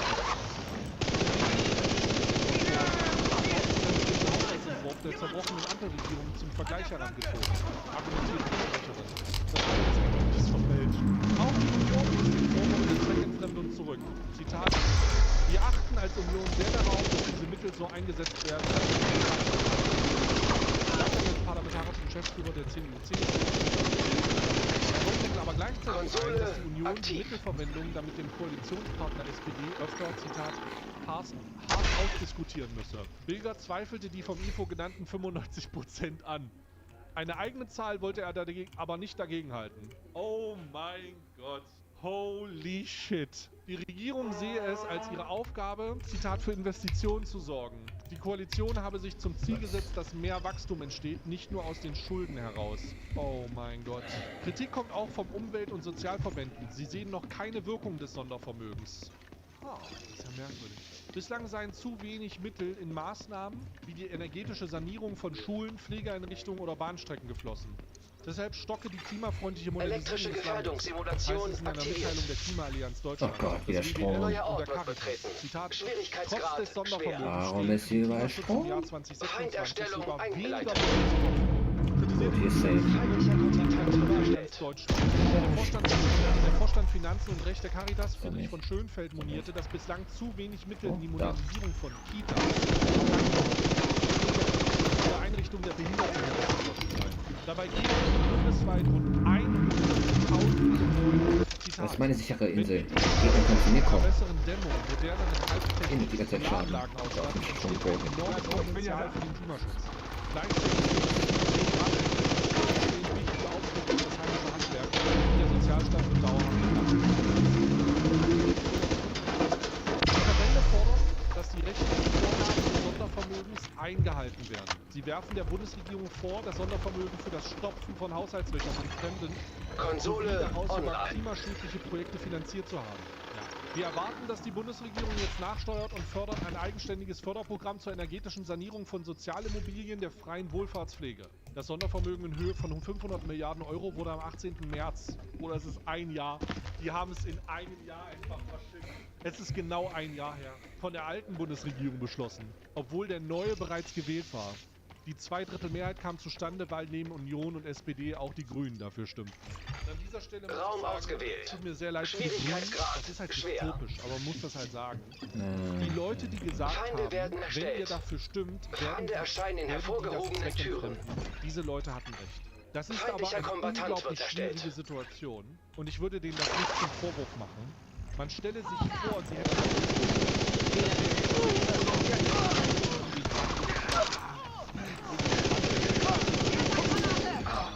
Jetzt sind sie die Grünen, die für Wandel in den von SPD und CDU betrogen worden. Und jetzt kann man, das ist halt eine unglaublich schwierige Situation.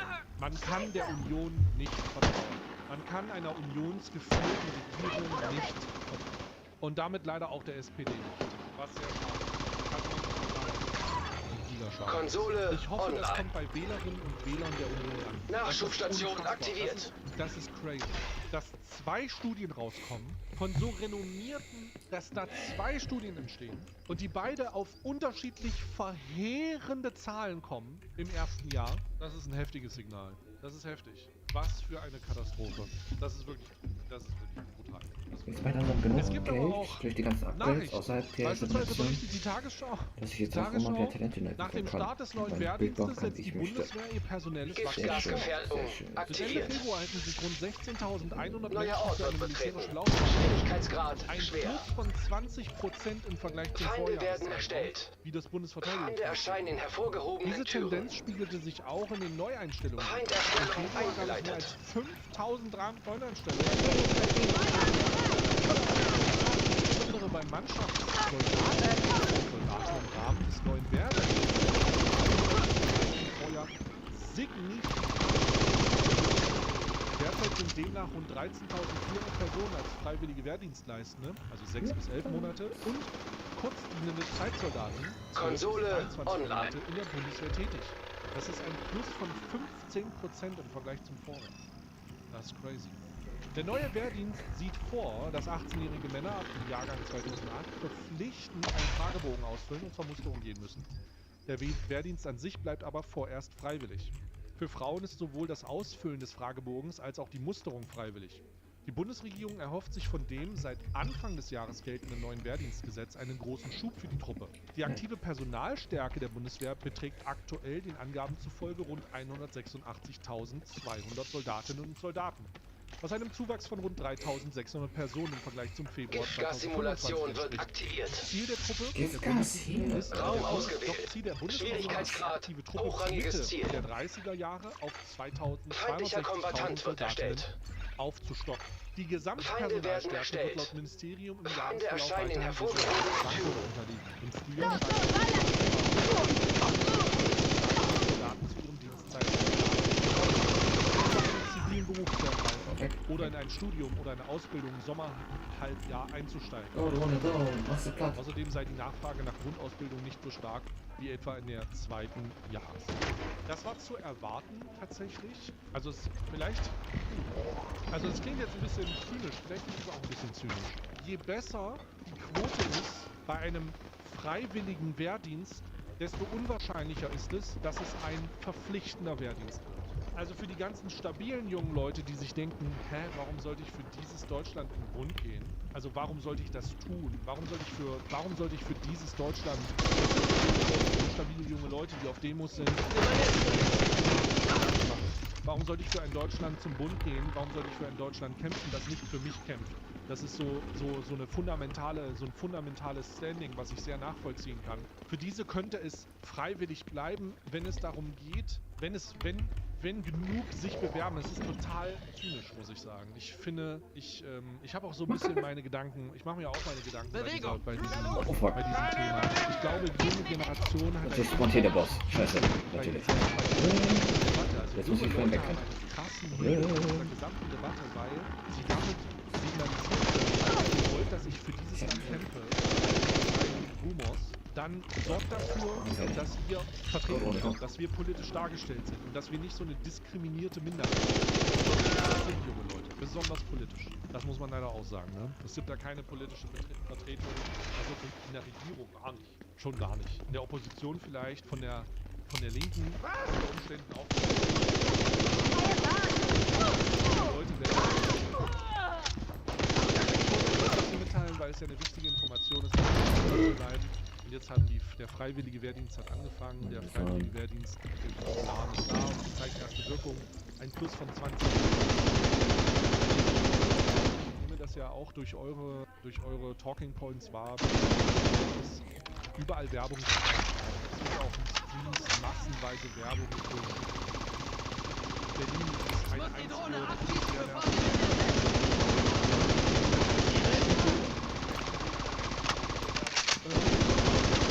dann der Bundeswehrkanal, das ist schon richtig Das wollte ich euch unbedingt. 2200 Euro netto zu Beginn lockt halt auch viele an. True, das Argument des Geldes habe ich gar nicht gemacht, aber durch die Aufstockung des Gehaltes oder der Entlohnung ist das für viele Leute und gerade für junge Leute auch krass. 2200, vielleicht sogar 2300 Euro netto, das ist für jemanden, der 17, 18, 19 Jahre alt ist, eine unvorstellbare Summe. Das wirst du auf jeden Fall nicht in der Ausbildung verdienen. Das ist so viel Geld. Es ist schade, dass das so ist, aber das ist so.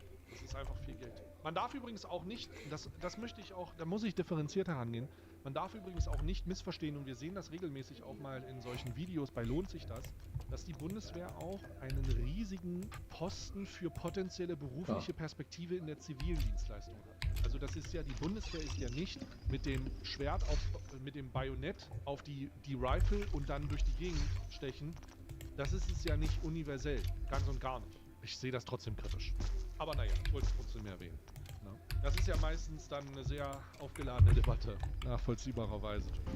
Lasst uns mal in den Iran gehen. Also nicht direkt rein, sondern nur was über den Iran geschrieben wird. Und es gibt jetzt eine Entwicklung, die sich... Ich weiß nicht, ob ihr das die letzten Tage mitbekommen habt, aber der orangene Diktator hat einen kleinen, erneuten Mental Breakdown gehabt, der Name, der nicht genannt werden darf. Darauf aufbaut, dass er sich das andere Nationen, besonders die NATO-Nationen, Schwierigkeitsgrad Mittel.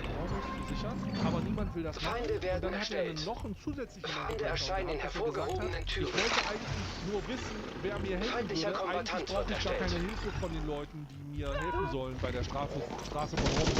Das kann ich von jedem alleine. Auch gar nicht von das schaffe ich ganz alleine.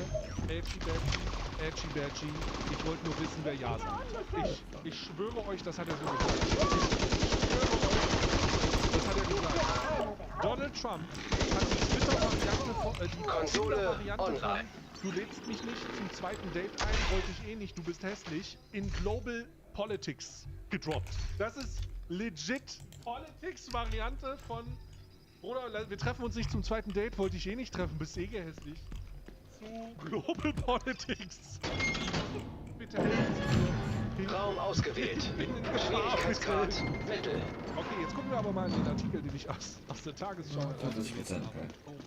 Auf dem Papier sieht John Kent Feindherstellung eingeleitet. von Präsident. Feindlicher Kombatant wird erstellt. Kent ist ein Armeeveteran, der 45-Jährige war Mitglied der Green Berets, eines Spezialkräftekommandos und nahm an 11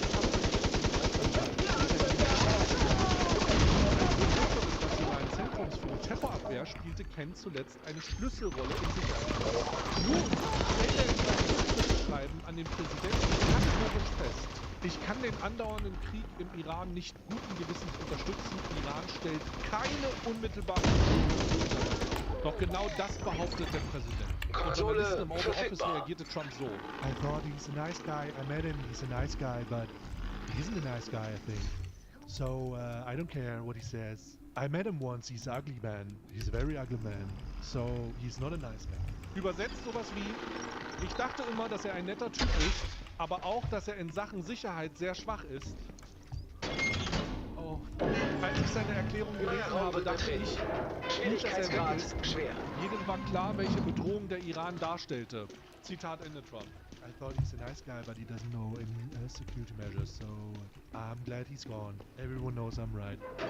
Fuck that. Feinde werden erstellt. Feinde erscheinen in hervorgehobenen Trump hatte Türen. Kent vergangenen Jahres nominiert. Er ist Teil der MAGA-Bewegung. Doch die Demokraten haben an diesem Kronzeugen keine Freude. Denn Kent ist Kontakte zu beiden Nationalisten und Rechtsextremisten vorbereitet. Tatsächlich not a nice guy. Oh no! Und dann ist da das Kleingedruckte in Kents Rücktrittserklärung. Kent schrieb, die USA hätten den Krieg mit derselben Taktik habe Israel freigezogen und zum Militäreinsatz später in Syrien gedrängt. Jim Hymes, Abgeordneter der Demokraten, meint bei CNN, dass Kents Wortwahl auf traditionelle antisemitische Klischees zurückgreife. Digga, Amerika ist dann, was das angeht, noch gekochter als in Amerika, das ist in Deutschland, in Amerika sagt, Israel hat da richtig reingeschissen, kommt irgendwo dahin, der sagt, Lebensfunktionen das ist aber kritisch. ganz antisemitisch, was du da sagst. Konsole was ist los? aktiv. Die unbestreitbare Vergebung von dem Ort und der Bevölkerung ist so ein untrennbares Monstrum geworden. In 2026 Der Waffenschaden erhöht sich um 18% für jeweils 7% Munition, die fehlt. Aber weiter heißt es im Artikel, ähnlich sieht das Jason Crow von den Demokraten. Er sitzt in den Ausschüssen für die Geheimdienste und der Streitkräfte im Repräsentantenhaus. Zitat: Ehrlich gesagt entsetzt mich Kents Ansicht, aber er hat Zugang zu Informationen und ist aufgrund seiner Position in der Lage einzuschätzen. Schwierigkeitsgrad schwer. Und hier hat er recht. Er sagt, es gibt keine unmittelbare Gefahr. Das habe ich auch so festgestellt. Kents Fall zeigt, Teile der Administration sind mit dem Irankrieg nicht einverstanden.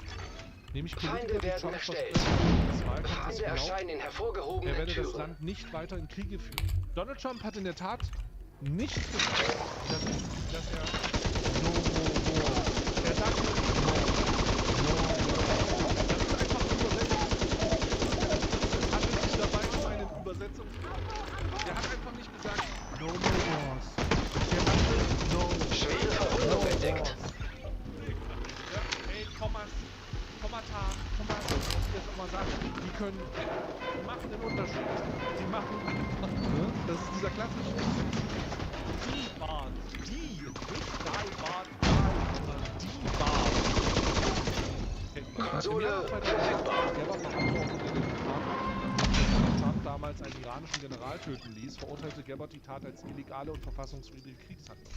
Trump habe das Land ohne jegliche Genehmigung des Kongresses kopfüber in einen Krieg mit dem Iran gestürzt. Ein Krieg, der so kostspielig und verheerend wäre, dass die Kriege im Irak und im Afghanistan im Vergleich Neuer Ort wird betreten. Schwierigkeitsgrad hochrangiges Ziel. Vor 2,5 Wochen nun ihre Angriffe auf den Iran starteten, verfiel Gabbard ins Schweigen. Erst gestern fand sie ihre Stimme wieder. Da postete sie online, es sei ein Präsident, festzustellen, Feindlicher Kombatant wird erstellt. Das war alles, Feinde aber werden keine erstellt. uneingeschränkte Unterstützung. Feinde erscheinen in hervorgehobenen Türen. Oh no. Also, Ken scheint tatsächlich ein not so nice guy.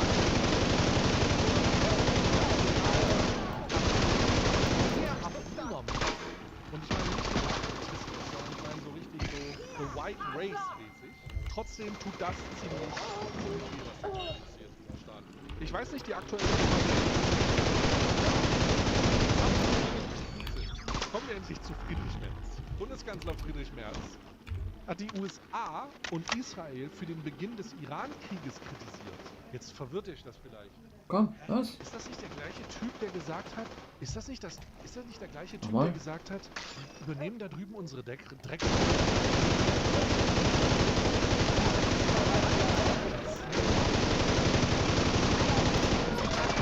Bis heute kein überzeugendes Konzept für die Operation gelingt, sagte Merz an der Regierungserklärung. Washington hat uns nicht zu... Weiter sagte er, wir hätten abgeraten. Schloss Merz erneut aus, auch an der Straße von Hormuz. Nach so viele bislang einen Plan. Der Kanzler stellt aber auch in Aussicht, dass Deutschland eine Friedensordnung in der Region aufzubauen. Auch eine Debatte über freie Schifffahrt etwa in der Straße von Hormuz nach Kriegsende werde sich Deutschland nicht verschließen. Er steht täglich mit Emmanuel Giorgia Meloni in Kontakt. Diplomatisch will Deutschland jetzt darauf hinwirken, dass der Konflikt bald endet. Alter, der hat Europa habe ein Interesse an einem baldigen Konflikt. Die Eskalation würde auch Europa massiv schaden. Gleichzeitig betonte er, dass man mit Israel keine Bedrohung mehr darstellen könne. Dabei ging der Kanzler auch auf Lebenserhaltungskosten und wirtschaftliche Entwicklung an.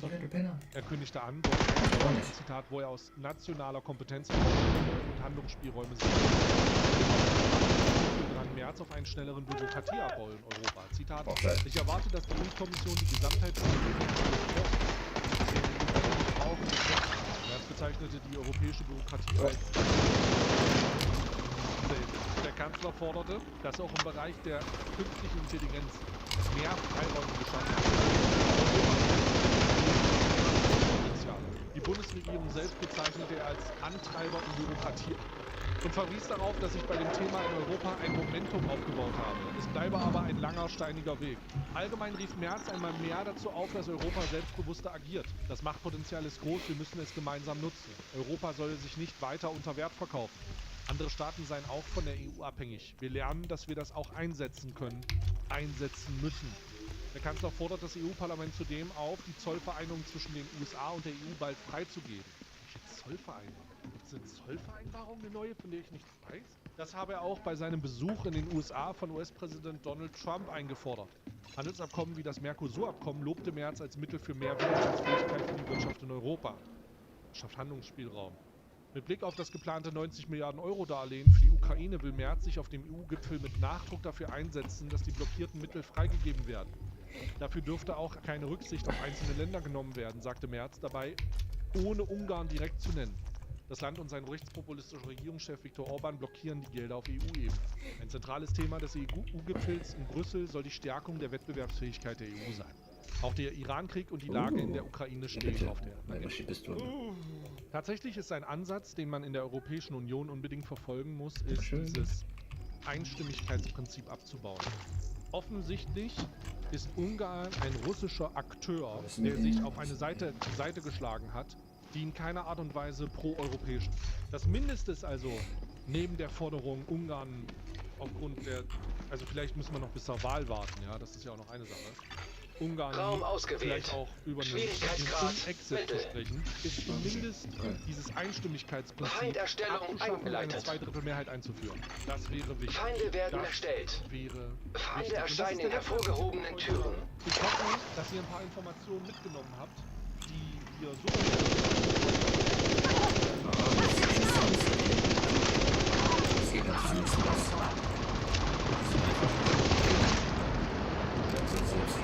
Schwerer. Meinungsmache, dem YouTube-Kanal vorbei und schaut euch die Videos gerne an. Und oder lest bei Meinungsmache, wo die Artikel alle nachgereicht werden und auch zusätzliche Artikel kommen. Nee, Gegner. Klar, aber schwächer. Das ist okay.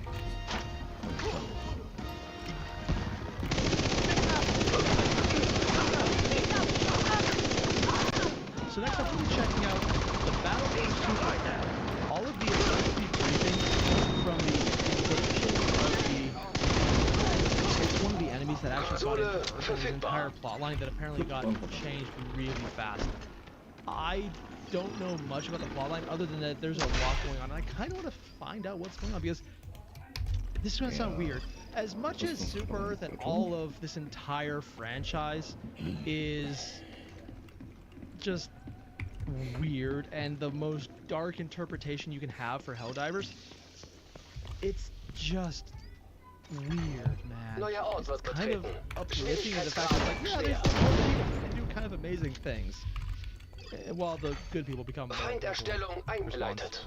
And Iron, by the way, this is important. Try to read the text. Yeah, sure. Well, either way, let's see where this goes. Widow's Harbor Defense.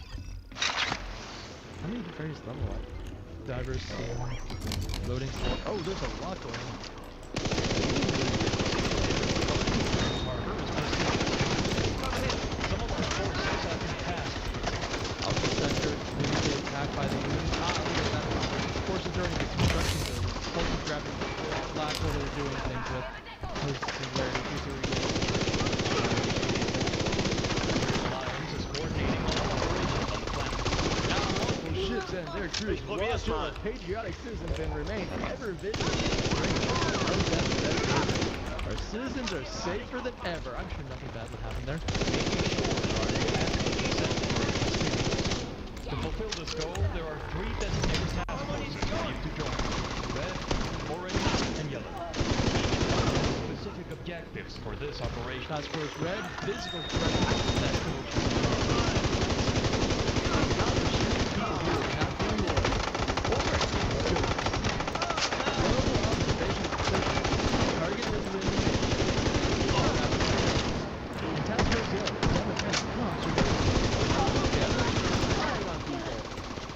Yeah, this is what I know about the weird ironies of they're going full-on dystopia here and accidentally turning it into saving the world and being actually the good guys.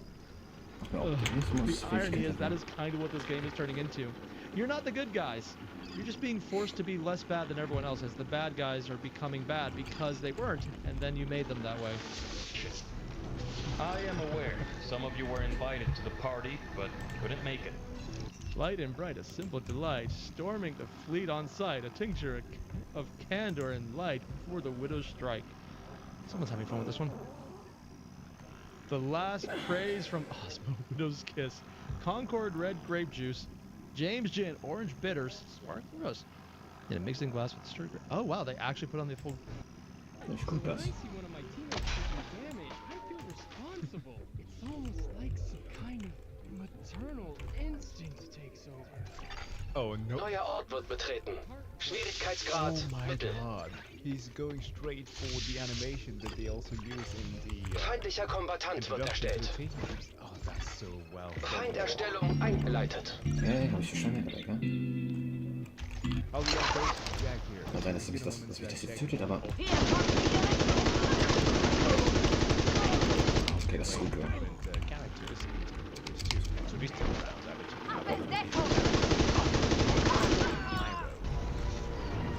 One needs how it feels to play Pyro. Pyro is an interesting one.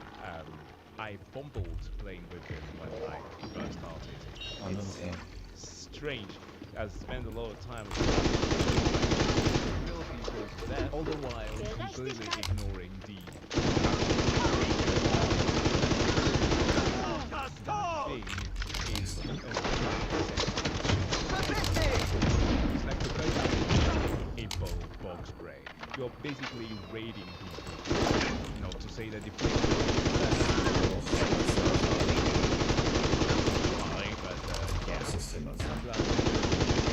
without further ado, let us jump into the video. Konsole verfügbar. Nachschubstation online. Oder das ist noch anziehen, das will auch einfach. Kann ich länger schießen.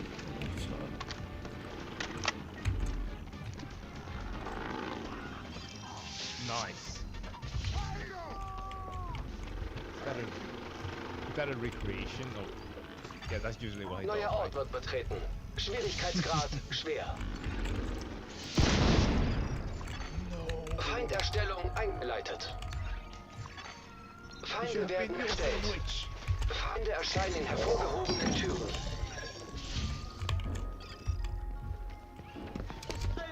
Oh.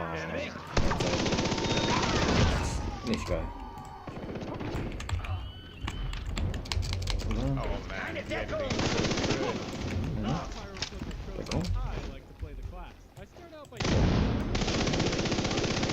Ich glaube, ich damit aus der Deckung raus. Jetzt nur noch.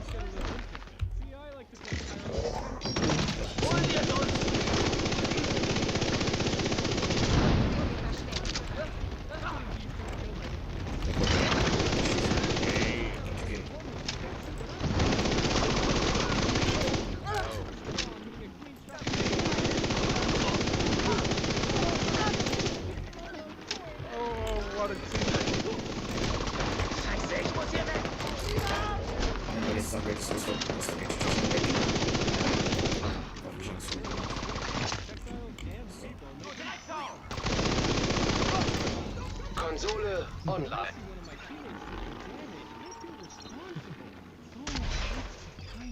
Maternal instinct takes over. Oh no.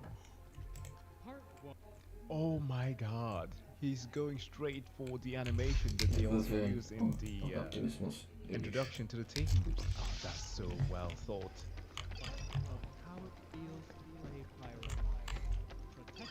Wie hoch ist denn der Job? Die ist was Level 8. Ach du Kacke.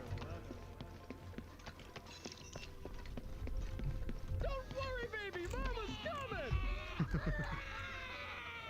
I'm here now, sweetie. Mama won't let them hurt you. You get away from my son. No, shoot, get out of here. That's right, sweetheart. You just enjoy your sandwich, okay? Oh my goodness! Stop shooting my child! And don't you Neuer Ort wird betreten. Schwierigkeitsgrad, hochrangiges Ziel. Feinde werden erstellt. Feinde erscheinen in hervorgehobenen Türen. Feinderstellung eingeleitet.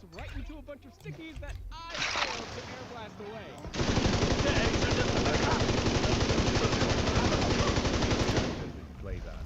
That's great.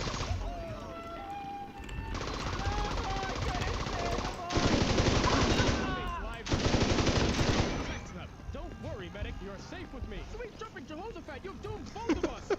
Oh, so close. Be more careful next time. Oh, I can't stay mad at you. It's only right that you return the favor. Although I have to admit, my good intentions are somewhat corrupt. You're doing great, Pyro. Keep on using me.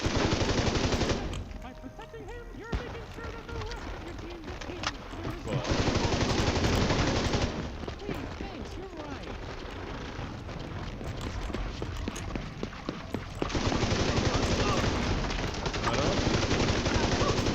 I'll be right back. Don't shit, come back here.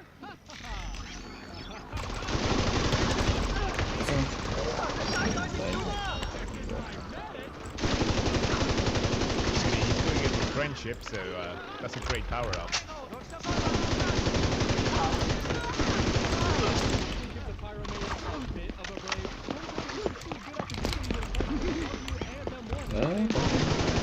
Ich höre seine Sportschuhe.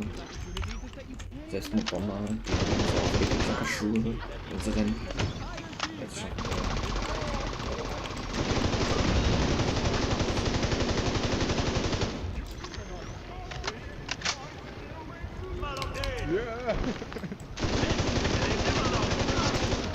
It does cost ammo though.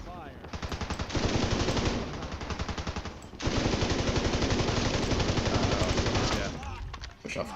Was tot. Object identified. Yeah. Team Fortress 2 direct hit. Diabolical instant. Rocket ejector carries That teammates or by turrets. harming irritating turrets. Yep. Oh no, I have to warn my engineer. Engineer! What? The enemy soldier is using the direct hit. That thing can kill your sentry gun in only 2 rockets. We have to work together to protect your sentry gun.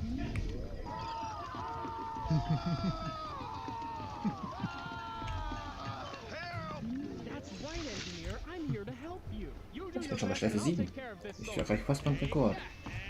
Oh! Better run. I don't think he'll be coming back anytime. Oh god, he's back. How many times are you gonna? Whoa! That was dope. Was haben wir noch? Das war so. Trying to protect. What? But now I attack! Das Maschinengewehr. Da kann ich schon tauschen. I protect, but Most importantly, I reflect.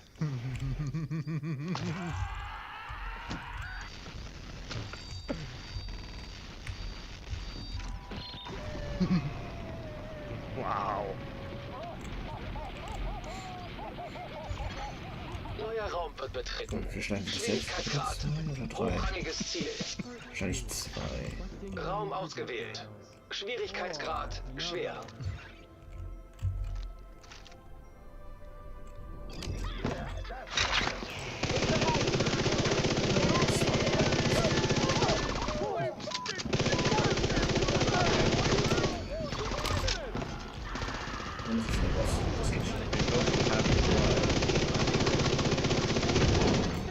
Konsole aktiv. Oh no, you two! My God, don't you realize that this isn't safe at all? I give up. You win.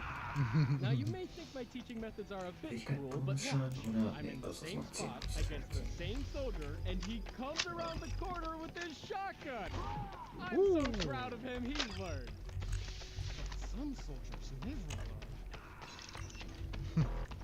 In this clip, I reflect one rocket. I reflect two rockets. EMP-Gefährdung aktiviert. I reflect 4 rockets. Raum ausgewählt. Schwierigkeitsgrad schwer. The fact that he is going so far as to use motion tracking Feinde werden erstellt. on the rockets are being Feinde fired. erscheinen in That's hervorgehobenen dedication. Feindlicher Kombatant wird erstellt. System wiederhergestellt. System gedrosselt. System reaktiviert.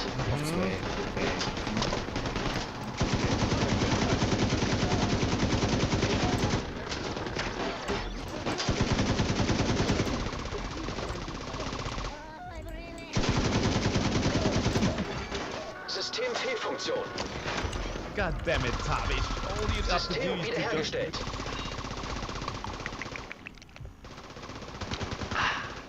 drink a bottle of alcohol and everything will be fine.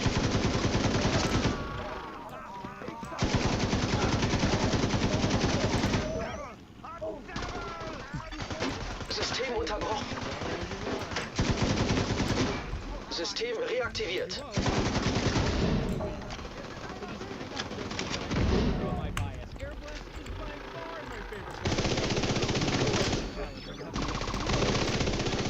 System Fehlfunktion. System wieder online. Konsole aktiv. Nachschubstation online.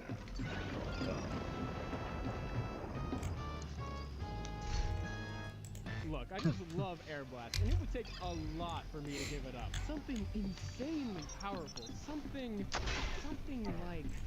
What's this?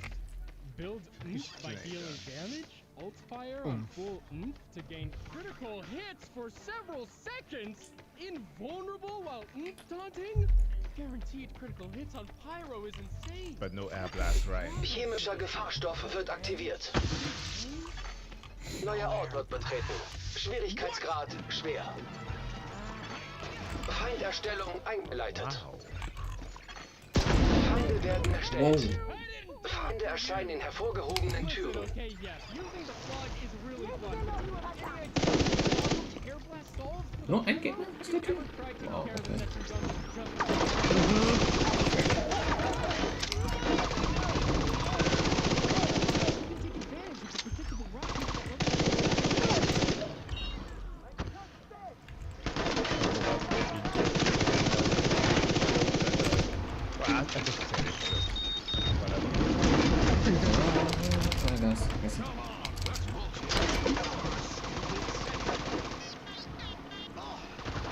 Give me that attitude. Gives you a fighting chance against soldiers.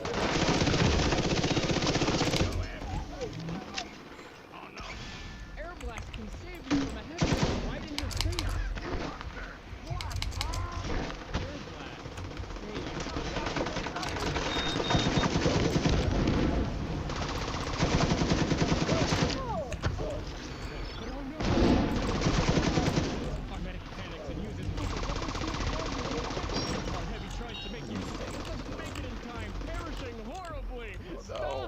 Stop! He's already dead! All hope is lost as we throw ourselves tragically, our soldier dies.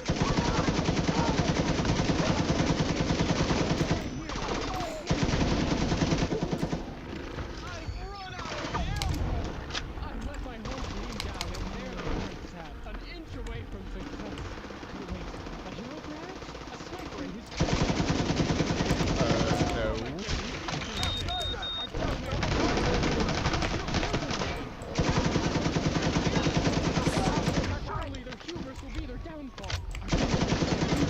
Konsole online.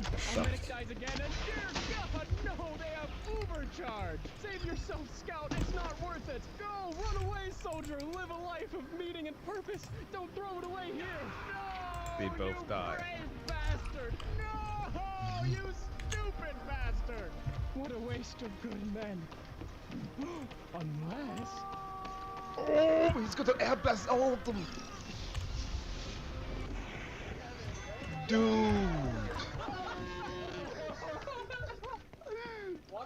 Wow. So, ich glaube, das sind jetzt nur noch Chemische 2 Gefahrstoffe davon und dann entdeckt. kommt der Boss. Die Neuer Elite, Raum aber wird das betreten. schaffe ich nie. Schwierigkeitsgrad schwer. The best feature. Feindlicher Kombatant wird erstellt. I just burned him to death. I mean, it always works. Feinderstellung eingeleitet. Die sind irgendwie zu schwer. Na gut, der hackt den macht so feindselig mit ihm. Kannst du gucken.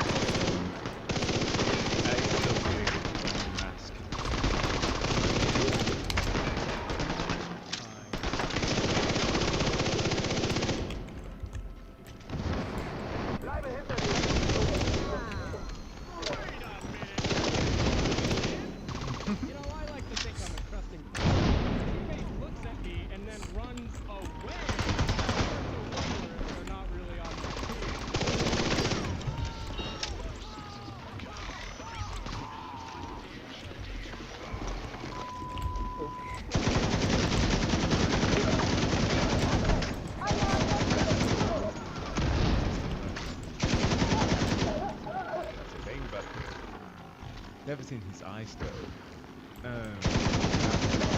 Red burning.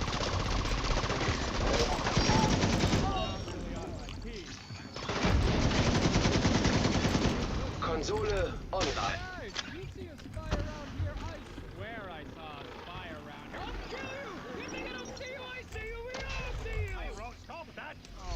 I can't believe you've done this. If you want to, you can make life impossible for the enemy spies, randomly puffing fire to catch them crossing your path, or even going out of your way to sweep the place clean. Housekeeping? Come back later, please. Housekeeping? Go away. You can be so oppressive that the enemy spy has to drastically lower their standards for when to make a play. Perfekt. Genau, es kommt noch ein Bossraum und danach kommt jetzt dieser Elite. Chemischer Gefahrstoff aktiviert. Neuer Raum wird betreten. Schwierigkeitsgrad. Hochrangiges Ziel. Feindlicher Kombatant wird erstellt. Feinderstellung eingeleitet.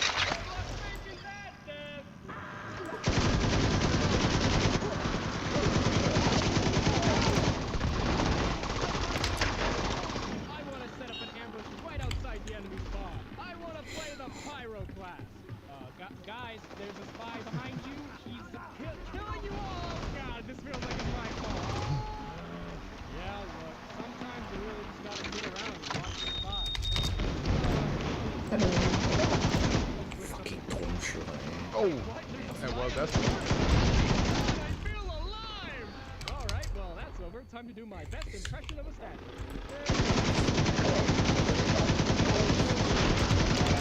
Remember,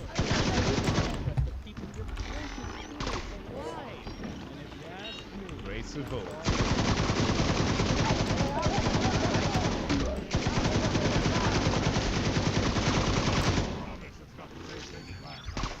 yeah, I'm listening.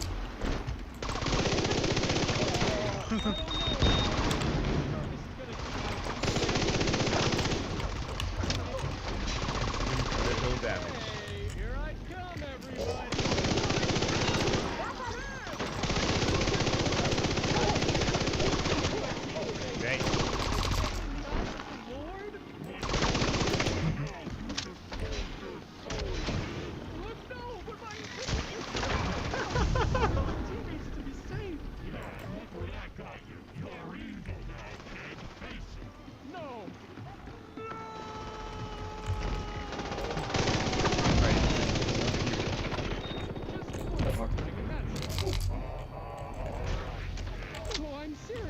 This isn't me. This isn't me. Sorry, boys. This door's closed. Just like the door of heaven is closed to me. No, I don't want to be a monster.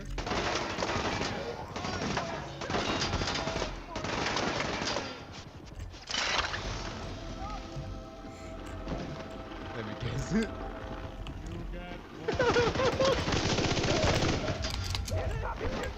Wow.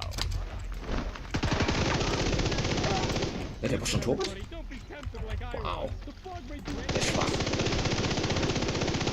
Der ist auch weggerannt. So. Nee, der ist wirklich tot. Der ist nicht mehr verkartet. Oh.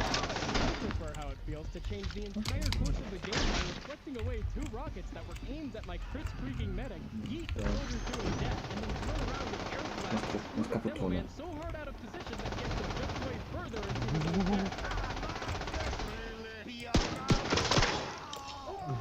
But look, you can WM1 here and there, and I can't stop you from setting the world on fire. But just do me a favor, and don't forget about air blast, alright?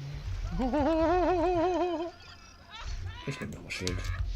Jetzt will ich gleich keine Elite-Kämpfer ausstellen, was du nicht gebrauchen kann. Die ich kriegen kann. Oh. Oh, I'm really hero. But have you tried this? Oh, come on. But wait, there's more! Just 1 week after uploading this video, I will upload a sequel full of extra jokes, animations, and behind-the-scenes goodies. If it's done, it'll be right here. Please watch it. Thank you. This has got to be the greatest take on Pyro ever. The conflicting thoughts on whether or not he should be evil or not. Ah, it's perfect, man. Oh, this guy is so talented. Guys, thank you so much for checking out this video. As always, please to go and subscribe to the Lady Purple. He's an amazing dude, and yeah, check out some of his other animations. That said though, we'll see you guys in the next one. I guess it will be... Oh, Demo Man. Oh, yeah. Strecken.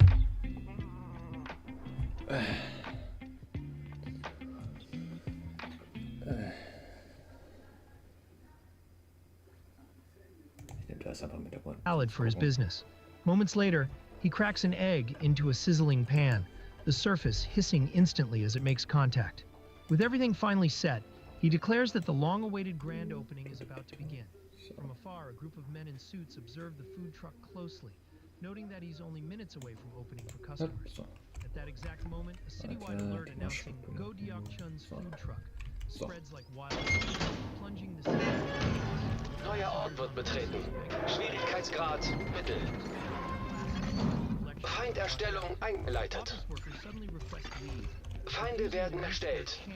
Feinde erscheinen in hervorgehobenen Türen.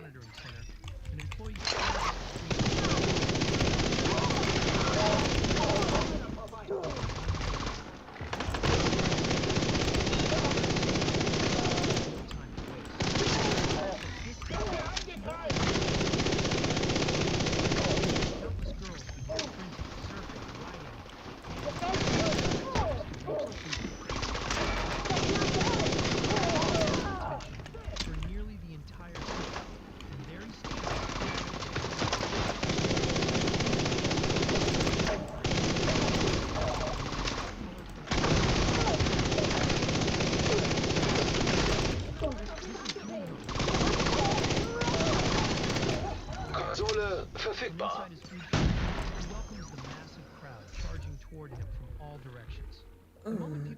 Der betrifft allein den gesamten Stadtbewohner. The area explodes with excitement, bathed in a gentle pink glow. It almost looks like the protagonist is charming every woman around purely through his cooking skills. But before all of this, we flash back to Juno sitting alone in a dimly lit room. Neuer Ort wird betreten. Schwierigkeitsgrad Mittel.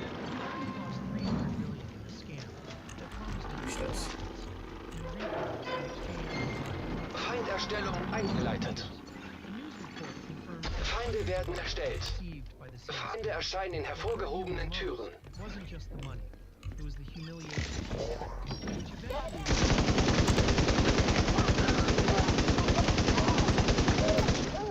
Okay. drinking alone and sinking deeper into intoxication.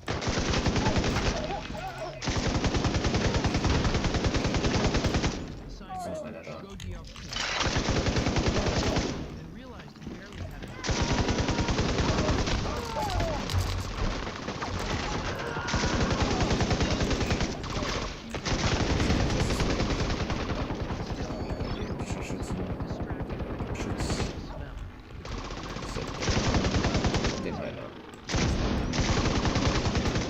Konsole verfügbar.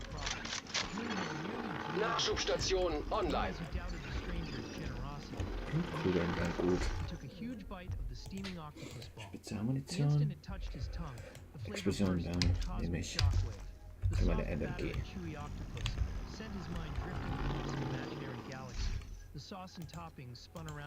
Extra Magazin. Geht's jetzt nicht zum Elite-Pump? Scheint noch nicht. Neuer Ort wird betreten. Schwierigkeitsgrad schwer. Da muss ich aber bis zum nächsten Boss. Entdeckt. Das wird scheiße. Feinde werden erstellt. Feinde erscheinen in hervorgehobenen Türen. Feindlicher Kombatant wird erstellt. Ich komme nicht schnell durch.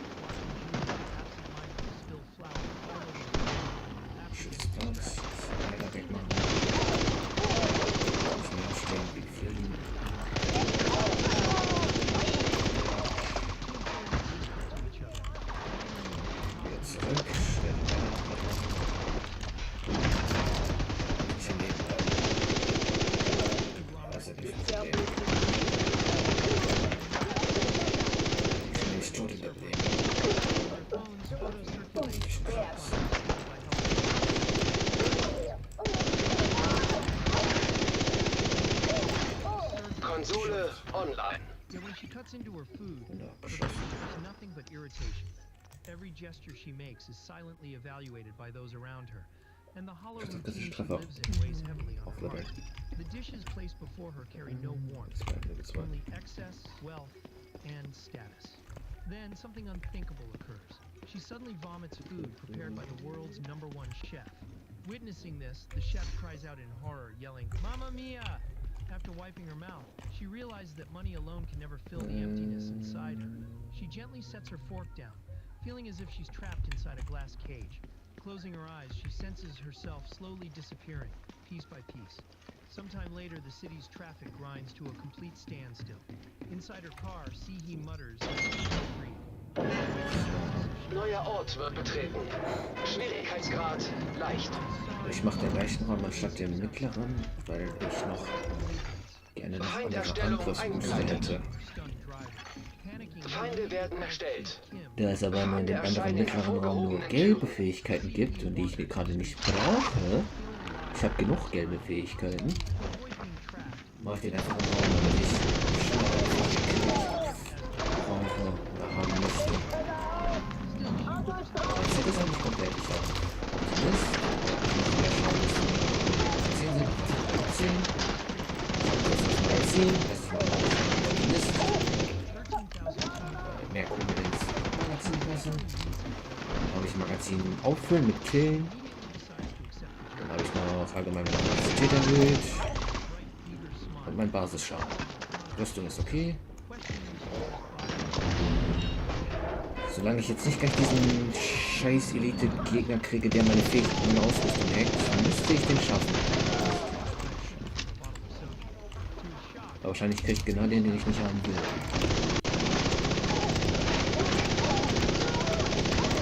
Der spielt Hausblech.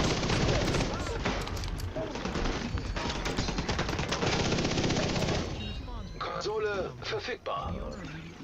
Ausrüstung zerstören.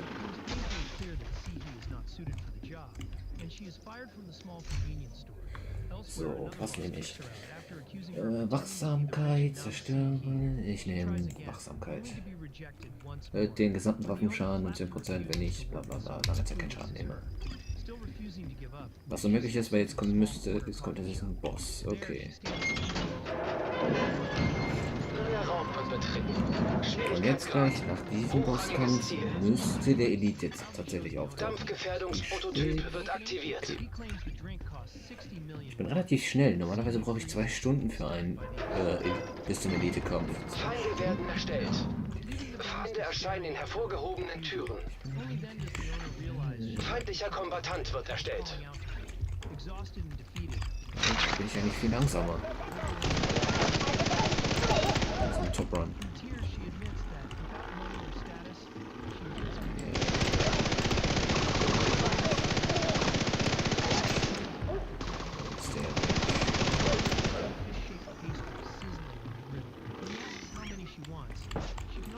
Das ist ein Schütz.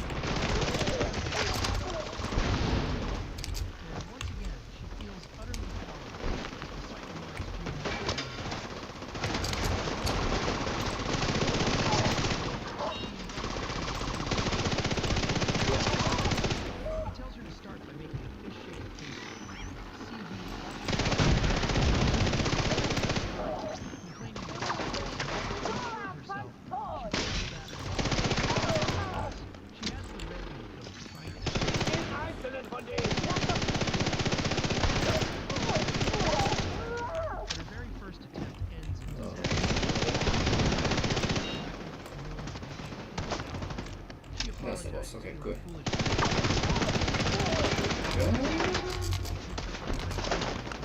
Scheiße, das stimmt ja gar nicht.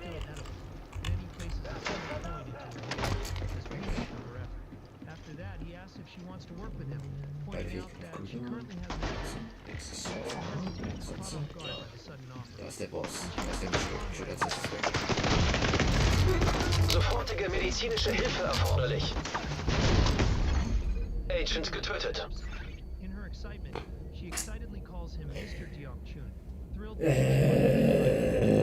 Das ist eine Art, eine Runde zu beenden.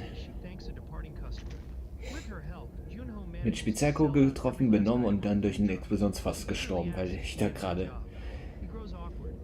Ich wollte nach rechts, aber wegen dem Statuseffekt benommen, bin ich nach links gesprungen ins Explosionsfass. Naja.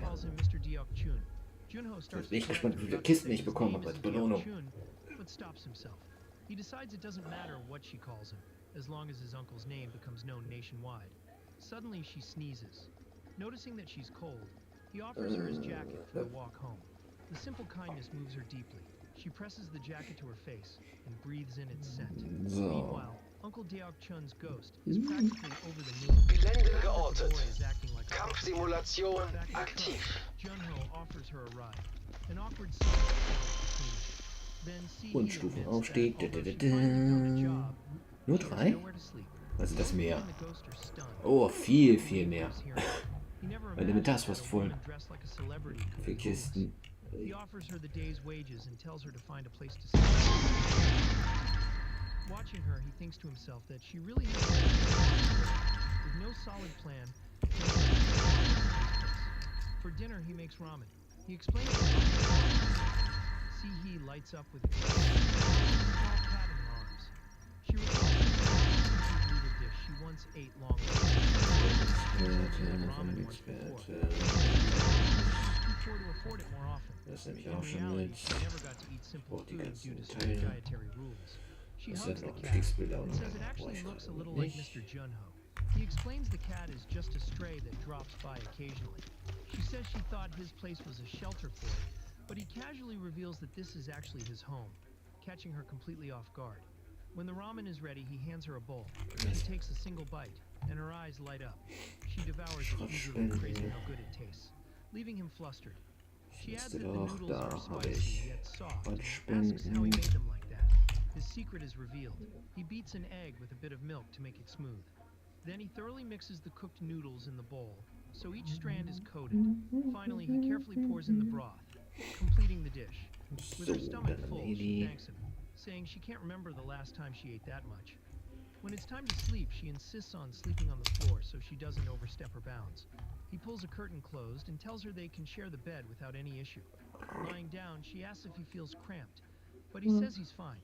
Uncle Deok Chun's ghost mutters that she's the perfect daughter-in-law and calls Junho an idiot for not noticing. Si-hee thanks him for the day, saying she wanted to prove she could stand on her own, and that he's the first person who ever believed in her. She says that for once, she lived as the real Nam Si-hee, not the version everyone expects. As he gave her such a meaningful day, she promises to change his life in return. She then asks how much it would cost for him to fulfill that promise. When he doesn't answer, she reaches up and opens the curtain. She finds him fast asleep, completely unaware, with his ears plugged.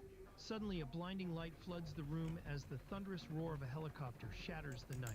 The window explodes outward. Over the radio, a special agent announces... Kacke gefunden.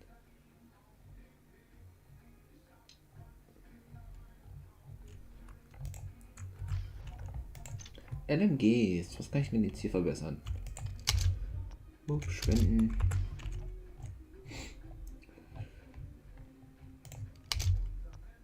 Ja, ich benutze sie sowieso nicht. Ich kann nicht auch spenden, weg damit. MPs, habe ich so viele eingesammelt? Was zum Hä?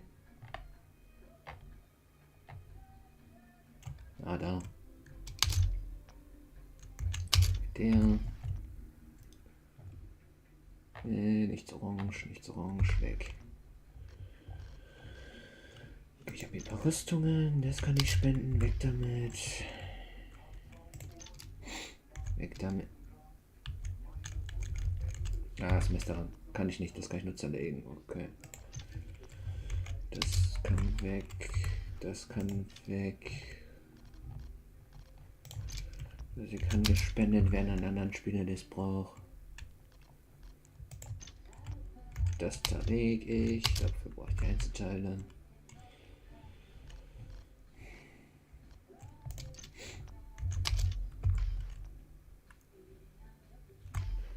Alles, was ich schon auf Meisterrang habe, verspende ich immer an andere Spieler, wenn sie Rüstung brauchen, oder ich verkaufe sie an andere Spieler. Aber alles andere zerlege ich, was ich noch nicht auf Meisterrang habe. Ich brauche die Teile, um die auf Meisterrang zu kriegen. Ich brauche auch die Teile. So, mehr gibt's eigentlich nicht, ne? Yep. Oh.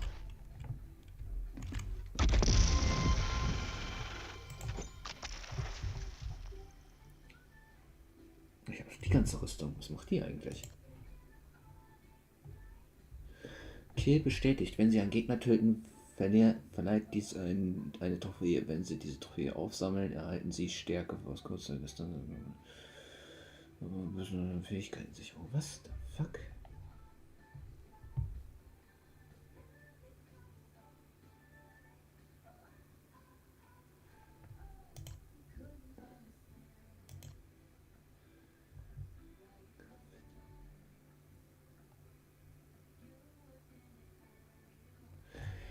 Drachenblick, das ist wow. Das ist gut, Drachenblick.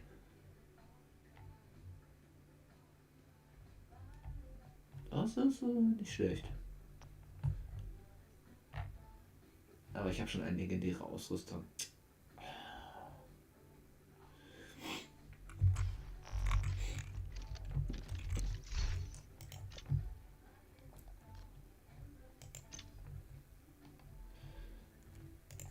Hier darf man leider aus irgendeinem Grund nur eine Rüstung haben. Eine epische oder exotische Rüstungsteil tragen. Die soll ich nie schon haben. Nur eine exotische Waffe und eine exotische Ausrüstung können gleichzeitig angelegt werden. Ja, toll. Am Arsch. Kann ich die irgendwo weglegen?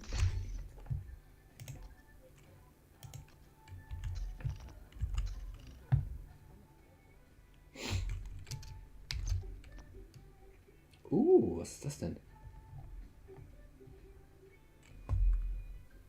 Nee.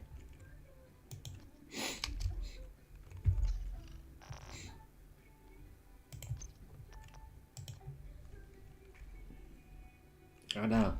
Mit 11 ins Lager verlegen. Ich pack mal diese ganzen... Zum Beispiel dich. Das Lager und dich auch. Aber dich zerlege ich. Ich habe schon einmal diese Knutschhähne, aber brauche ich die nicht zerlegen.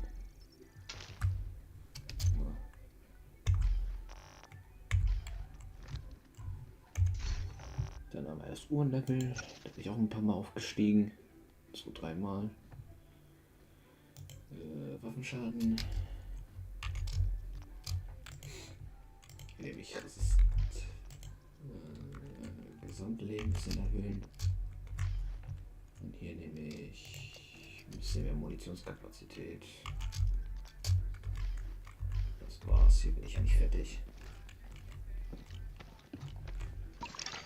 Prioritätsziel verfügbar.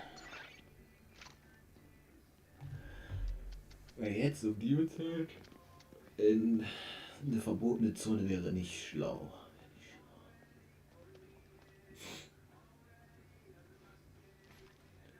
Weil es ist 1 Uhr, die Amerikaner werden langsam wach.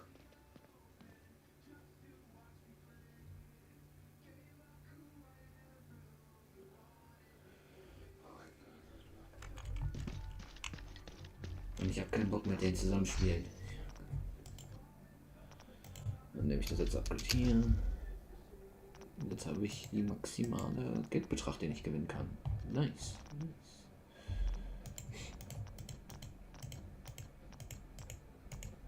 Oh. Danach kümmere ich mich hier drum.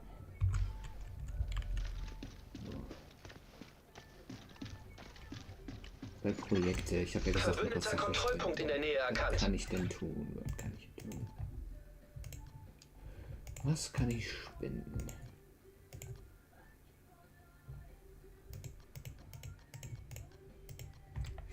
Da ist unsere Vergeltung, wir müssen hier weiter. Ich bin an einem sicheren Ort.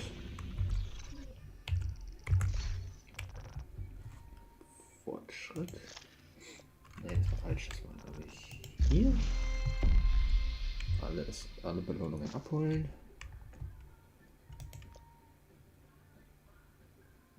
Nee, sieht gar nicht gut aus. Hässlich. Aber ich habe ein Jahresbehälter bekommen. Da bin ich auch wirklich jetzt fertig. Spiel verlassen. Ja. Raus.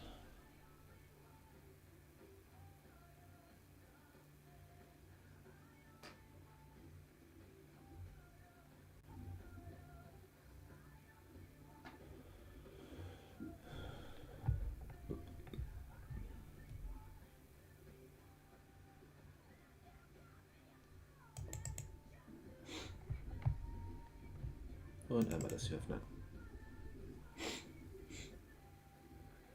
Hoffentlich bin ich nicht wegen gestern gebannt. Ich hoffe nicht. Ich hoffe, ich bin wegen gestern nicht gebannt. Aber ich habe nichts weiteres angestellt. Ich habe nichts mehr. Na, mal schauen.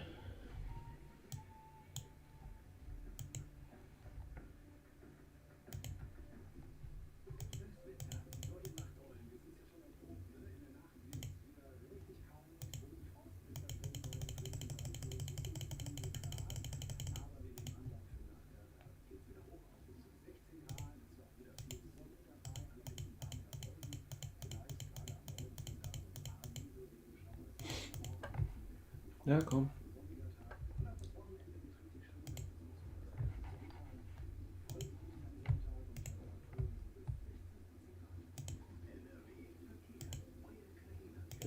Da.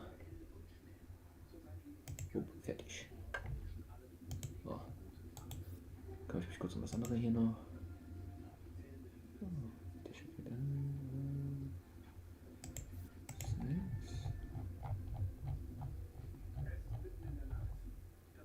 Snacks und Energie. Dann nochmal hier nochmal ein paar Snacks und Energie. Das ist okay. So, jetzt haben wir noch so dieses Käsedingen. Das hier, das Poker. Bitte übergib dich nicht. Perfekt. So, und dann nehmen wir hier bei Let's Play und nehmen Positionales und machen wir hier das. Ich hab die schon rechts sind.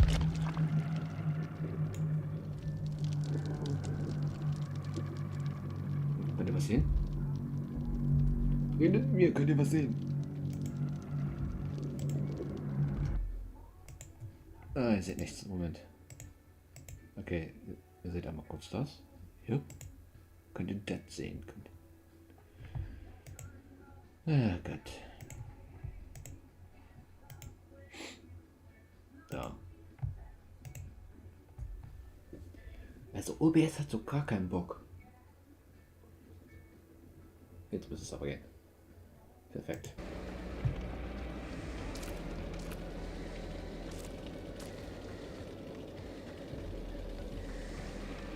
Connor?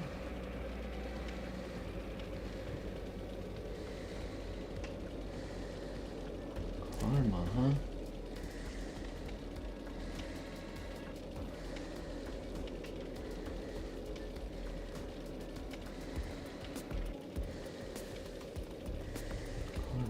Okay, dann gebe ich mal Karma ein.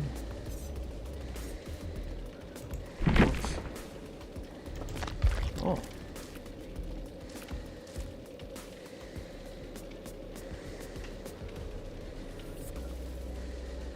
Dankeschön, ich wusste, es gab gestern Internetprobleme. Das bestätigt mich, sogar eine Entschuldigung. Kein Problem. Danke für die Punkte. Karma.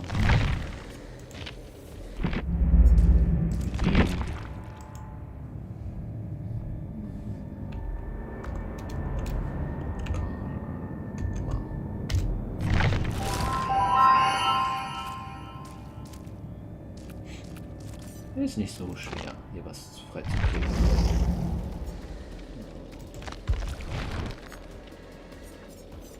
Oh, ich kann mich frei aussuchen. Kenner oder Überlebender? Ich Kenner.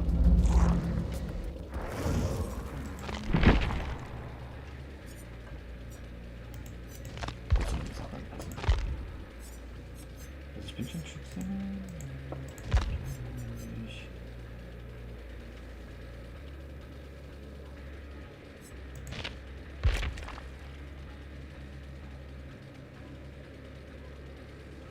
Ja, Death.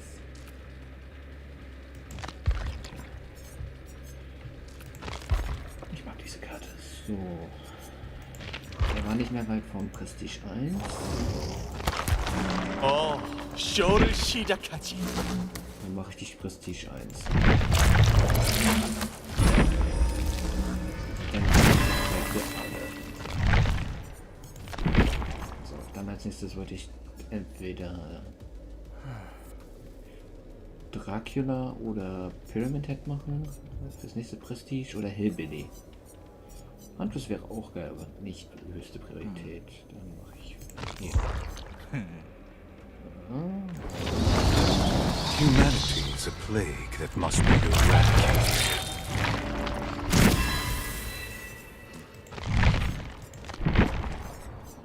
Jetzt setzt Boba.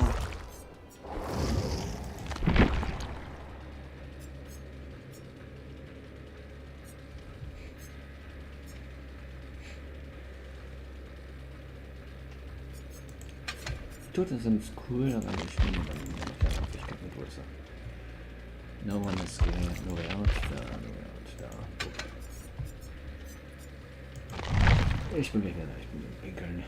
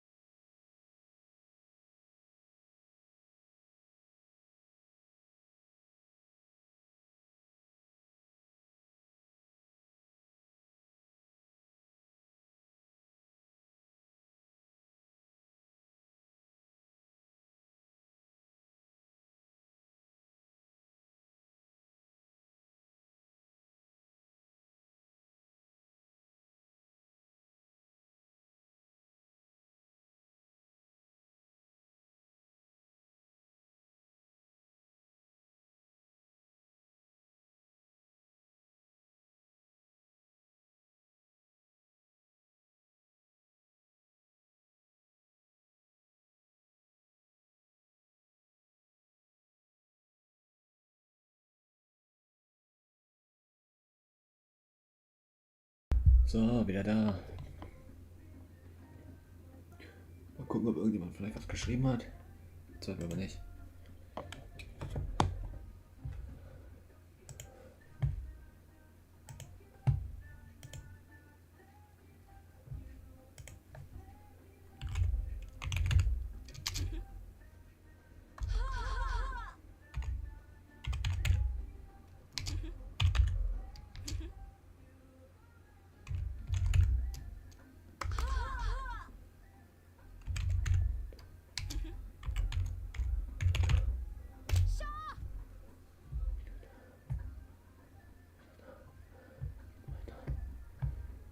So.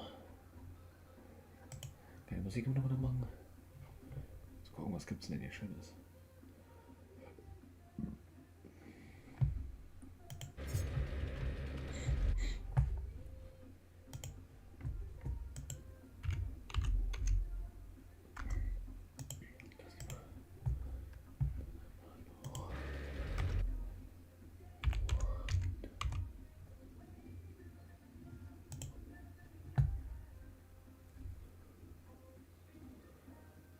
So.「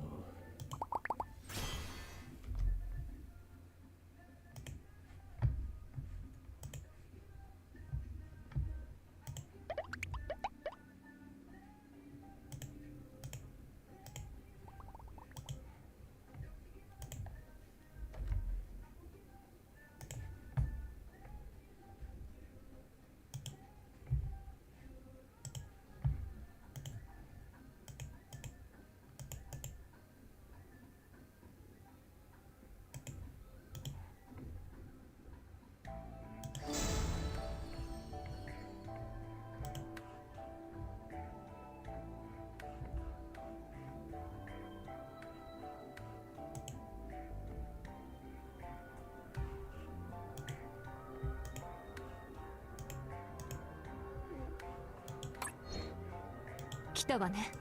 準備を整えたら早速任務に出るわよ。無事終わってよ。任務に行くんでしょ。準備くらいと。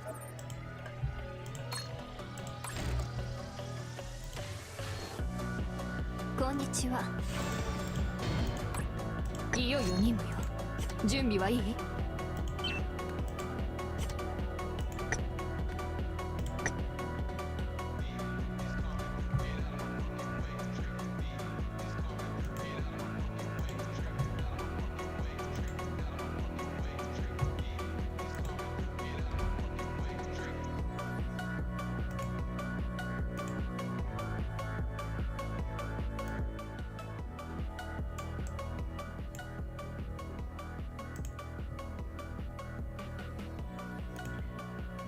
準備。こ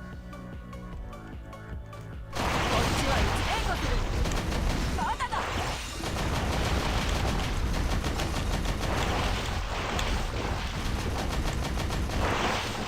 いいぞ。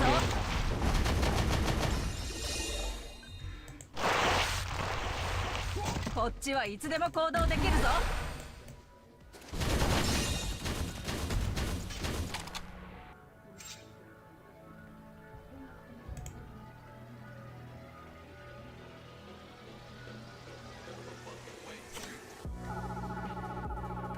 これでより一層この隊の役に立てるだろう。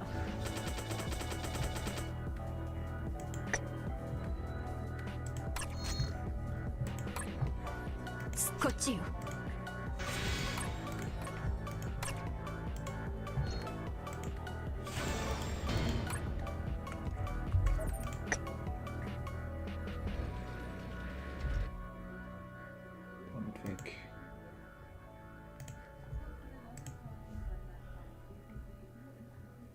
Imitator mache ich auch raus bei Bra.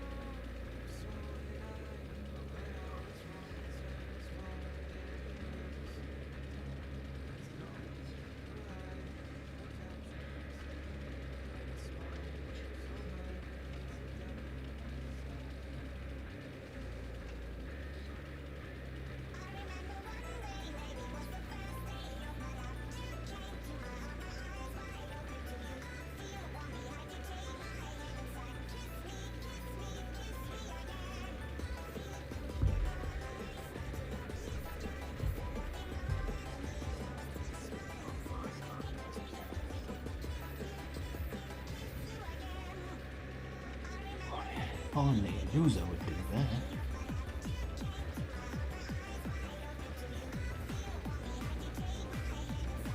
Sure.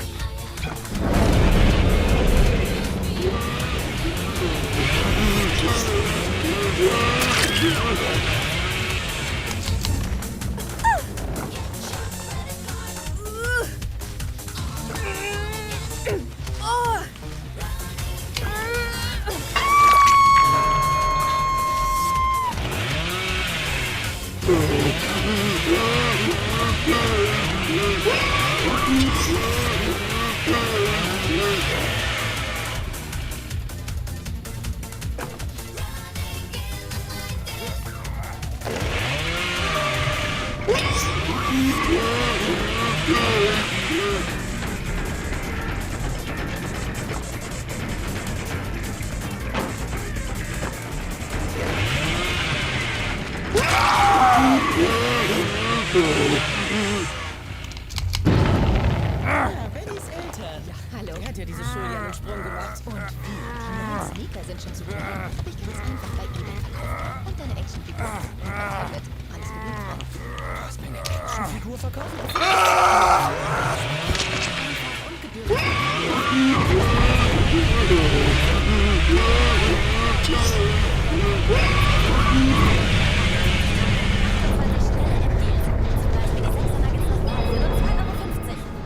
Ready? Dann los! Technifax seine Deals bringt heute Abuse-Anteile im Restaurant.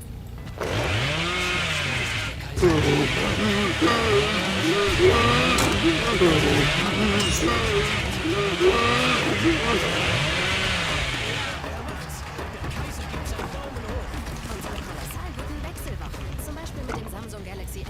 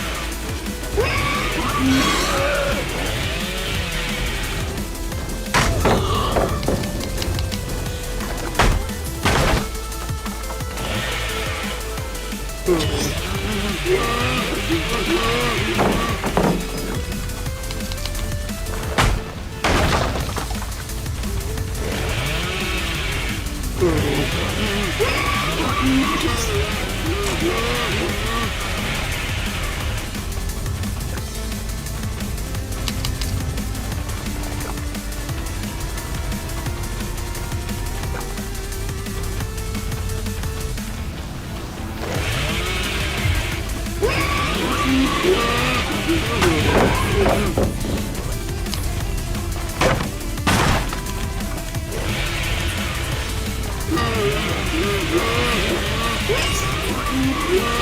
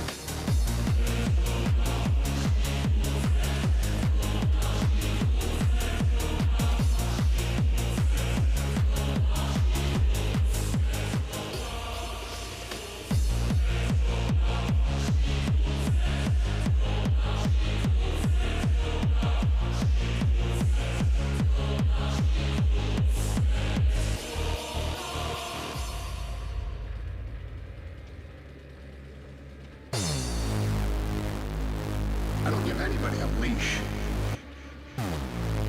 That's ridiculous to say I give somebody a leash. Gonna tell people what to believe? I don't fucking tell any other human being what to say, what to think, and there's no leashes.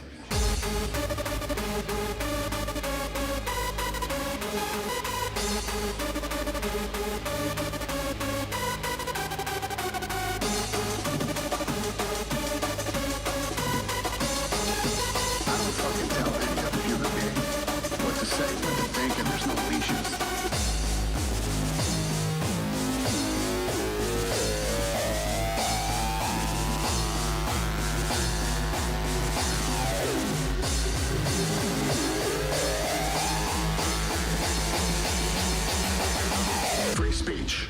People can say whatever they want, and they can believe whatever they want. To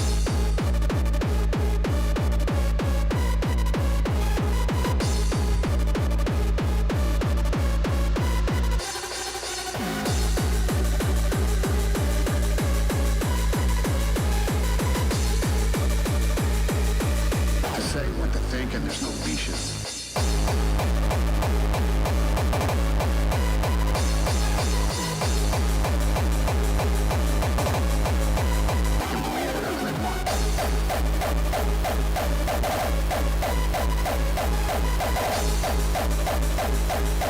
People can say whatever they want, and they can believe whatever they want.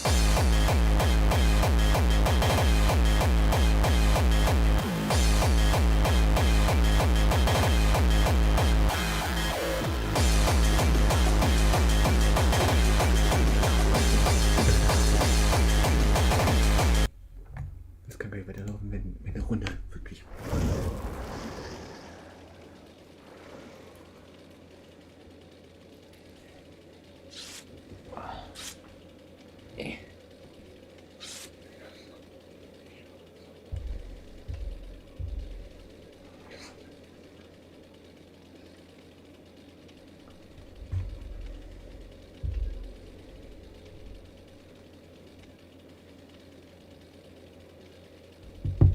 Oh, warte. Bereits Absicherung.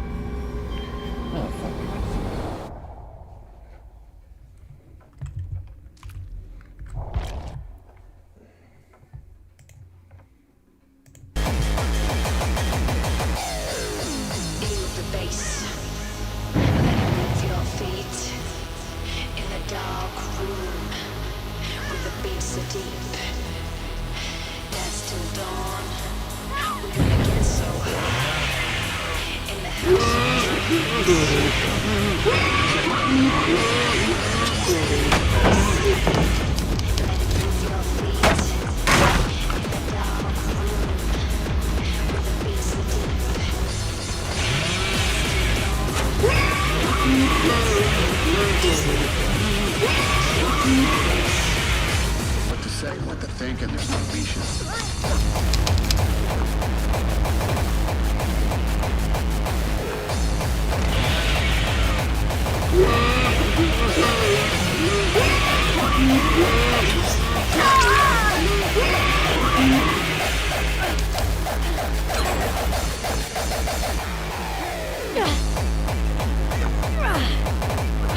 Yeah.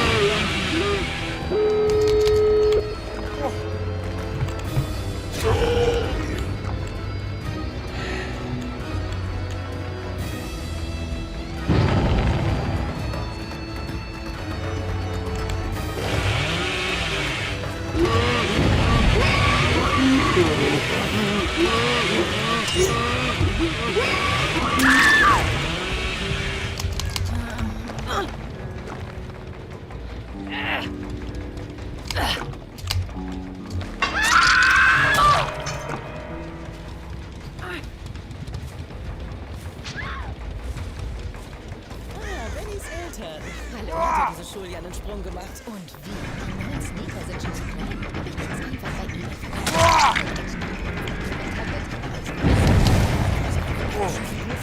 Vielleicht sollten wir jetzt das muss jeder sein. Thanks, people. In meinem neuen Film Shelter bin ich quer durch London gejagt, muss ein Mädchen beschützen und einen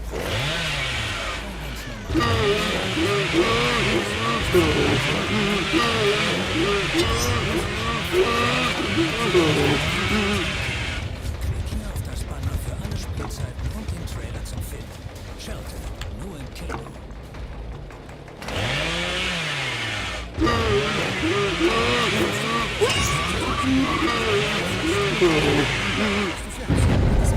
Na dann, auf zur Nummer 1 beim Preis. Sparen Sie jetzt bis zu 35% plus 19% Mehrwertsteuer und Freundschaftskarte geschenkt.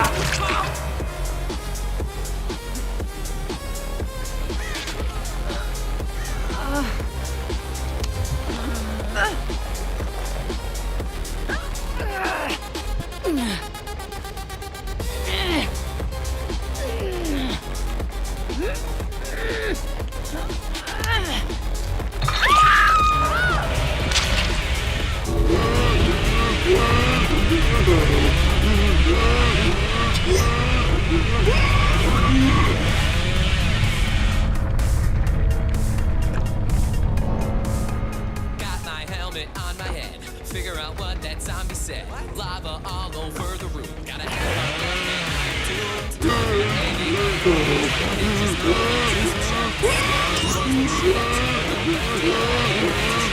visions of last time flash inside my mind. I'm scared. Oh well. And I'm pretty sure there's a big creeper right there. Don't mind at night. I know you're looking at that cave and you're feeling kind of brave. Go to bed, you'll be alright. Don't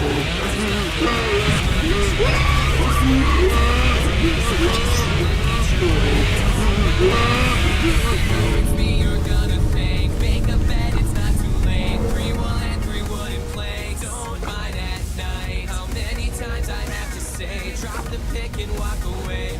Hey, whoa, don't mind at night.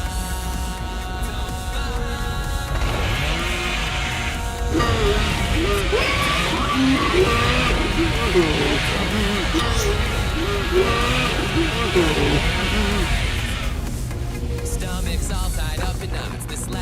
and I'm getting lost. This is really getting old. Found like 2 pieces of coal. Down one way, there's just stone. Monsters won't leave me alone. Down another, there's some lava, and of course I get home. Remember last time I tried to mine at night, I failed so bad. I lost all my stuff, it was really tough, that's it. Rage quit, don't mind at night. I know you're looking at that cave and you're feeling kind of brave. Go to bed, you'll be alright. Don't mind at night. Change your view, just wait until the day. Zombies wanna eat your brain. Don't mind at night. I know it's me you're gonna thank. Make a bed, it's not too late. 3 wool and 3 wooden planks. Don't mind at night. How many times I have to say, drop the pick and walk away. Hey, whoa, don't mind at night. Don't mind at night. Don't mind at night.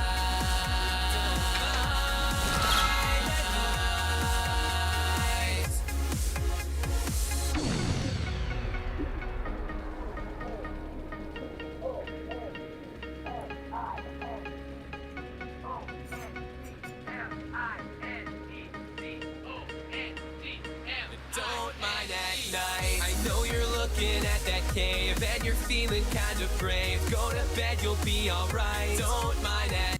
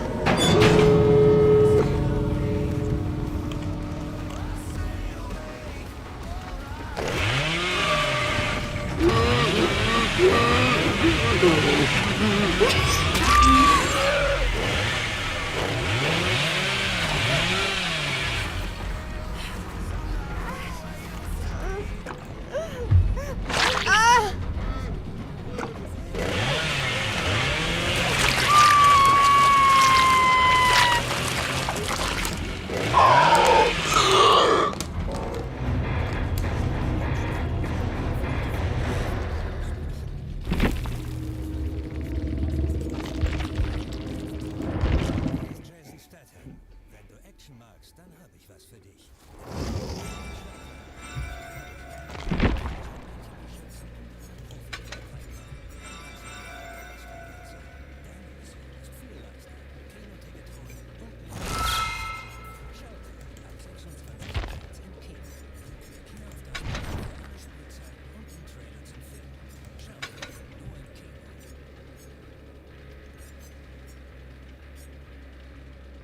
Wusstet ihr, dass X66 die Nummer 1 beim Preis ist? Nee, wusste ich nicht. Na, dann weißt du es jetzt.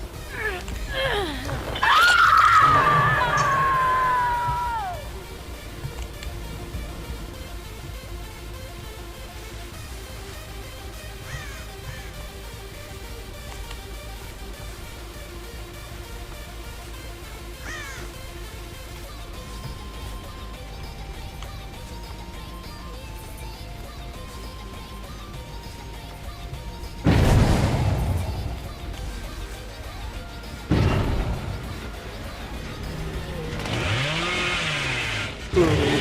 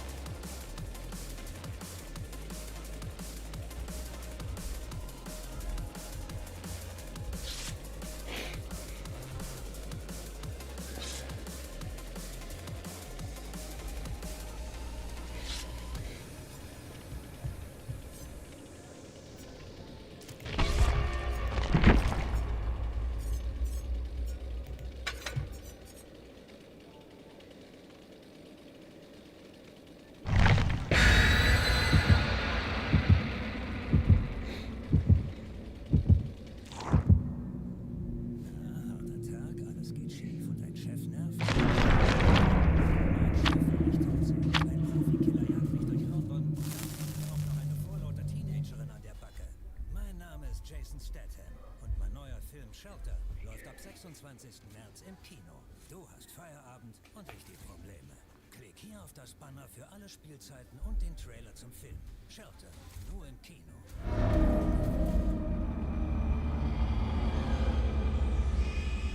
Wusstet ihr, dass X6 die Nummer 1 beim Preis ist? Auf zur Nummer 1 beim Preis.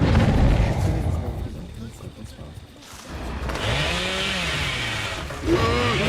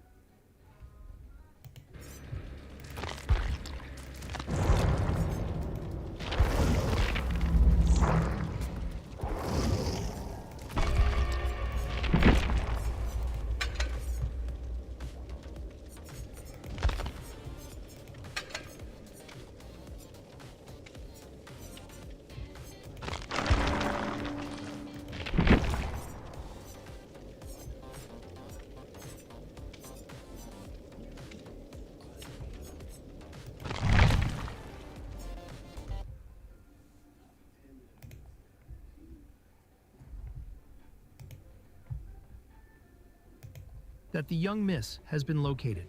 An agent grabs Sei-hee and carries her toward the waiting helicopter as she screams out for Mr. Junho. The ghost watches in agony as she's taken away, while the protagonist remains sound asleep, unaware, as the old spirit cries out for his lost daughter-in-law. The next morning, sunlight reflects off shards of shattered glass scattered across the floor. Junho wakes up confused, with no memory of what happened. He stares at the wreckage in disbelief. Not long after, he resumes his usual routine at the food truck. His master's ghost sighs bitterly, mourning that he truly thought he'd finally gained a daughter-in-law. While the truck is operating, a massive screen nearby displays an advertisement featuring Sei-hee, and the ghost recognizes her instantly. He shouts her name as everything finally clicks into place. He wonders how he could have failed to recognize her before. Her promise, and her question about the cost, echo in his mind. Panicking, the ghost scolds his nephew, calling him an idiot for missing such a once-in-a-lifetime opportunity. Remembering her frantic disappearance, he assumes they'll never meet again. But to their complete shock, Sei-hee suddenly appears and casually announces that she's back. The protagonist asks what happened after she disappeared, and why his window was shattered. She hands him a check to thank him for the previous day, and to compensate for the trouble she caused. The ghost freezes when he sees the amount. 1 billion won, roughly $500,000. Junho immediately starts feeling suspicious. He examines the check closely as the ghost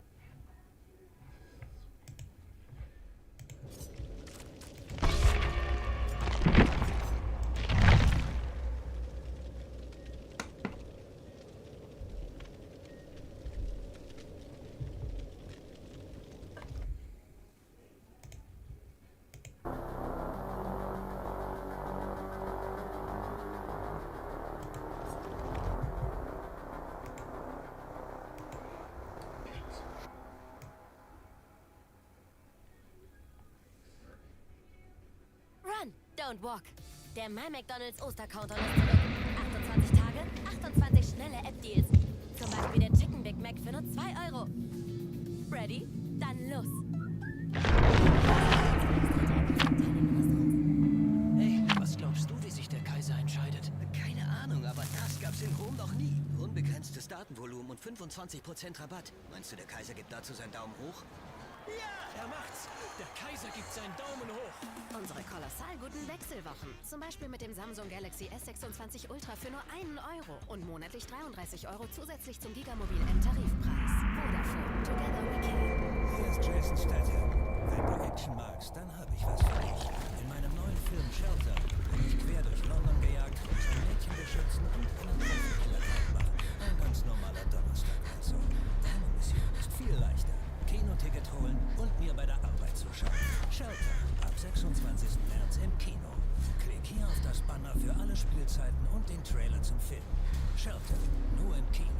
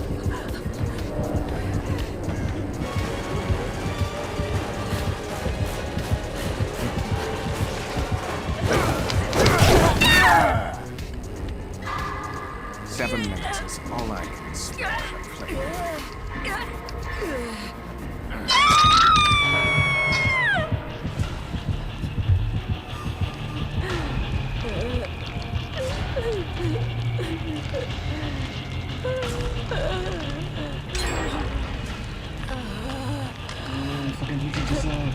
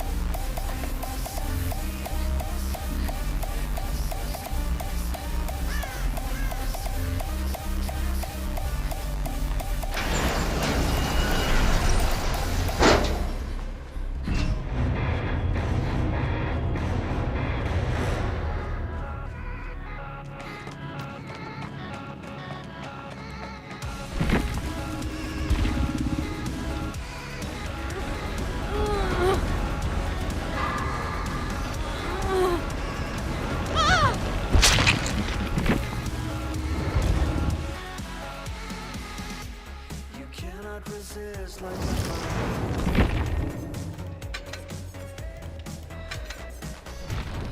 know it will burn, but sometimes you enjoy the pain.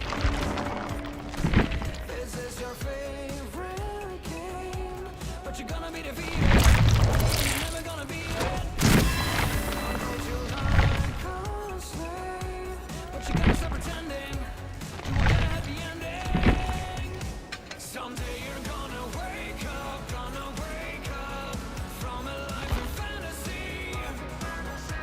Someday you're gonna wake up and realize it's not meant to be. You stumble in the dark 'cause you close your eyes, guided by the sweet song lullaby. But someday you will wake up from a life of fantasy. Wake up.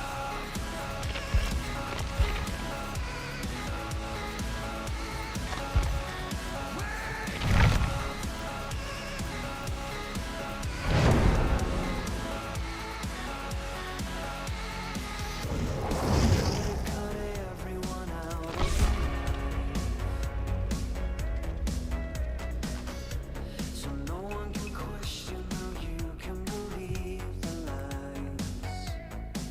This is your favorite game, but you're gonna be defeated, and you're never gonna beat it.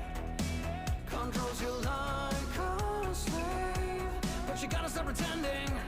You won't get a happy ending. Someday you're gonna wake up from a life of fantasy. Someday you're gonna wake up and realize it's not meant to be. You stumble in the dark 'cause you close your eyes, guided by the sweet talk lullaby. But someday you will wake up from a life of fantasy. Wake up.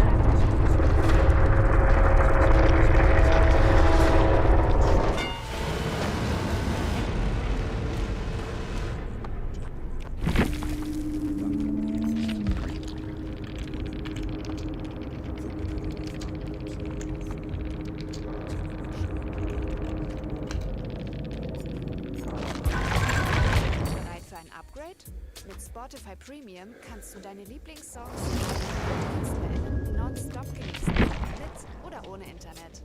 Jetzt 3 Monate kostenlos testen. Jederzeit buchbar. Tippe aufs Banner, um mehr zu erfahren.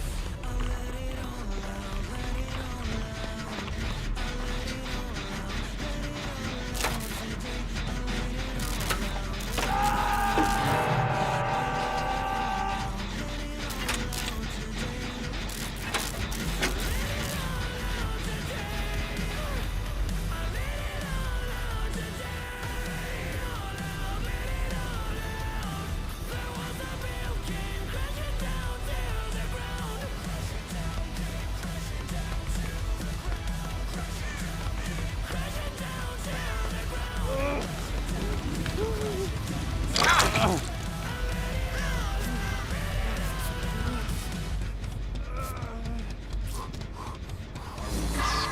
the foundation of your Imperium brick by brick, bullet by bullet, body by body. Because I can keep going. Agony and destruction will rain upon you. You asked me what I saw when I look at you. What do you see when you look at me? Destruction.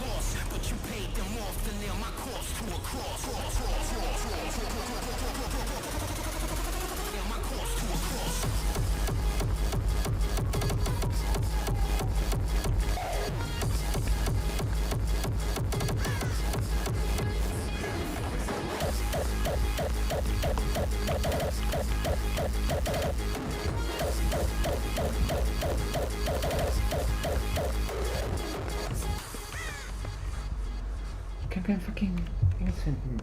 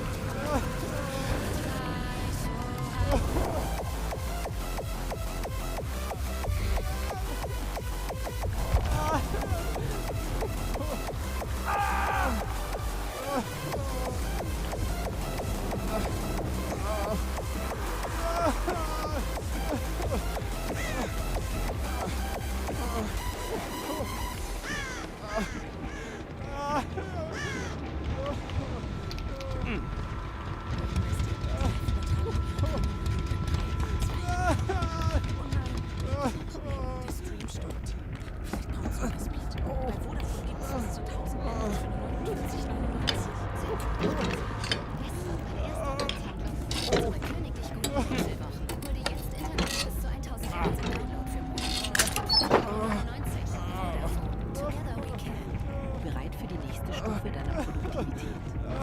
Das neue Samsung Galaxy Book 6 erlebe starke Performance, smarte AI, noch effizienteres Arbeiten und ein beeindruckendes Design, das überall ein echtes Statement setzt.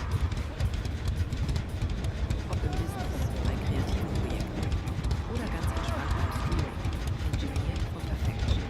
Sichere dir dein Galaxy Book 6 bei cyberport.de. Stell dir mal vor,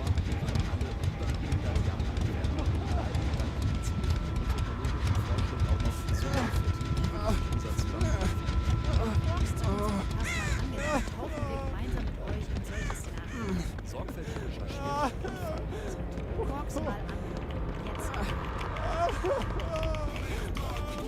Jetzt.